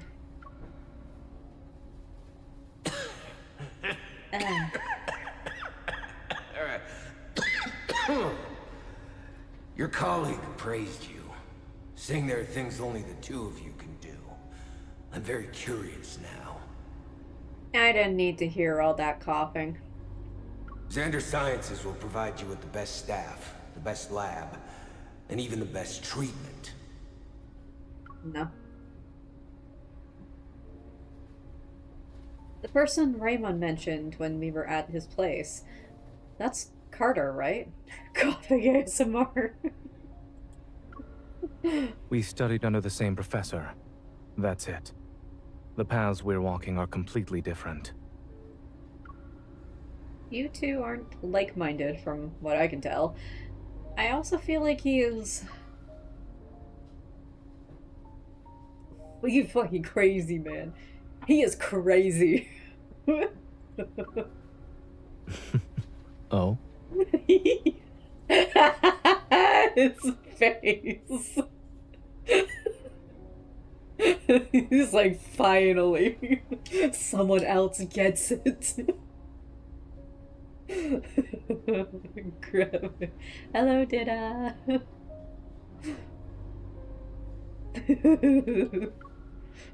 What's so funny? You know, he always attaches a card to the bouquet he sends. He keeps asking me to be his patient. To think some people want to steal a patient from a doctor. He needs more help than I do. And him being weird, let me put it this way. It's not inexplicable. Indeed. What you've said is correct.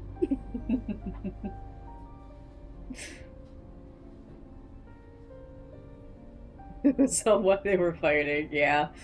Like, it's part 1 and 2. Would give a bit more context to this. He's crazy.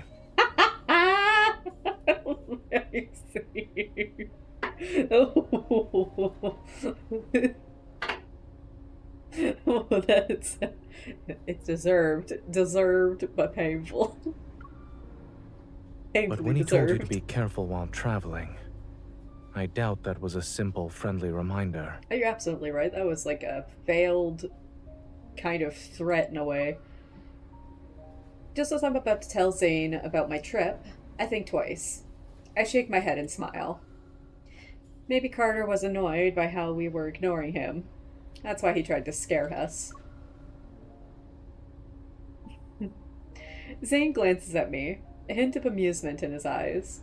He doesn't say anything else about this topic.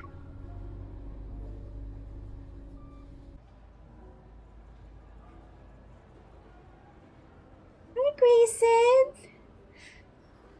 I love when we get to see his model. Look at him, he's so cute! In the bustling airport lounge, Grayson is stunned. Several seconds pass before he finally blinks. So, you're our hunter escort this time? Is this his OG voice? I want to ask. No, you're totally fine with that, Alexei. We all don't like Carter. Wrestling match. I wouldn't mind a wrestling match with Zayne. Believe so. That's the OG voice. He is so baby. Pleased with Grayson's reaction, I can't help but imagine what expression Zayne will have once he sees me later. He already knows we're here, girl. I move closer to him and shake my plane ticket at him. What's that expression? Do you feel relieved? Or are you even more anxious? Do you want to know the truth? What? Why was him doing that so hot, though?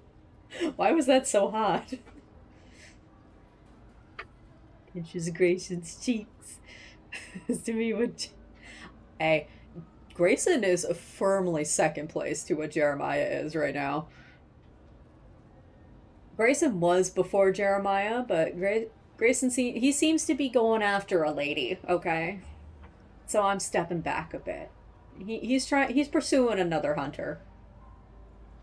Which I find is just so adorable.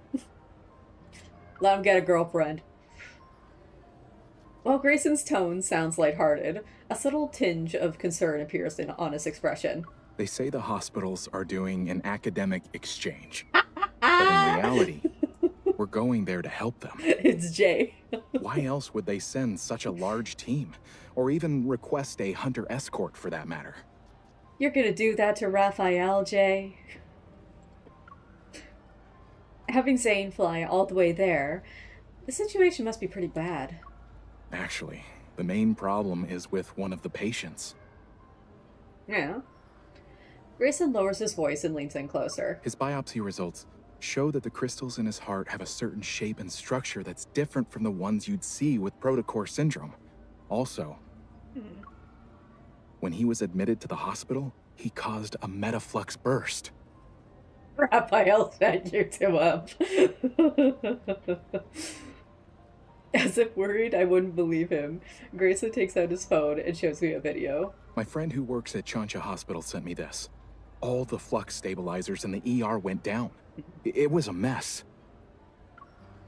In the video, the sound of an alarm fills the air, and the lights flicker uncontrollably. Despite the shaky and blurred footage, the chaotic nature of the scene is unmistakable. An abnormal heart, a sudden burst of metaflux. A picture begins to form in my mind. Something strangely familiar. Thankfully, no wanderers showed up. But it's strange considering how high the fluctuation index was. The fluctuation index only tells us the chances of a wanderer appearing. It's not guaranteed.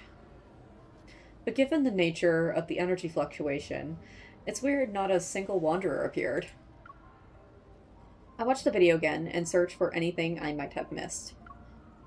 Is the metaflux a result of the patient being exposed to that wanderer and the beta protocurve? Grayson, do you mind showing me the other documents related to this? Sure. What would you like to see? You shouldn't make assumptions when things are still uncertain. Damn it, I was gonna try to take a picture. Rewind a bit, Grayson.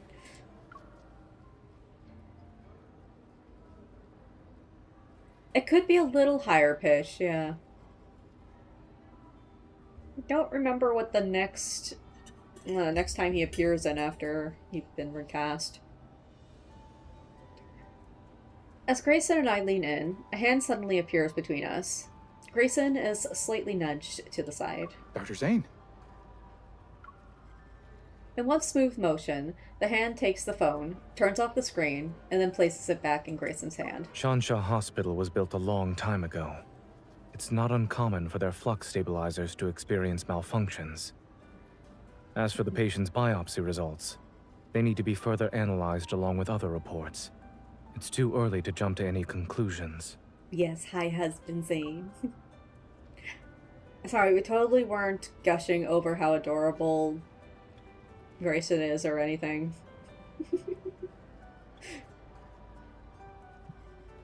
Find a little bit in the face. I think how, like, his jawline is structured a little bit. He could look like Cloud.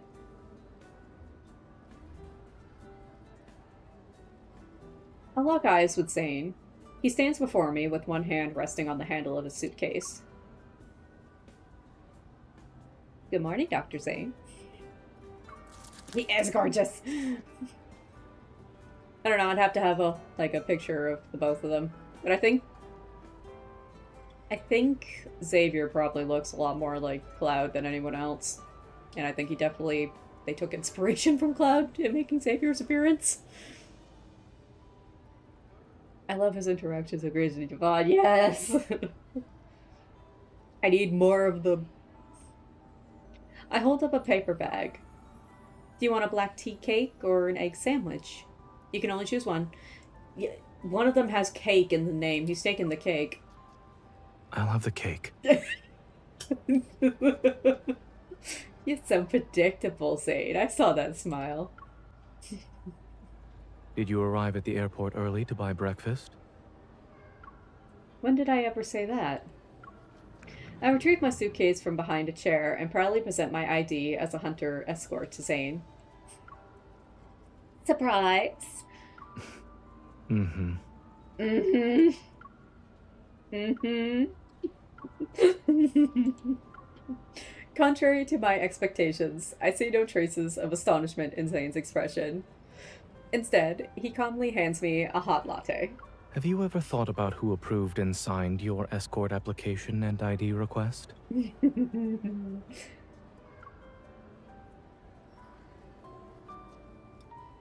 MC's so funny. Like, she definitely had a bit of smooth brain there, thinking, oh, my doctor's totally not going to be informed that I'm going to go somewhere and not be signing off on that. I'll take some Zayne cake. I'll take it. I'll take every bit of that cake. I'll have Zayne cake every day. The flight takes several hours. Eventually, the plane lands at Chansha Airport. Boarding the shuttle sent by Chansha Hospital, the medical team immediately heads to their destination. The chief of surgery, his hair already starting to gray, exchanges pleasantries with Zayne before quickly delving into a discussion about the patient. They're on ECMO. After the open heart surgery, adhesions began to develop.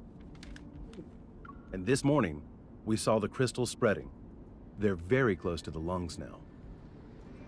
Then we'll have to perform surgery as soon as possible. We're gonna see the scrubs. The little bit we're gonna see the headwear and the mask anyway. Zayne quickly flips through the patient's medical record while putting marks on the paper. Crystal extraction is already a complex procedure. Those adhesions, we're worried the patient won't be in a stable condition while under anesthesia. This is our only option. We must perform the surgery. You heard Let's him. reassess the patient's health and proceed once his physical condition allows it. We need to revoke wrinkles from MC's brain. I meant to mention this earlier when Katie was here, but apparently the Resident Evil fan. Yeah, I did see that. They just decided to adopt Xavier as well, so now Zayne and Xavier are brothers in another fandom. It's so I find that thing, it's so funny.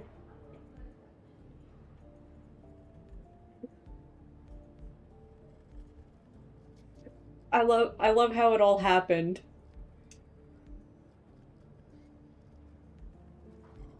Yeah, it's early MSMC. She doesn't have many wrinkles on that brain of hers. But yeah, if anyone doesn't know how Zayne, at least Zayne got adopted into the Resident Evil fandom, is shippers of Leon and Ada are the characters' names. Their ship name is Anon. Okay.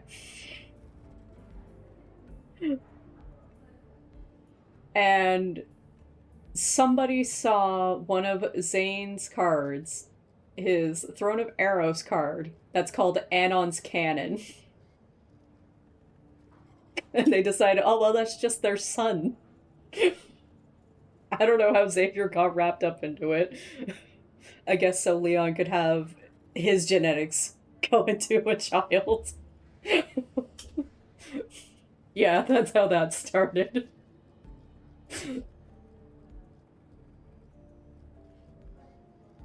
That's how Zayne is now part of the RE fandom, but yeah, now they're brothers. I don't know, I find that really cute. A few hours later, the surgical lights are turned on in the operating room. The rhythmic sounds of medical equipment reverberate. Led by Zayne, a team of medical staff focuses on the surgery at hand. Xavier looks like Leon, yeah.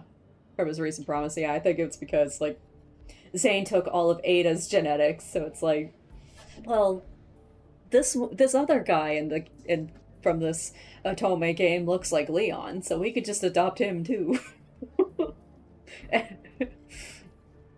It is, it's funny, I love it so much. The observation room is filled with people and their gazes are fixed on a large screen. On it, a pair of hands uses a scalpel to meticulously remove tiny crystals. Clear the view. Oh.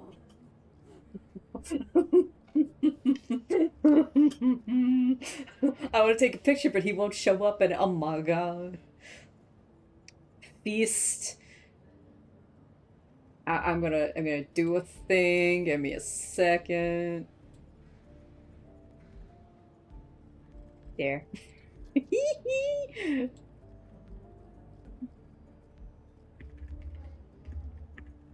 Yeah. There. I had to take a screenshot. He looks so good. Save it. Please share it. What do you like? But what do you mean saying by clear the view? You are the view. You can't leave the room. After ensuring there's no unusual activity, I make my way back to the glass. Dr. Zayne is brave for taking on such a risky case. His promise card was, yes, it was so good.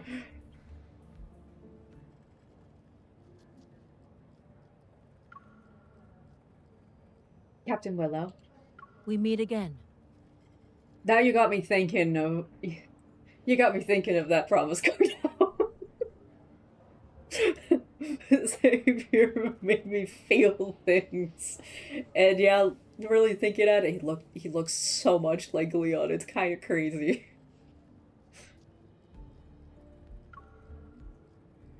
During my previous visit to Chansha City, we worked together. After exchanging formalities, she shows me the updated data.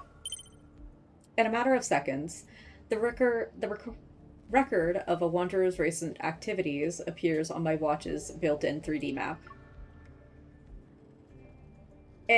Right?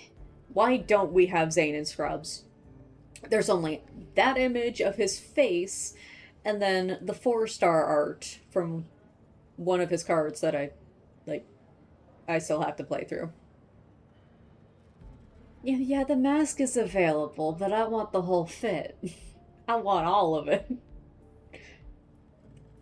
Question, same, Saturn. It's like, well, why? You can put it in the crystal shop. I'll buy it. I'll buy the scrubs. I managed to traverse the entire city in 5 minutes. I've never seen a Wanderer move that fast before. Captain Jenna said there's no clear image of the Wanderer yet. Do you have any new leads? We did some comparisons. Aside from the protocurves not aligning, the Wanderer closely resembles Mist. I don't like Mist. Yeah, I'd buy it. I'd buy it. But if you look at all the data, the traits this Wanderer exhibits are different from the Mists I've seen. Yeah. I don't know what got into it, and how it managed to hide so well. Perhaps the ether core made it mutate or something. Suddenly, disruption erupts next to us. It draws my and Willow's attention to the screen. A scale-like tiny crystal is slowly being peeled away from the edge of a blood vessel. Ugh. Surgeons have some steady hands, huh? Yes. 5th intercoastal space, that's what it's called. But yes, Zayne does have steady hands and fingers. But according to him, his fingering's not that good. Those are his words. That crystal. It's exactly like the ones on the monsters in the N109 zone. Zayne must have noticed it too. Regaining my composure, I immediately look at him. Under the surgical cap, his eyes remain calm and focused. He continues with the procedure until the crystal is placed onto the surgical tray. Does it look alright on the ultrasound? Mist can't be a pain in the ass. I still hate the white dragon more. Yes, it came up. Any bleeding? The deers. Ugh. Let's wrap it up. Don't like the deer either. Applause erupts throughout the observation room, and relief watches over me. However, I feel a strange, unusual tremor in my chest. Something is rapidly expanding. Metaflux. The alarm for the flux stabilizers resounds throughout the entire operating room. Captain Willow and I exchange a look and immediately get to work. She starts evacuating the spectators while I run to the intercom. Zayne, a Wanderer is about to appear. You need to move. Dr. Zayne, the patient's blood pressure is dropping. I forgot we saw Grayson in them too. Hello? Hello, Grayson. Oh, he looked good too, though. Hi, I just want to look at you for a second. Double HP and Protocol blocking bastard. Yes. Yes, it does. Increase the adrenaline to 0.1 micrograms. Where are your glasses, Zany? Why aren't you wearing your glasses? The alarm becomes louder. I immediately pulled out my gun and aim at the area where the energy fluctuation has peaked. The faint energy fluctuation dissipates, yet the tremors I feel in my chest show no signs of subsiding. Zayne, you need to leave, or else it'll be too late. The patient's vitals are unstable. Moving them isn't feasible right now. Fine, please. Through the glass, Zayne looks up at me, his gaze as calm as ever. Can you suppress the accumulating metaflux with your evil? Possibly. I meet Zayne's gaze that carries a subtle attempt to comfort me.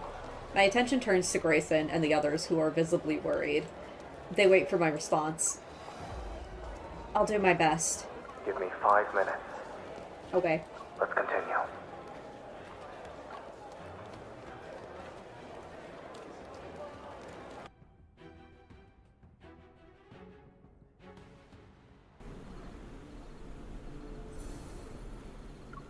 Oh dear. Of course, they're all gonna be fine. Oh look, see? We're fine. Just as I said we'd be. Using my evol and the flux stabilizers, I successfully buy the necessary time for Zayne to start suturing. Or to finish suturing. When the surgery ends, the metaflux suddenly dissipates, as if what happened earlier was an illusion. Other medical staff will handle the follow-up procedures. I change out of my sterile suit. Just as I'm catching my breath, Zayne pulls me into the lounge where no one's around. Give me your left hand. I'll do a quick evil examination. Okay. Oh, we don't get to see you in your lab coat enough. Zayne sets down a metal tray, picks up a cotton ball soaked in medicine, and begins to disinfect my hand. I'm fine. I might have overdone it, but my use of evil is better than before. While that is how you feel, I suggest waiting for the results and listening to what your primary care physician has to say. Okay. Also, a cool sensation emanates from the palm of my hand as he holds my fingers. He applies patches to each one. you should be well aware that the metaflux earlier wasn't something an ordinary wanderer could generate. You knew since the beginning. Don't tell me you actually believed I thought you were a hunter escort whose sole purpose is to protect us. Come on, Zayne has like 10 times minimum the amount of wrinkles on his brain than MC does. Minimum. He probably has more.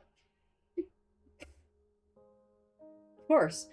You and Dr. Noah have known about the existence of ether cores for a while now.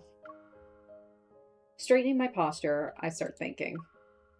You noticed it during the surgery, right? That crystal was very similar to the sample I gave you.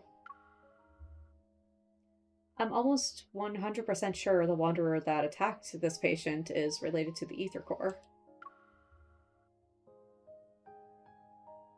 It's possible the ether core made those monsters in the N109 zone transform into their current state. Not necessarily. The examination machine beeps. Zayne observes the fluctuating numbers displayed on the screen as he continues to speak. The ether core shouldn't be what's causing the mutations. Your heart's integration with one is a perfect example. Given the extent of the mutation you've described, I'm more inclined to believe that. Someone attempted to be smart, but ended up failing in the process. Carter. Bitch. Yeah, he attempted, alright. Are you saying someone is responsible for the appearance of those monsters and this patient's condition? I'm merely speculating. His wrinkles have wrinkles, so true. Don't forget, in this world, many forces covet the ether core. You haven't met all of them yet. True. Also, Zayne, you don't have to just speculate. You can tell me that you think it's Carter. You're right. All is well.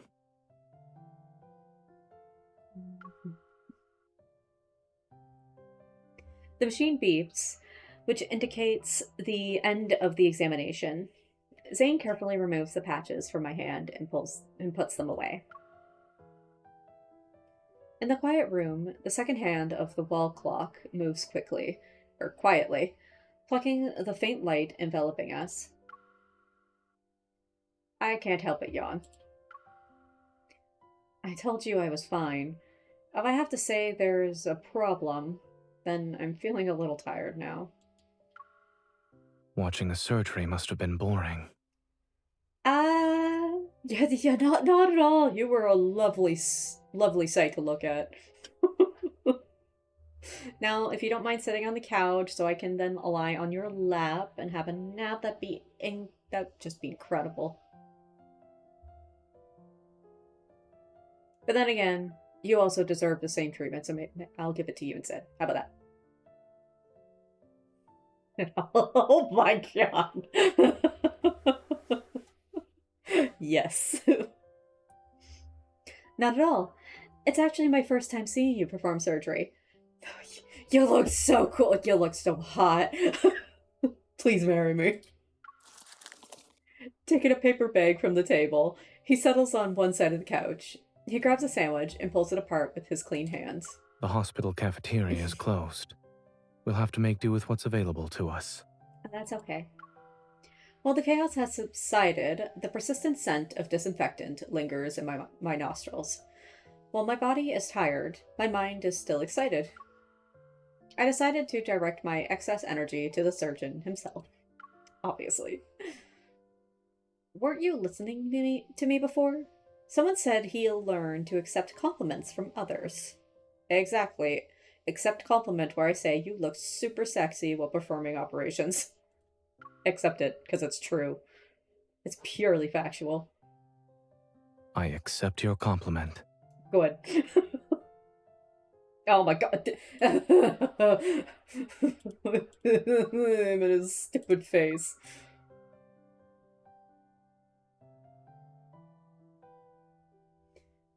The sandwich bread is already flat and no longer looks appetizing. With the finesse of a seasoned chef, Zayne lifts the bread and removes the greasy bacon. Why would you remove the bacon? That's the best part. He then proceeds to discard the wilted lettuce, leaving only ham slices, red cabbage, and shredded pork that have withstood the test of time. Okay, well, I guess if it's, like, old and gross, that'd be one thing. Today will be very memorable for me. Not only did I see you perform surgery for the first time, but I also had the privilege of observing a sandwich undergo surgery. I've just removed the parts that experienced excessive nutrient loss and would have impacted digestion. Okay, that's fair. Is nutrition one of the things you research? Is there anything Dr. Zayne can't master? I have to admit that when it comes to accepting compliments, I'm not very good in front of you. I know, you're so shy. But I suppose there's a chance for you to teach me in person. Gladly. It'll be so easy for me to love bomb you, okay? And compliment you. Looking at me with a meaningful expression, Zayne places the surgery-affected sandwich into my hand. He then pulls out his phone.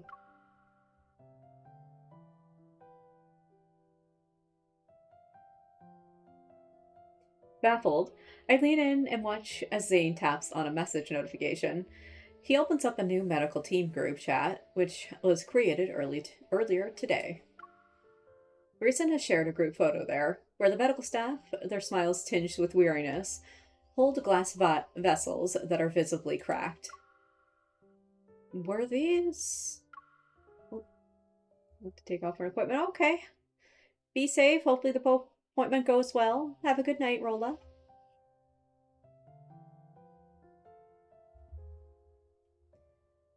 Cracked by the energy I couldn't contain when I lost my target? You overdid it, yes. I'm sorry. But the medical staff said you're the most surprising hunter they've ever seen. I don't need to go that far. Embarrassed, I sheepishly laugh. I quickly shift my attention to eliminating the sandwich. Before Zayne can speak, his phone abruptly starts ringing. Uh-oh. Hello? Upon hearing the voice on the other end, Zayne freezes. Surprise appears on his face. The patient woke up? Oh.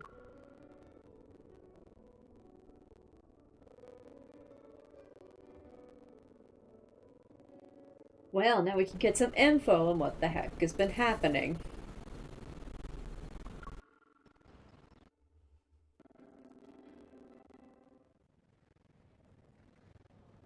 When Zayne, Grayson, and I arrive at the entrance to the ICU, a nurse approaches us.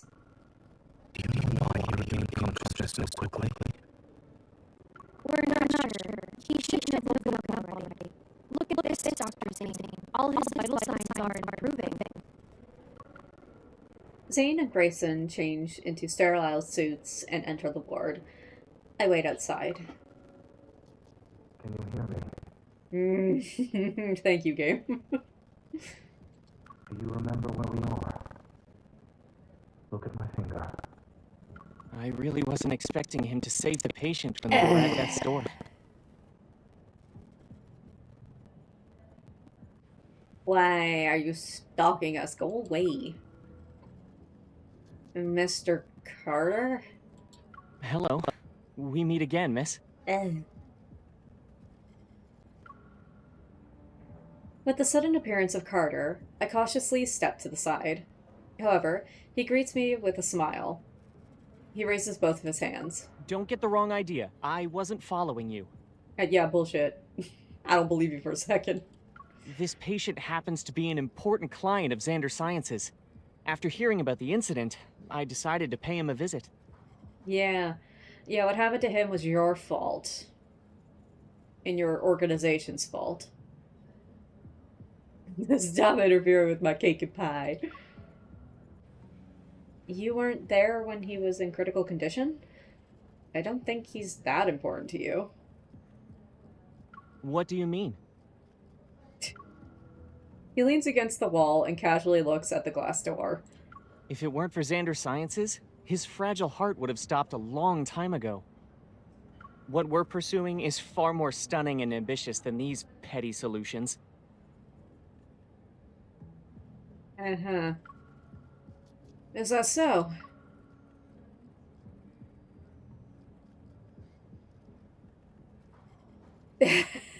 On the screen. I am so sorry, Nana. I'm sorry you had to you had to witness that. Observing my indifferent reaction, Carter furrows his brow. A hint of disappointment appears on his face. Aren't you curious about the kind of work we're doing?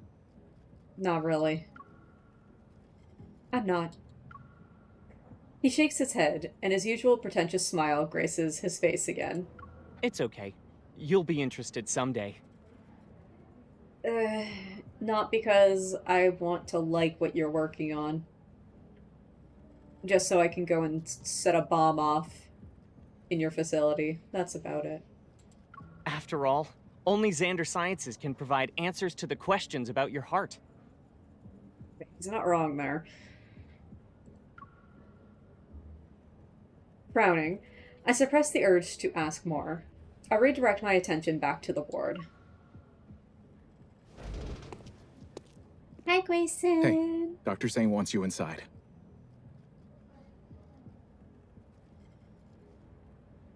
Inside what exactly?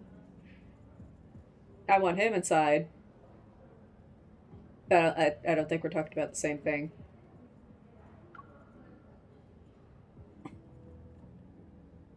Grayson hurriedly walks out and hands me a sterile suit. Well, goodbye. Excuse me, this is the ICU.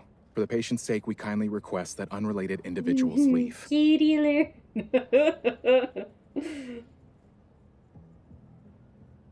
Oh, he kicking Carter out.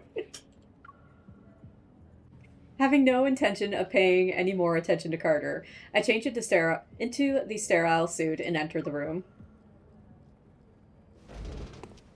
Hello. The man lying down on the bed has his eyes half open. His voice is weak, yet infused with tangible excitement. I'm back. I'm back. Aww. All his vital signs appear to be normal. However, under normal circumstances, a person wouldn't recover this quickly. As Zayne talks, he directs a meaningful look at me. More anomalies may occur. Stay on your toes. Acknowledging his warning, I nod. I move to the bed, introduce myself, and state the purpose of my visit. I then proceed to ask questions. Davis, you said you're back. Where were you? It trapped me. I couldn't get out. It was like a nightmare. I couldn't wake up. I turn on my watch and pull up a picture of Mist. When you say it, do you mean this? Yes.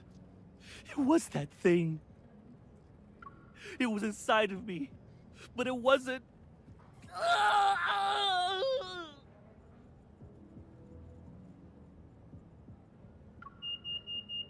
Oh god. Suddenly, the vital signs monitor starts beeping loudly. The man on the bed begins convulsing as if something started choking him. Metaflux. Zayne! I quickly pull out my gun and sense more intense fluctuation.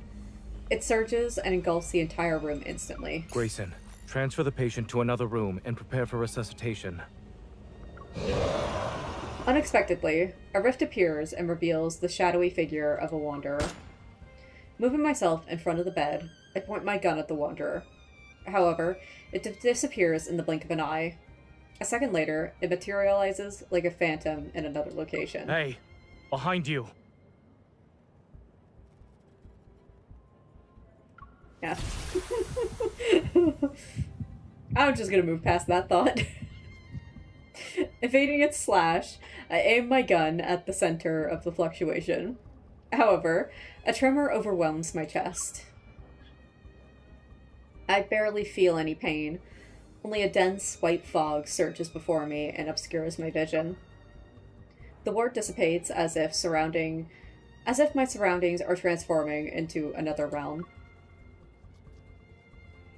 Me too. Love the stern voice. The last thing I see is Zayne rushing toward me. Zayne, watch out!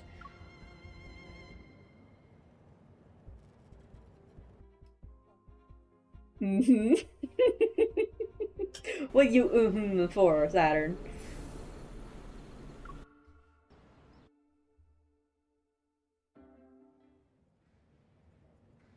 Well, we're back here. It feels as though my body is plummeting into a thick fog. The sensation of weightlessness threatens to push my heartbeat out of my chest.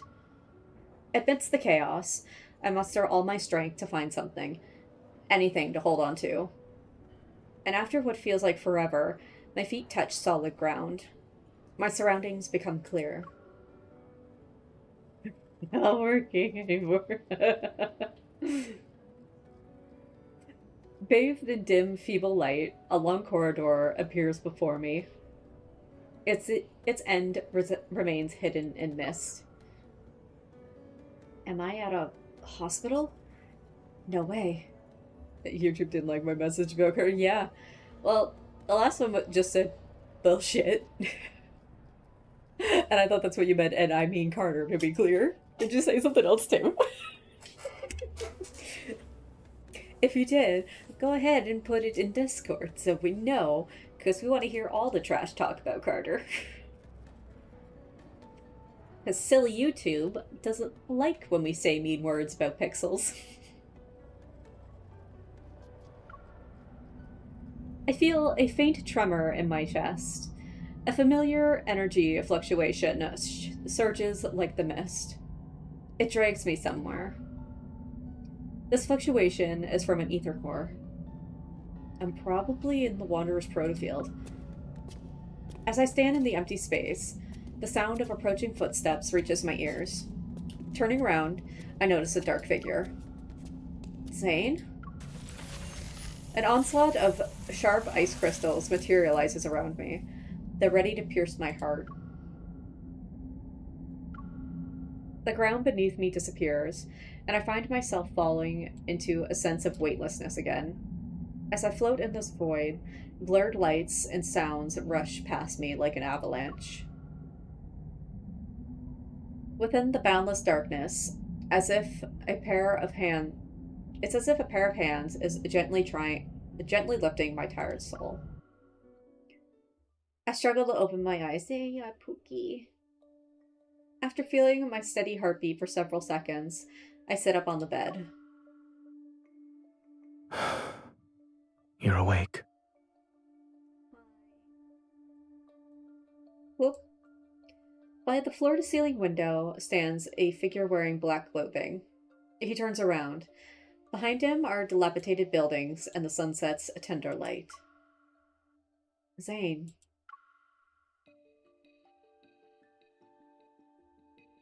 The figure takes another step, his appearance nearly overlapping with the dark figure I had seen before.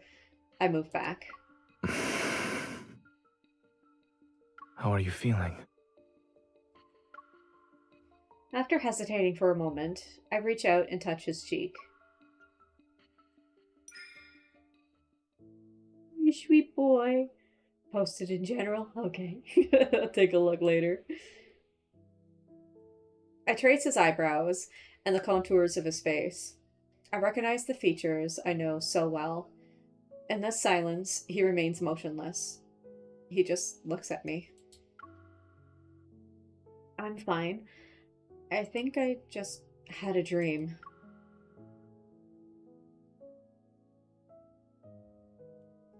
Perhaps it's the influence of the protofield that caused me to have those strange illusions. Shaking my head to clear my thoughts, I shift my focus to the room. You pinch his cheeks. The cracked grayish-white walls enclose a space where a sofa, a holographic screen, refrigerator, and various functional home appliances exist in close proximity. It looks like the home of someone who struggles with living a normal life. Do you remember what happened in the ward? The wanderer that suddenly appeared, the tremor in my heart, and Zayne running toward me. Memories gradually find their way back to my mind. Are we still in the Wanderer's protofield? Yes. Following Zayne's gaze, I get up from the bed and join him in looking out the window. As the final remnants of twilight vanish, the city stands before us under the light blue sky. Its desolation is evident. This place is a rusted skeleton of its former self.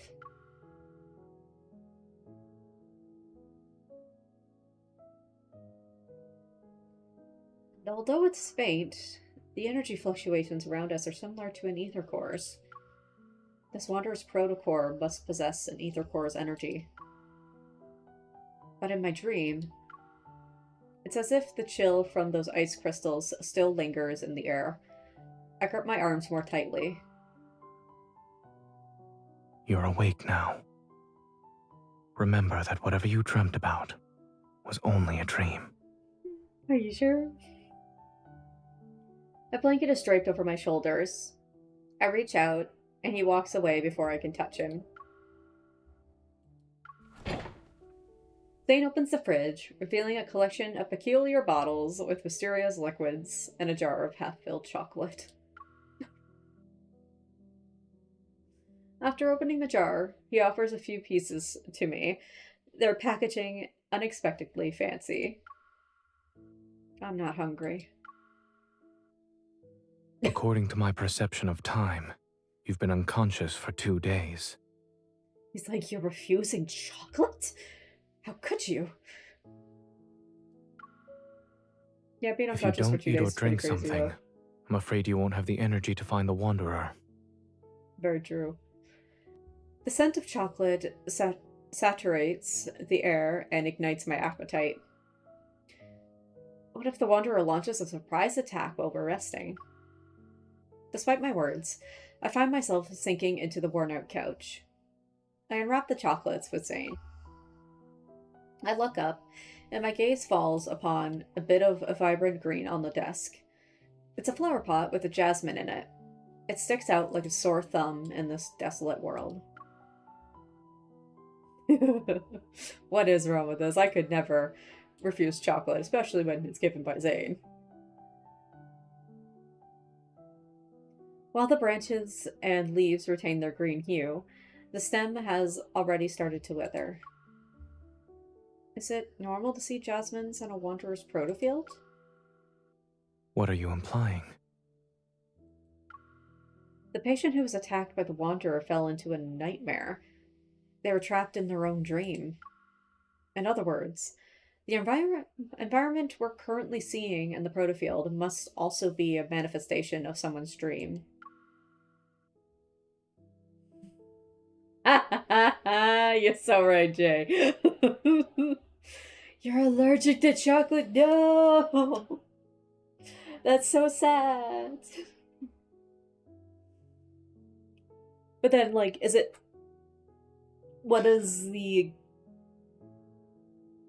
Oh, pardon me. Is it a specific ingredient that you're just allergic to, Nana?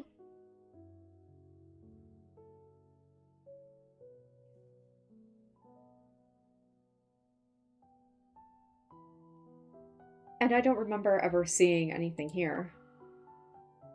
So this is your dream.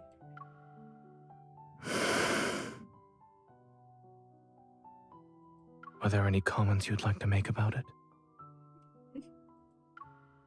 Even in a world as broken as this, chocolate still exists.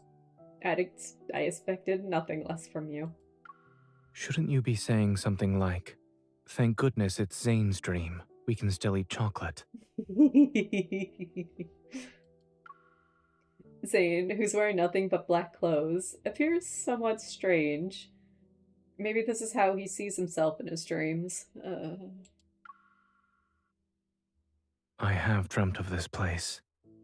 Mhm. However, the jasmine hasn't wilted yet, and the world itself isn't in such a dilapidated state.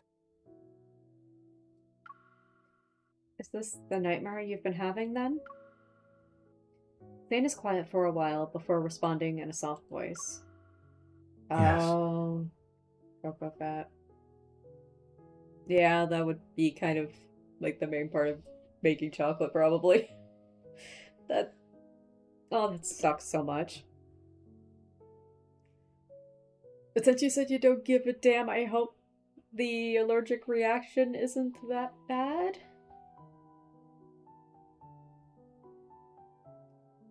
Don't be scared. Dreams are the opposite of reality.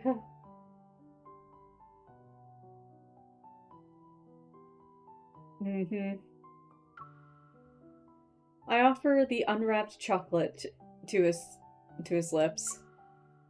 Try it. Who knows? Maybe the chocolate in your nightmares doesn't even taste like chocolate. He lowers his head and eats the chocolate. It's carrot flavored.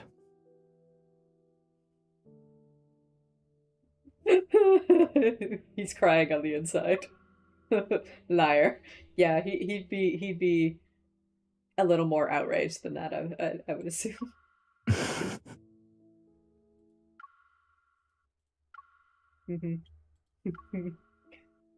Getting less bad with time. Can't stop having it, especially. You can't refuse the hot chocolate. Well, this, yes. If only.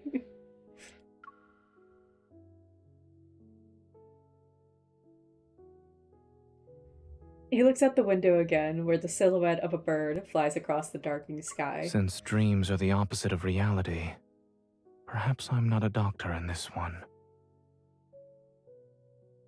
Why? You don't like...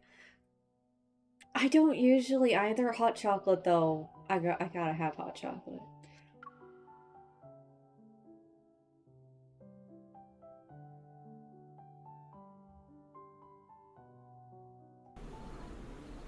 Actually, I need to get more hot chocolate. I don't care if it's close to summer.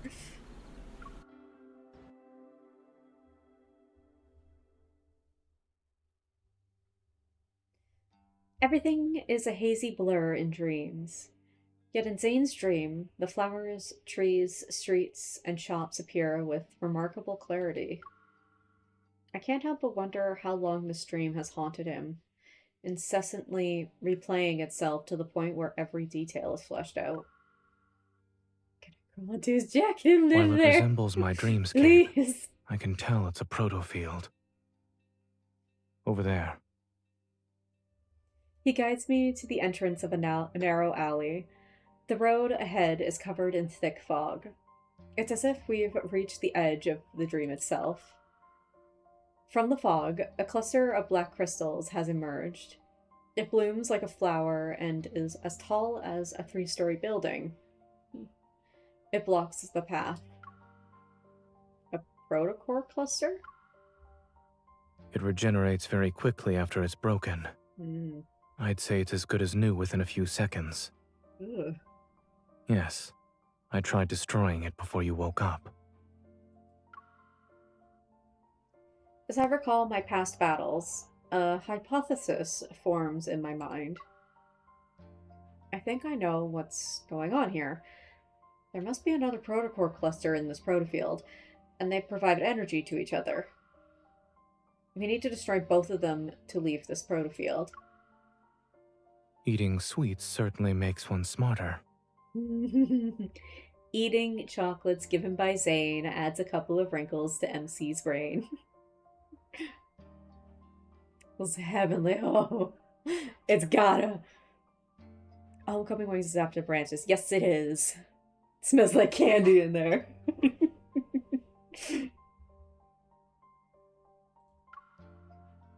Thank you for the compliment. I gesture toward him. Though, I'm only slightly smarter than you. Chuckling, Zayne pulls down my hand. Since this is your dream, do you think you know where the other protocore cluster is? When you're in a proto-field, using evol in a scientific matter is more effective than dreaming. Candied man.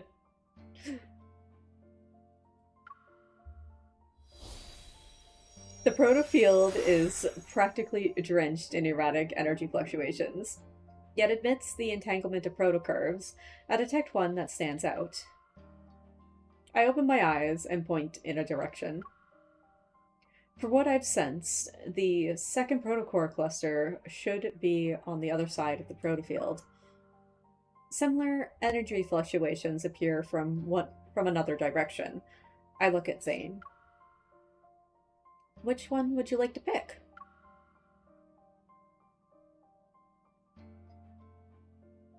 Zayne looks into the distance. I don't know if I imagined it or not, but some sort of emotion stirred in his eyes. The one that's farthest away. Zayne. The far end of the city is cloaked in black mist, resembling the gaping maw of a beast hidden in the shadows. Nope, I want that one. I understand this is your dream, so you know where the dangers are. But are you going to face them alone again? This is my dream. I can get to my destination faster than you. That's fair. For your dream isn't exactly being nice to you right now. Maybe the more you try to use it, the more it'll use you instead. Let me go instead. You.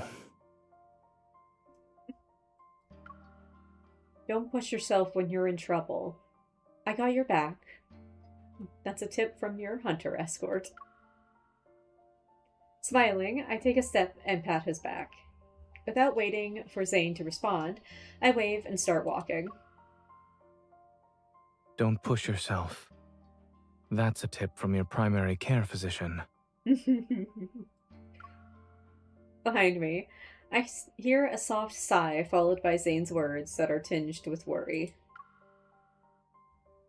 Turning around, I catch a glimpse of him standing in the shadows.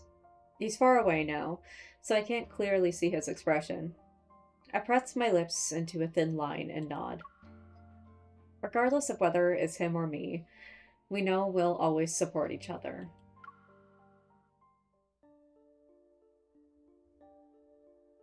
As the girl walks away, her figure disappearing from the fork in the road, Zayne turns his gaze toward the alley's depths. With the thick fog, a broken streetlight flickers intermittently.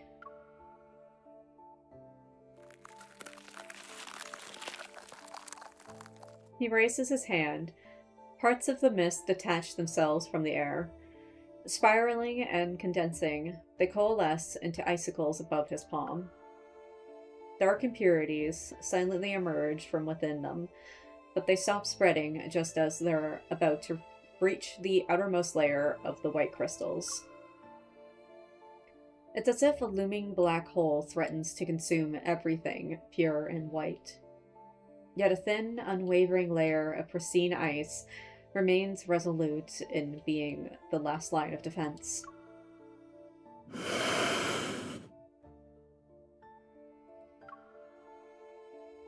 Shadows stretch, and in boundless fog ahead, the protocore cluster awaits his arrival like a slumbering wanderer. Within the mist, a cold wind materializes as aggressive figures sluggishly stir.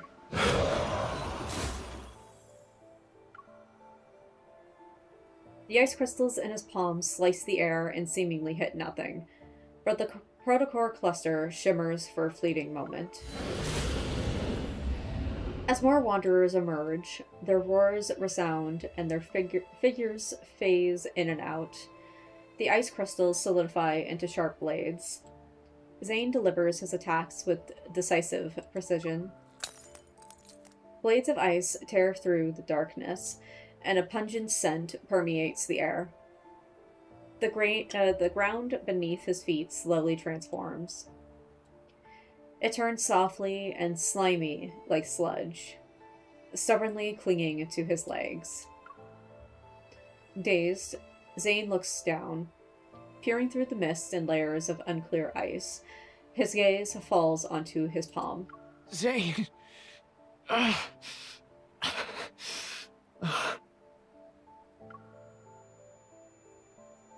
bloody hue taints his hand, and an eerie shadow is cast over his senses.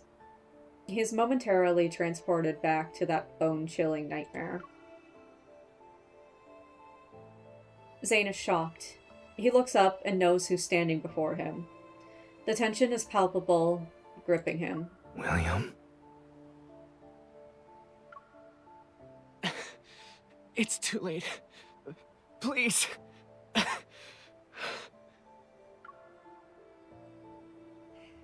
In the howling, icy wind, Zayne hears his heavy breathing.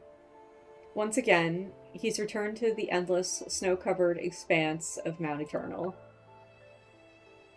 Bloody tears stream down from William's empty eye sockets. Then an array of faces emerge from the cluster's projection. Aren't you going to celebrate my birthday with me? Why did you kill me?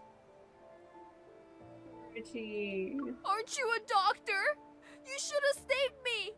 Why didn't you save me and my child? Zayne, please. Kill me.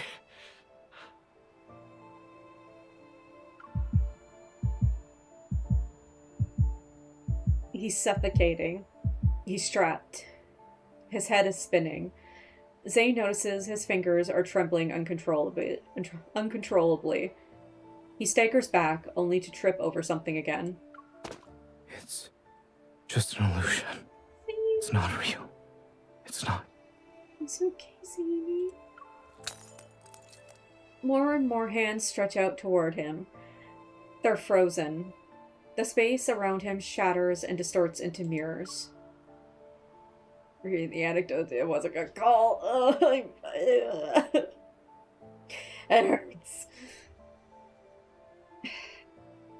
They reflect his bloodshot eyes. They reflect his hands are clenched so tightly that veins bulge. A black icicle suddenly pierces through the mirrors and shatters part of the protocore cluster. The protocore cluster doesn't regenerate. It resembles a cliff teetering on the edge, ready to collapse in on itself. She made it. I did. As the mirror shards dissolve into black mist, the cold light intensifies and casts an ethereal glow. Determined, Zayne thrusts the ice blade toward the human figure. Oh. Zayne! The ice blade stops as Zayne's pupils contract. It's her. But she can't possibly be here. They're your patients. How could you? Am I... next? You'll kill me, right? No, you're not Zayne. Who are you? Going to the gym now. Okay, no problem, Nana. Have a good night. Thanks for coming by.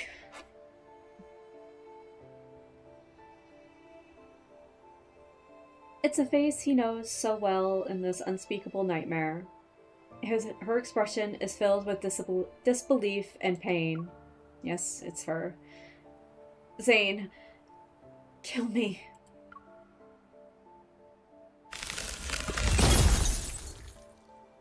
Black ice flowers bloom from her chest, their petals unfurling. She's as light as a piece of paper, separated from life's weight. Yet she falls almost with a thud in his stiff embrace. Why is this reminding me of GOA right now? Buzzing engulfs Zayne's ears as he's once again pulled into the depths of a never-ending nightmare. While he knows it's an illusion, he can't break free. At that moment, the cracked protocore cluster pulsates with a blood-red light. The air trembles around it.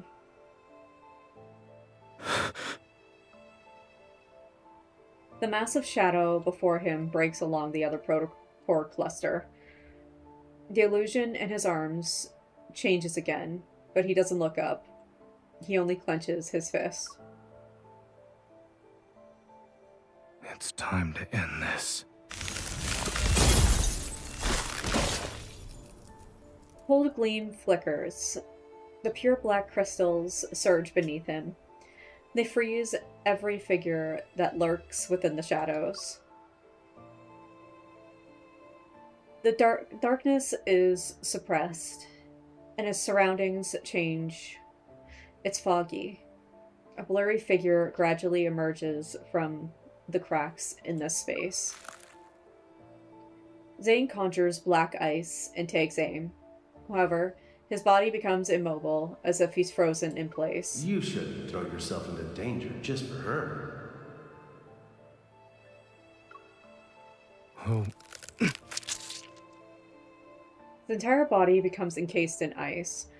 Black crystals pierce his chest and spread to his fingers. The intense pain I'm wondering, what the hell did I hear?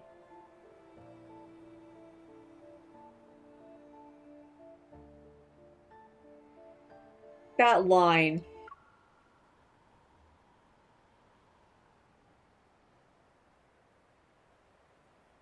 You shouldn't throw yourself into danger just for her.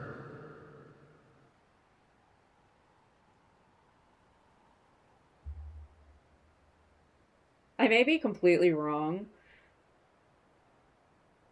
But this is not supposed to be like Astra's voice or something. Because I have heard this voice before.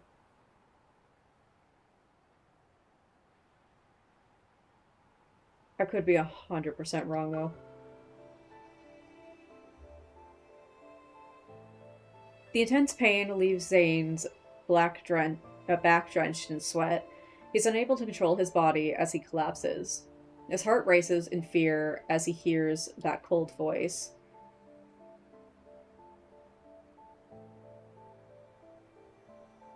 Astra are my #1 enemy. Maybe I have to do Death and Rebirth to see if see if that voice matches. Seek your destiny. Only then can you be redeemed. Okay, that's the line I've heard. It's right after that. Okay, I forgot where this one was. So this is the line I've heard before. I'm like,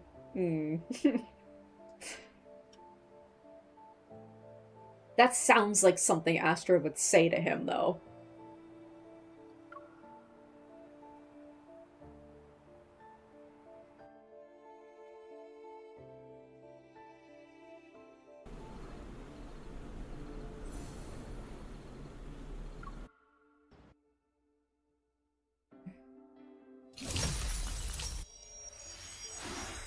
Oh my god, I have to go back to GOA. Because there's one moment I'm thinking of, and I need to know if the voice on this individual person matches up. Supposed to be Astra. Throw us up. It could. Yeah, I'm not 100% sure. As the protocore clusters shatter, a distant tremor ripples through the air. The space around me transforms into mist, and moonlight shines down. Then, the fog dissipates. I can feel the ground beneath my feet. I cautiously assess my surroundings and see that I'm in a garden at the back of the hospital. Something's not right. Yeah, need to compare voices. This is Lincoln's Axo Hospital, but which should be in Chansa. My heartbeat quickens, and a sense of foreboding washes over me. Holding my gun, I push open the door that leads to the hospital. Behind the door, a white mist emerges.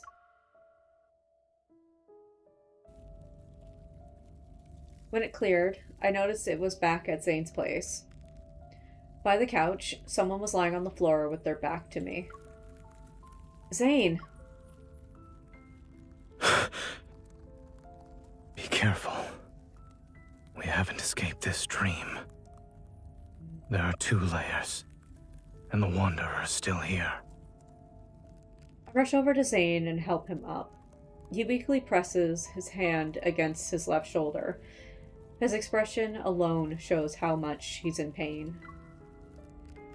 The ice. Zayne clenches his left hand and moves away from my hand. The ice. It's dangerous. Don't touch. No. Kendall.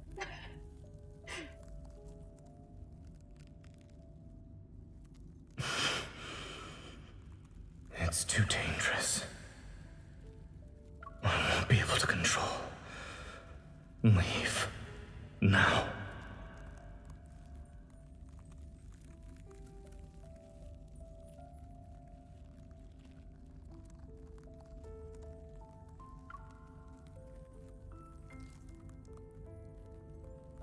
A sudden voice in my head gives me pause. Despite the warning, I leaned in to inspect Zayne's injury, feeling my heart sink with each passing moment. There are no visible external injuries on his body, yet the blackened ice spreads across his wrist and neck. It doesn't seem like it'll disappear anytime soon. I don't think you're just losing control of your evil. Let me see if I can help. Baby. Don't worry. I'm fine.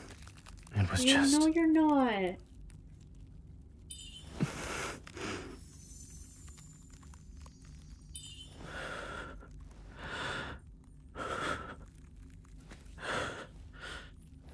waste your time on me. We can still go after her.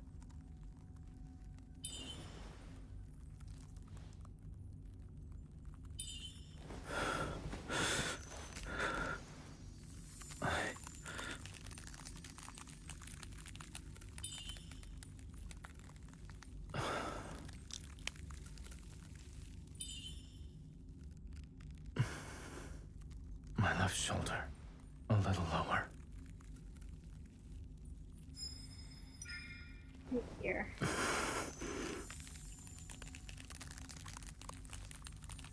I'm sad that MC doesn't get to voice these lines.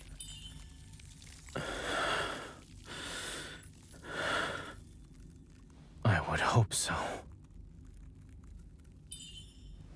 I know how this nightmare ends. Wanderers aren't the only threat here. When push comes to shove, leaving me behind might be for the best. Never. Shush.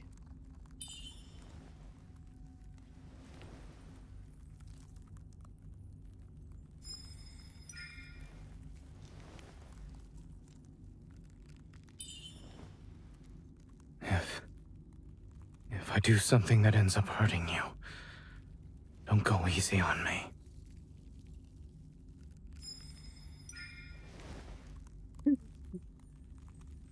That's right, MC. You wish. Do whatever I say. Or you're not allowed to talk like that anymore.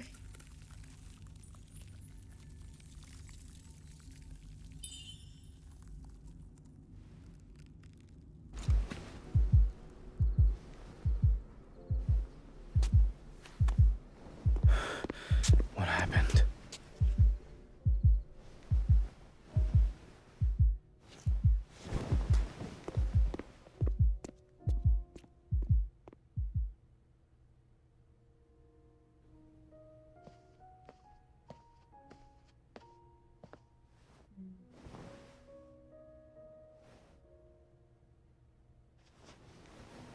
Letting you step into this nightmare, perhaps was another mistake.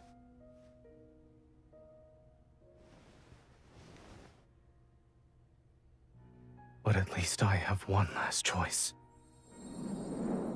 Carry me to the casket, no! Don't see MC frozen again, please.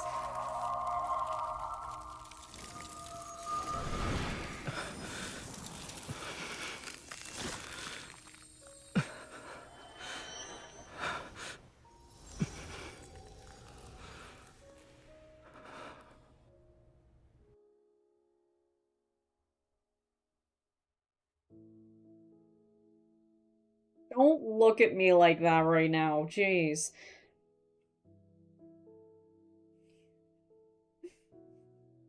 They are very elegant. You got such pretty hands and pretty fingers.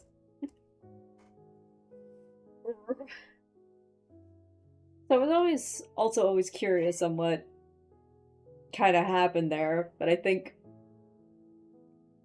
obviously MC absorbed that ice from him, and she obviously can't bear it, so he had to take it back. I'm assuming maybe it's his curse.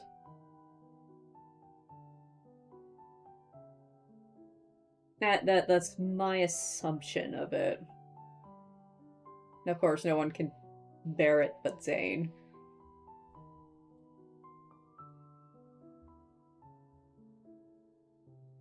As I gather my thoughts, the weary face before me momentarily merges with a blurry image of Zayne in my fragmented memories, but they immediately separate.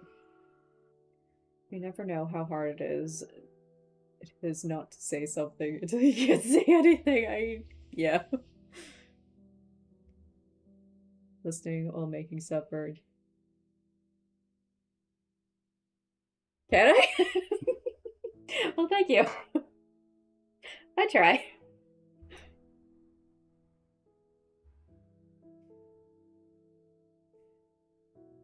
Wait, when I was pulled into the protofield, I was attacked by that wanderer and lost consciousness. The wound should be on my body. but it's gone. I give Zayne an inquisitive look. I want an answer, but he averts my gaze again, or my gaze instead. Zayne, what did you do while I was unconscious? What'd you do, Zany? Oh, you can't just leave me with the cliffhanger here. Come on now.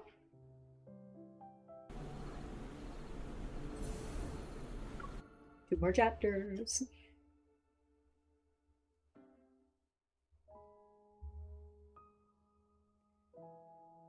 There's a little bit of that. Zayne, what did you do while I was unconscious? Is this why you're losing control of your evil?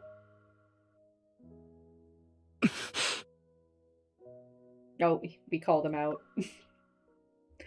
His silence confirms my suspicions. I lower my head, and my hands that rest on his tighten. Before the worry and guilt in my heart coalesce into coherent words, they disappear because of Zayne's presence. Yeah, he tends to have that effect of just removing a coherent thought and way to form words. Yeah, he does that. He lowers his head, and his chin rests on the top of my head. You're my hunter escort, correct? Protecting you was protecting myself. And after subjecting you to a distressing dream, ensuring you can leave safely is the least I should do.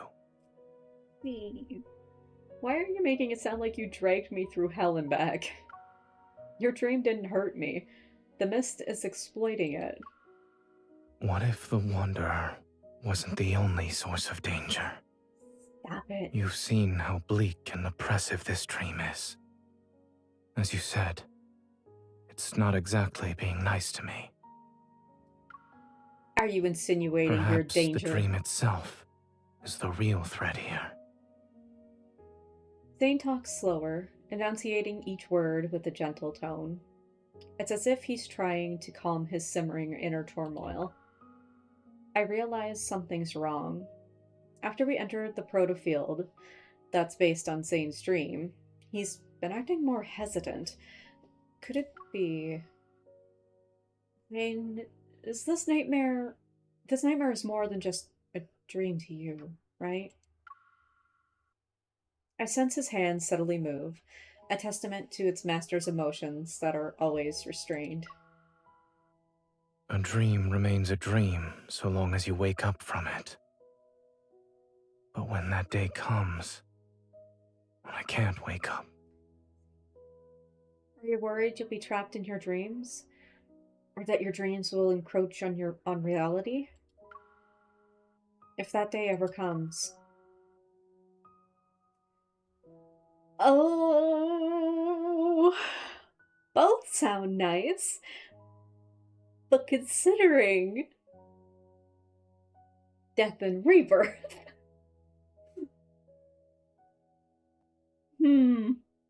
would telling him that we'll wait for him work, cause he fucking leaves our ass. Getting so many similar to death and rebirth that it can't be a coincidence.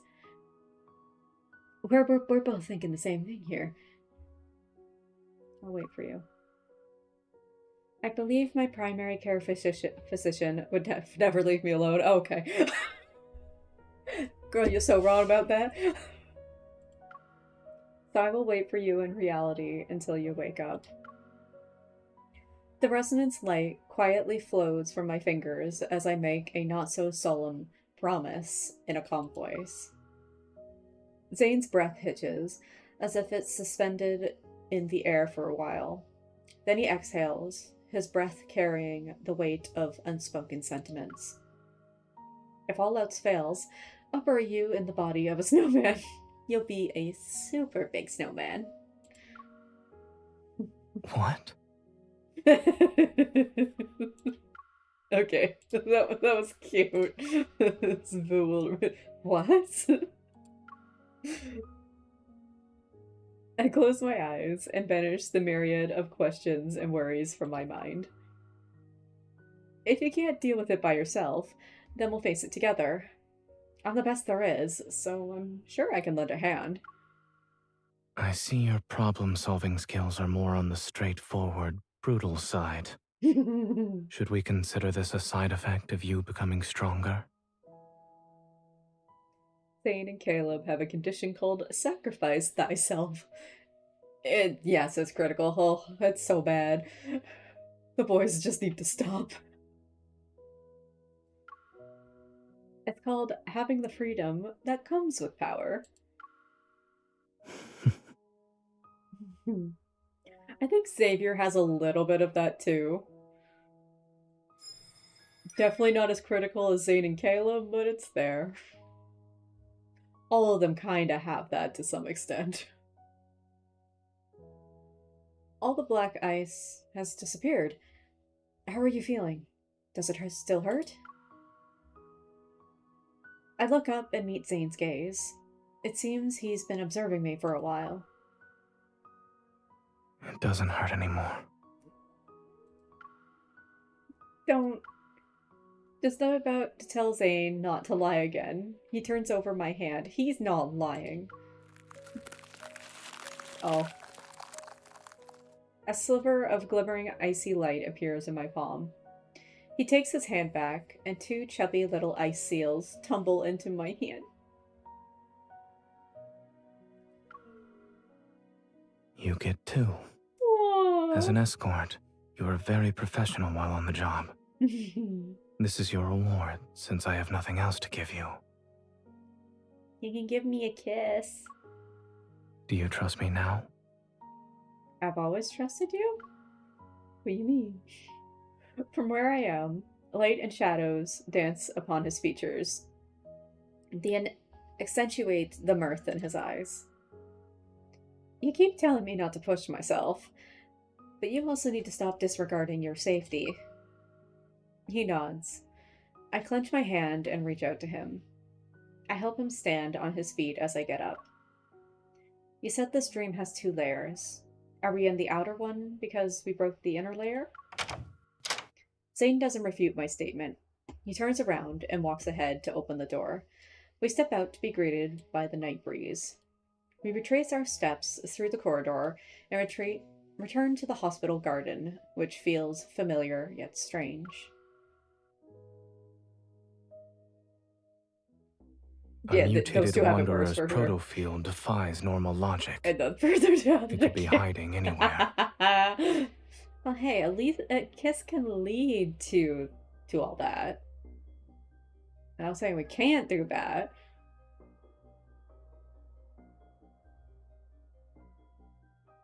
You know, if we could start with a smooch. I'm sorry, Zayne, I wasn't listening to you. Wanderer's protofield defies normal logic. Yeah.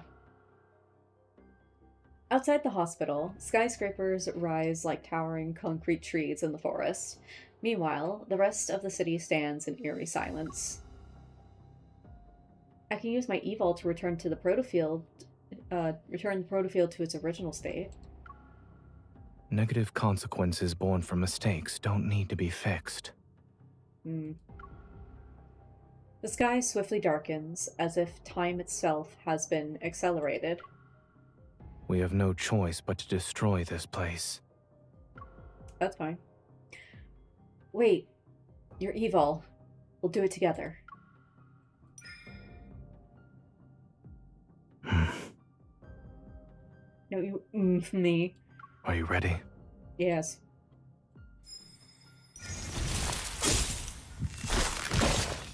Black snowflakes drift from our interlocked fingers. The night wind momentarily suspends before swirling into a frenzied flurry once more. Underneath underneath our feet, a vast expanse of ice crystals blossoms. The ground, the buildings, and even the particles floating in the air were all ensnared in the swift spread of chilling night, wrapped in its icy embrace. In an instant, the entire world froze into a black amber. A rift violently tears through the fabric of this space. The Wanderer can't hide anymore. It screeches and reveals its true form. There it is. Let's go. Zayne's coat flutters wildly in the wind. Amidst nightmarish darkness, an icy glimmer materializes in his hand. Let's end this before the breaking dawn arrives. Oh, I see what you did there. Ha ha, breaking dawn. Dawnbreaker.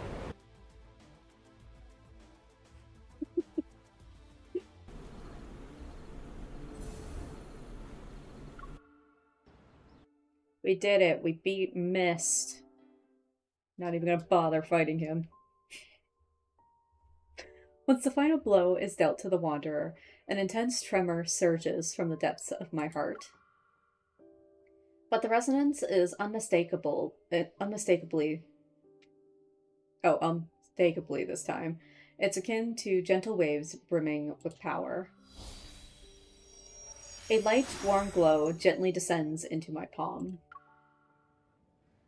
We got the Aether Core fragment. Is this Chansa Hospital? The breaking dawn's light streams in through the window. In the silent corridor, the air carries a faint scent of disinfectant. Have we returned? Zayne! I'm here. As my hand is tenderly squeezed, I turned my head. Zayne is next to me. Wait, I need to double check. Are we still in the protofield? Or are we in reality? Turn around first.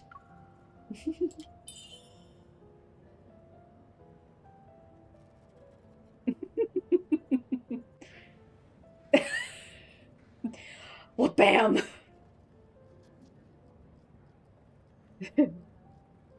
Play bongos for a minute. Okay, you can turn back now.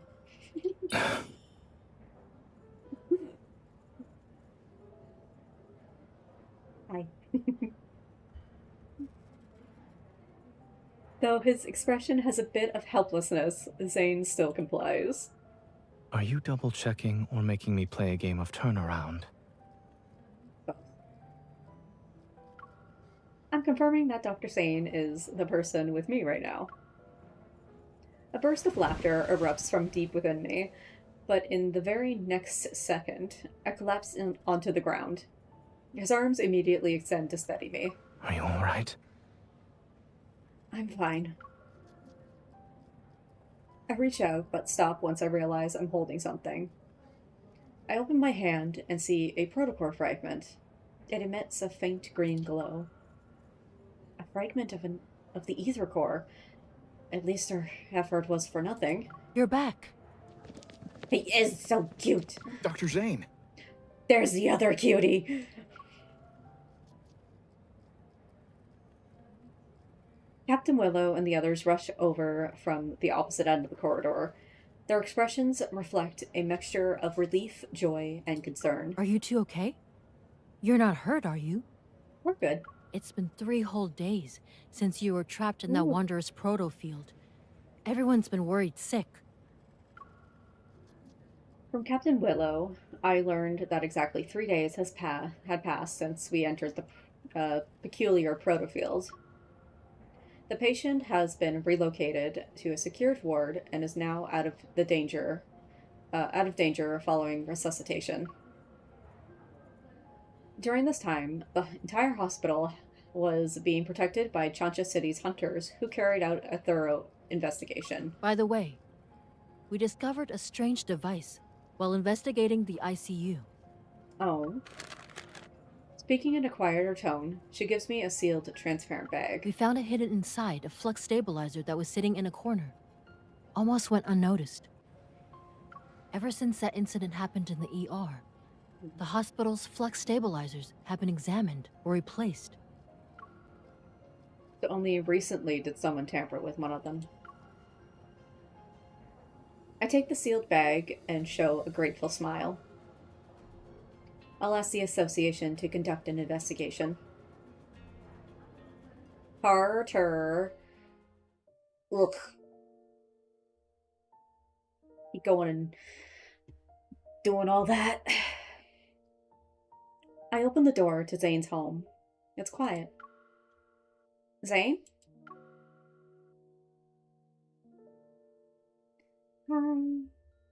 He's in default, but it's fine, because he's so handsome in it. I tiptoe into the living room. Zayne is peacefully sleeping on the couch. Why don't you go to bed, Zayne? The curtains gently flutter in the warm breeze. Light and shadow glide from his nose to his chin. Still kind of looking good. Oh. Is he sleeping or... I move closer and place my hand over his chest. Oh, he's just sleeping. He must be exhausted.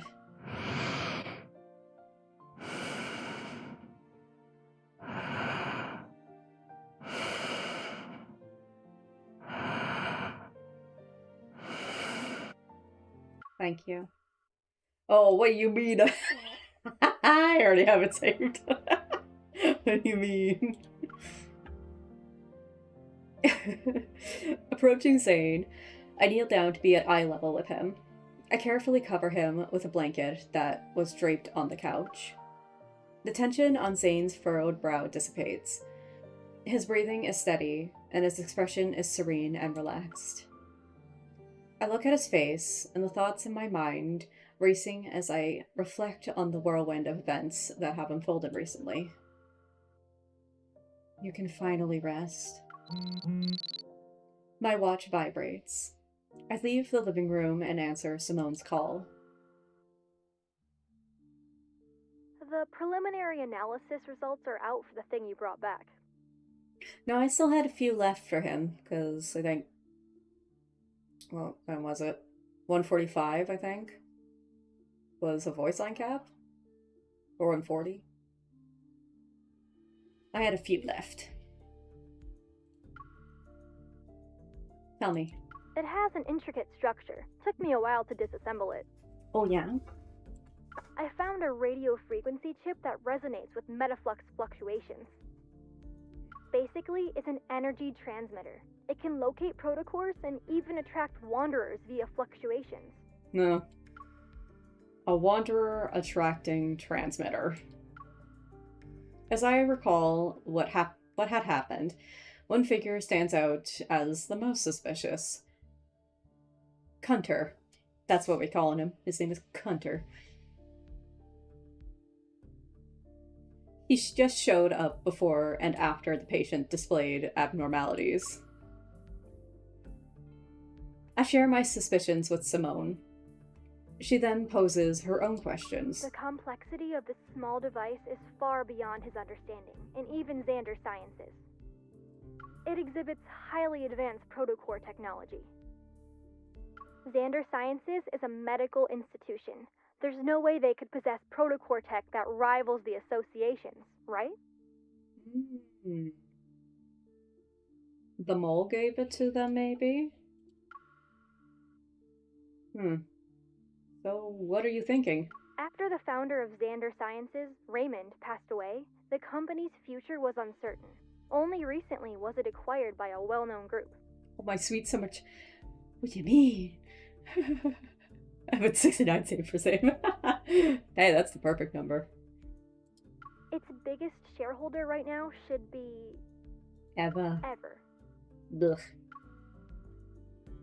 It's at that moment the fragmented pieces of information in my mind gradually lock into place and form a cohesive image. Carter mentioned the patient at Chancha Hospital has been undergoing long-term treatment at Xander Sciences. Raymond, the founder of Xander Sciences, was in a similar situation. If the peculiar crystals in the operating room and the monsters in the N109 zone could come from the same source, that means Ever is creating monsters.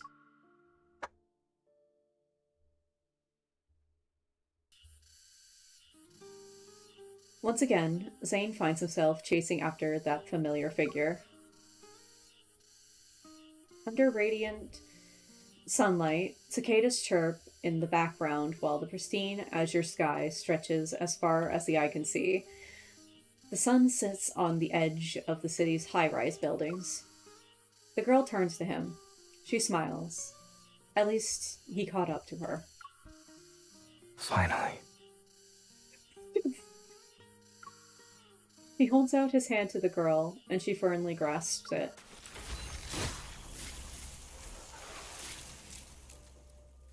Yet the two find themselves tumbling back into the seemingly endless, empty corridor.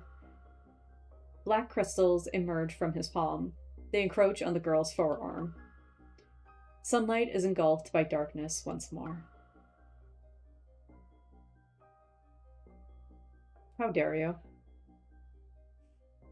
Why would you end it that way? How dare you? What the hell, man? That's so mean.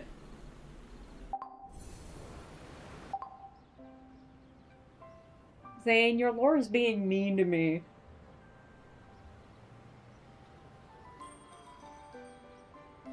I didn't expect that only going through Zayne's portion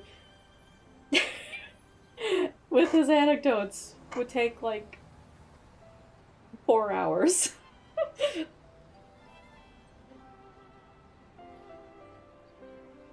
Oh my goodness. When you're tired, look up at the sky. I have utter disdain for my #1 enemy. He's just a pest. Oh no. I'm not ready for whoever that is then. Okay, to feel better, should I use perfume now? I should use perfume now, shouldn't I?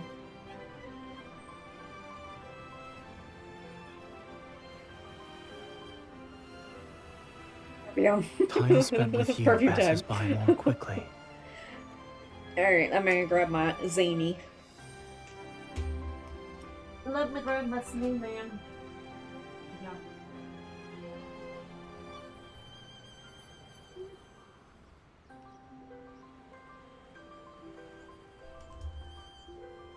Okay. Too bad Violet isn't here. She's gonna be missing out.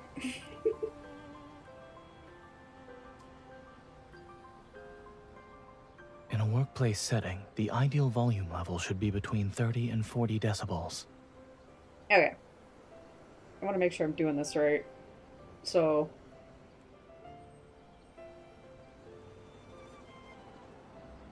you gotta be very careful when pulling the cow. There we go. What do you do with it then? Oh, I can already smell it. It smells nice.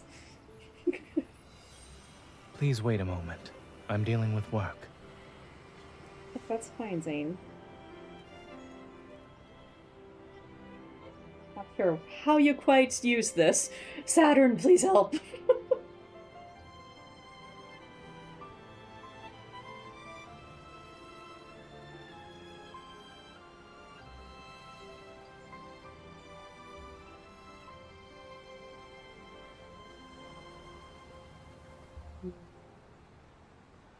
Please wait a moment.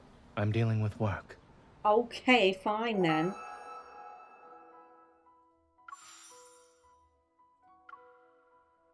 Goodness, he doesn't want me around anymore. Rude.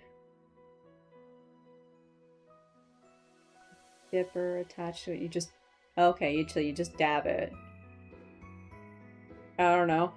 Does that look kind of correct? You can't really see it. Just like that.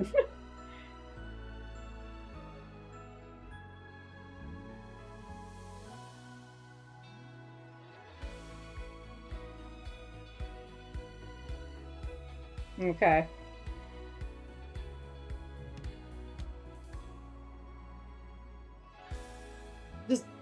Just take this out and kind of...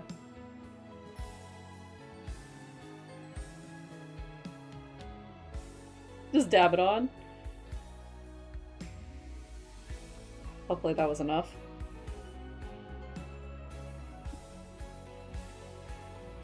Oh my god. Yeah. My god, it smells good. What the fuck?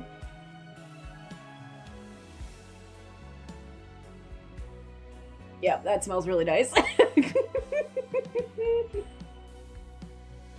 I need to put it on his face instead of on his tummy.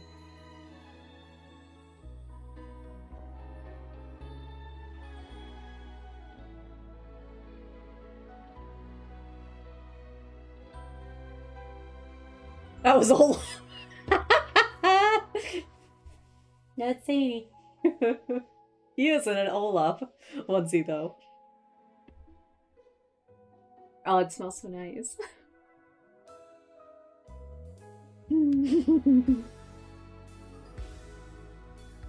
No, this was definitely very, very nice to get.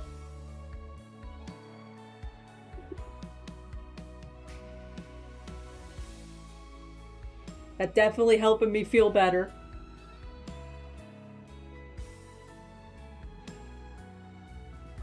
Now I want to go to bed. Are you done with work, Zayne?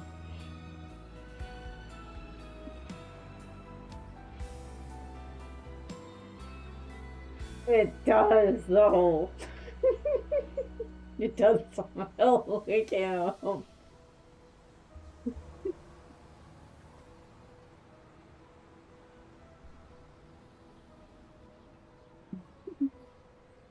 It is. It's little snowman Zayne. When you're tired, look up at the sky. I am tired. I wanna hug Zayne. Okay.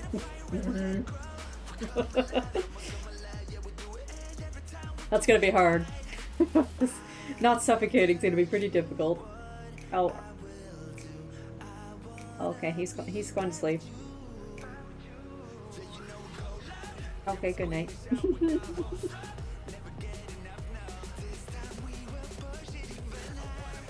Oh, that smells so nice. Well, I'm glad Violet gave that to me so I could gave that link so I could get that. Oh, and I think it's dinner time now. I'm getting a bit hungry. Please wait a moment. I'm dealing with work. Okay, fine. He's still dealing with work. He is adorable when he's snapping. Oh, we're getting all the idol themes.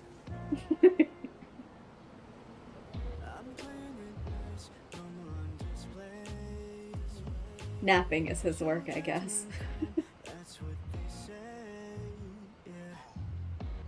Alright, I think I'm gonna head out for the night. I don't know if killing time like this bores you. No. No, it doesn't. Not really.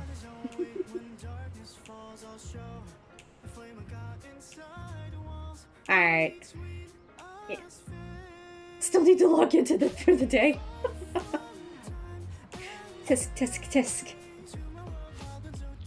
You going neglecting your boys, Jay.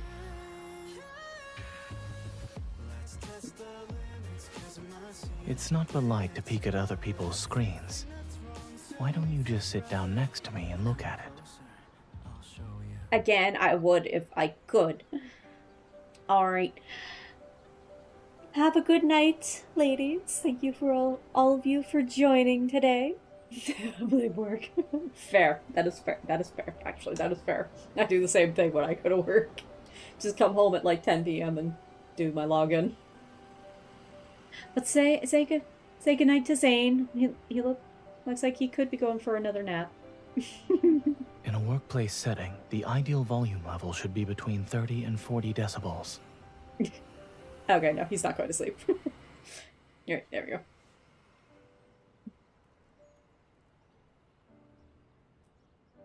That is not where we are in chat. Alright, have a good night, everybody. I'm hoping... we'll see what... Yeah, we're going to... Next time, we're going to continue and do Raps and Saviors. Thankfully, we won't have to do multiple... I don't know anecdotes. If time like this bores you. And I'm likely not going to be doing any... I'm not going to be doing any polls either, so... We just hop right into main story. I do like the clone so much. You enjoy it too with your zany as well, Saturn. And I'll see you all later. Bye-bye.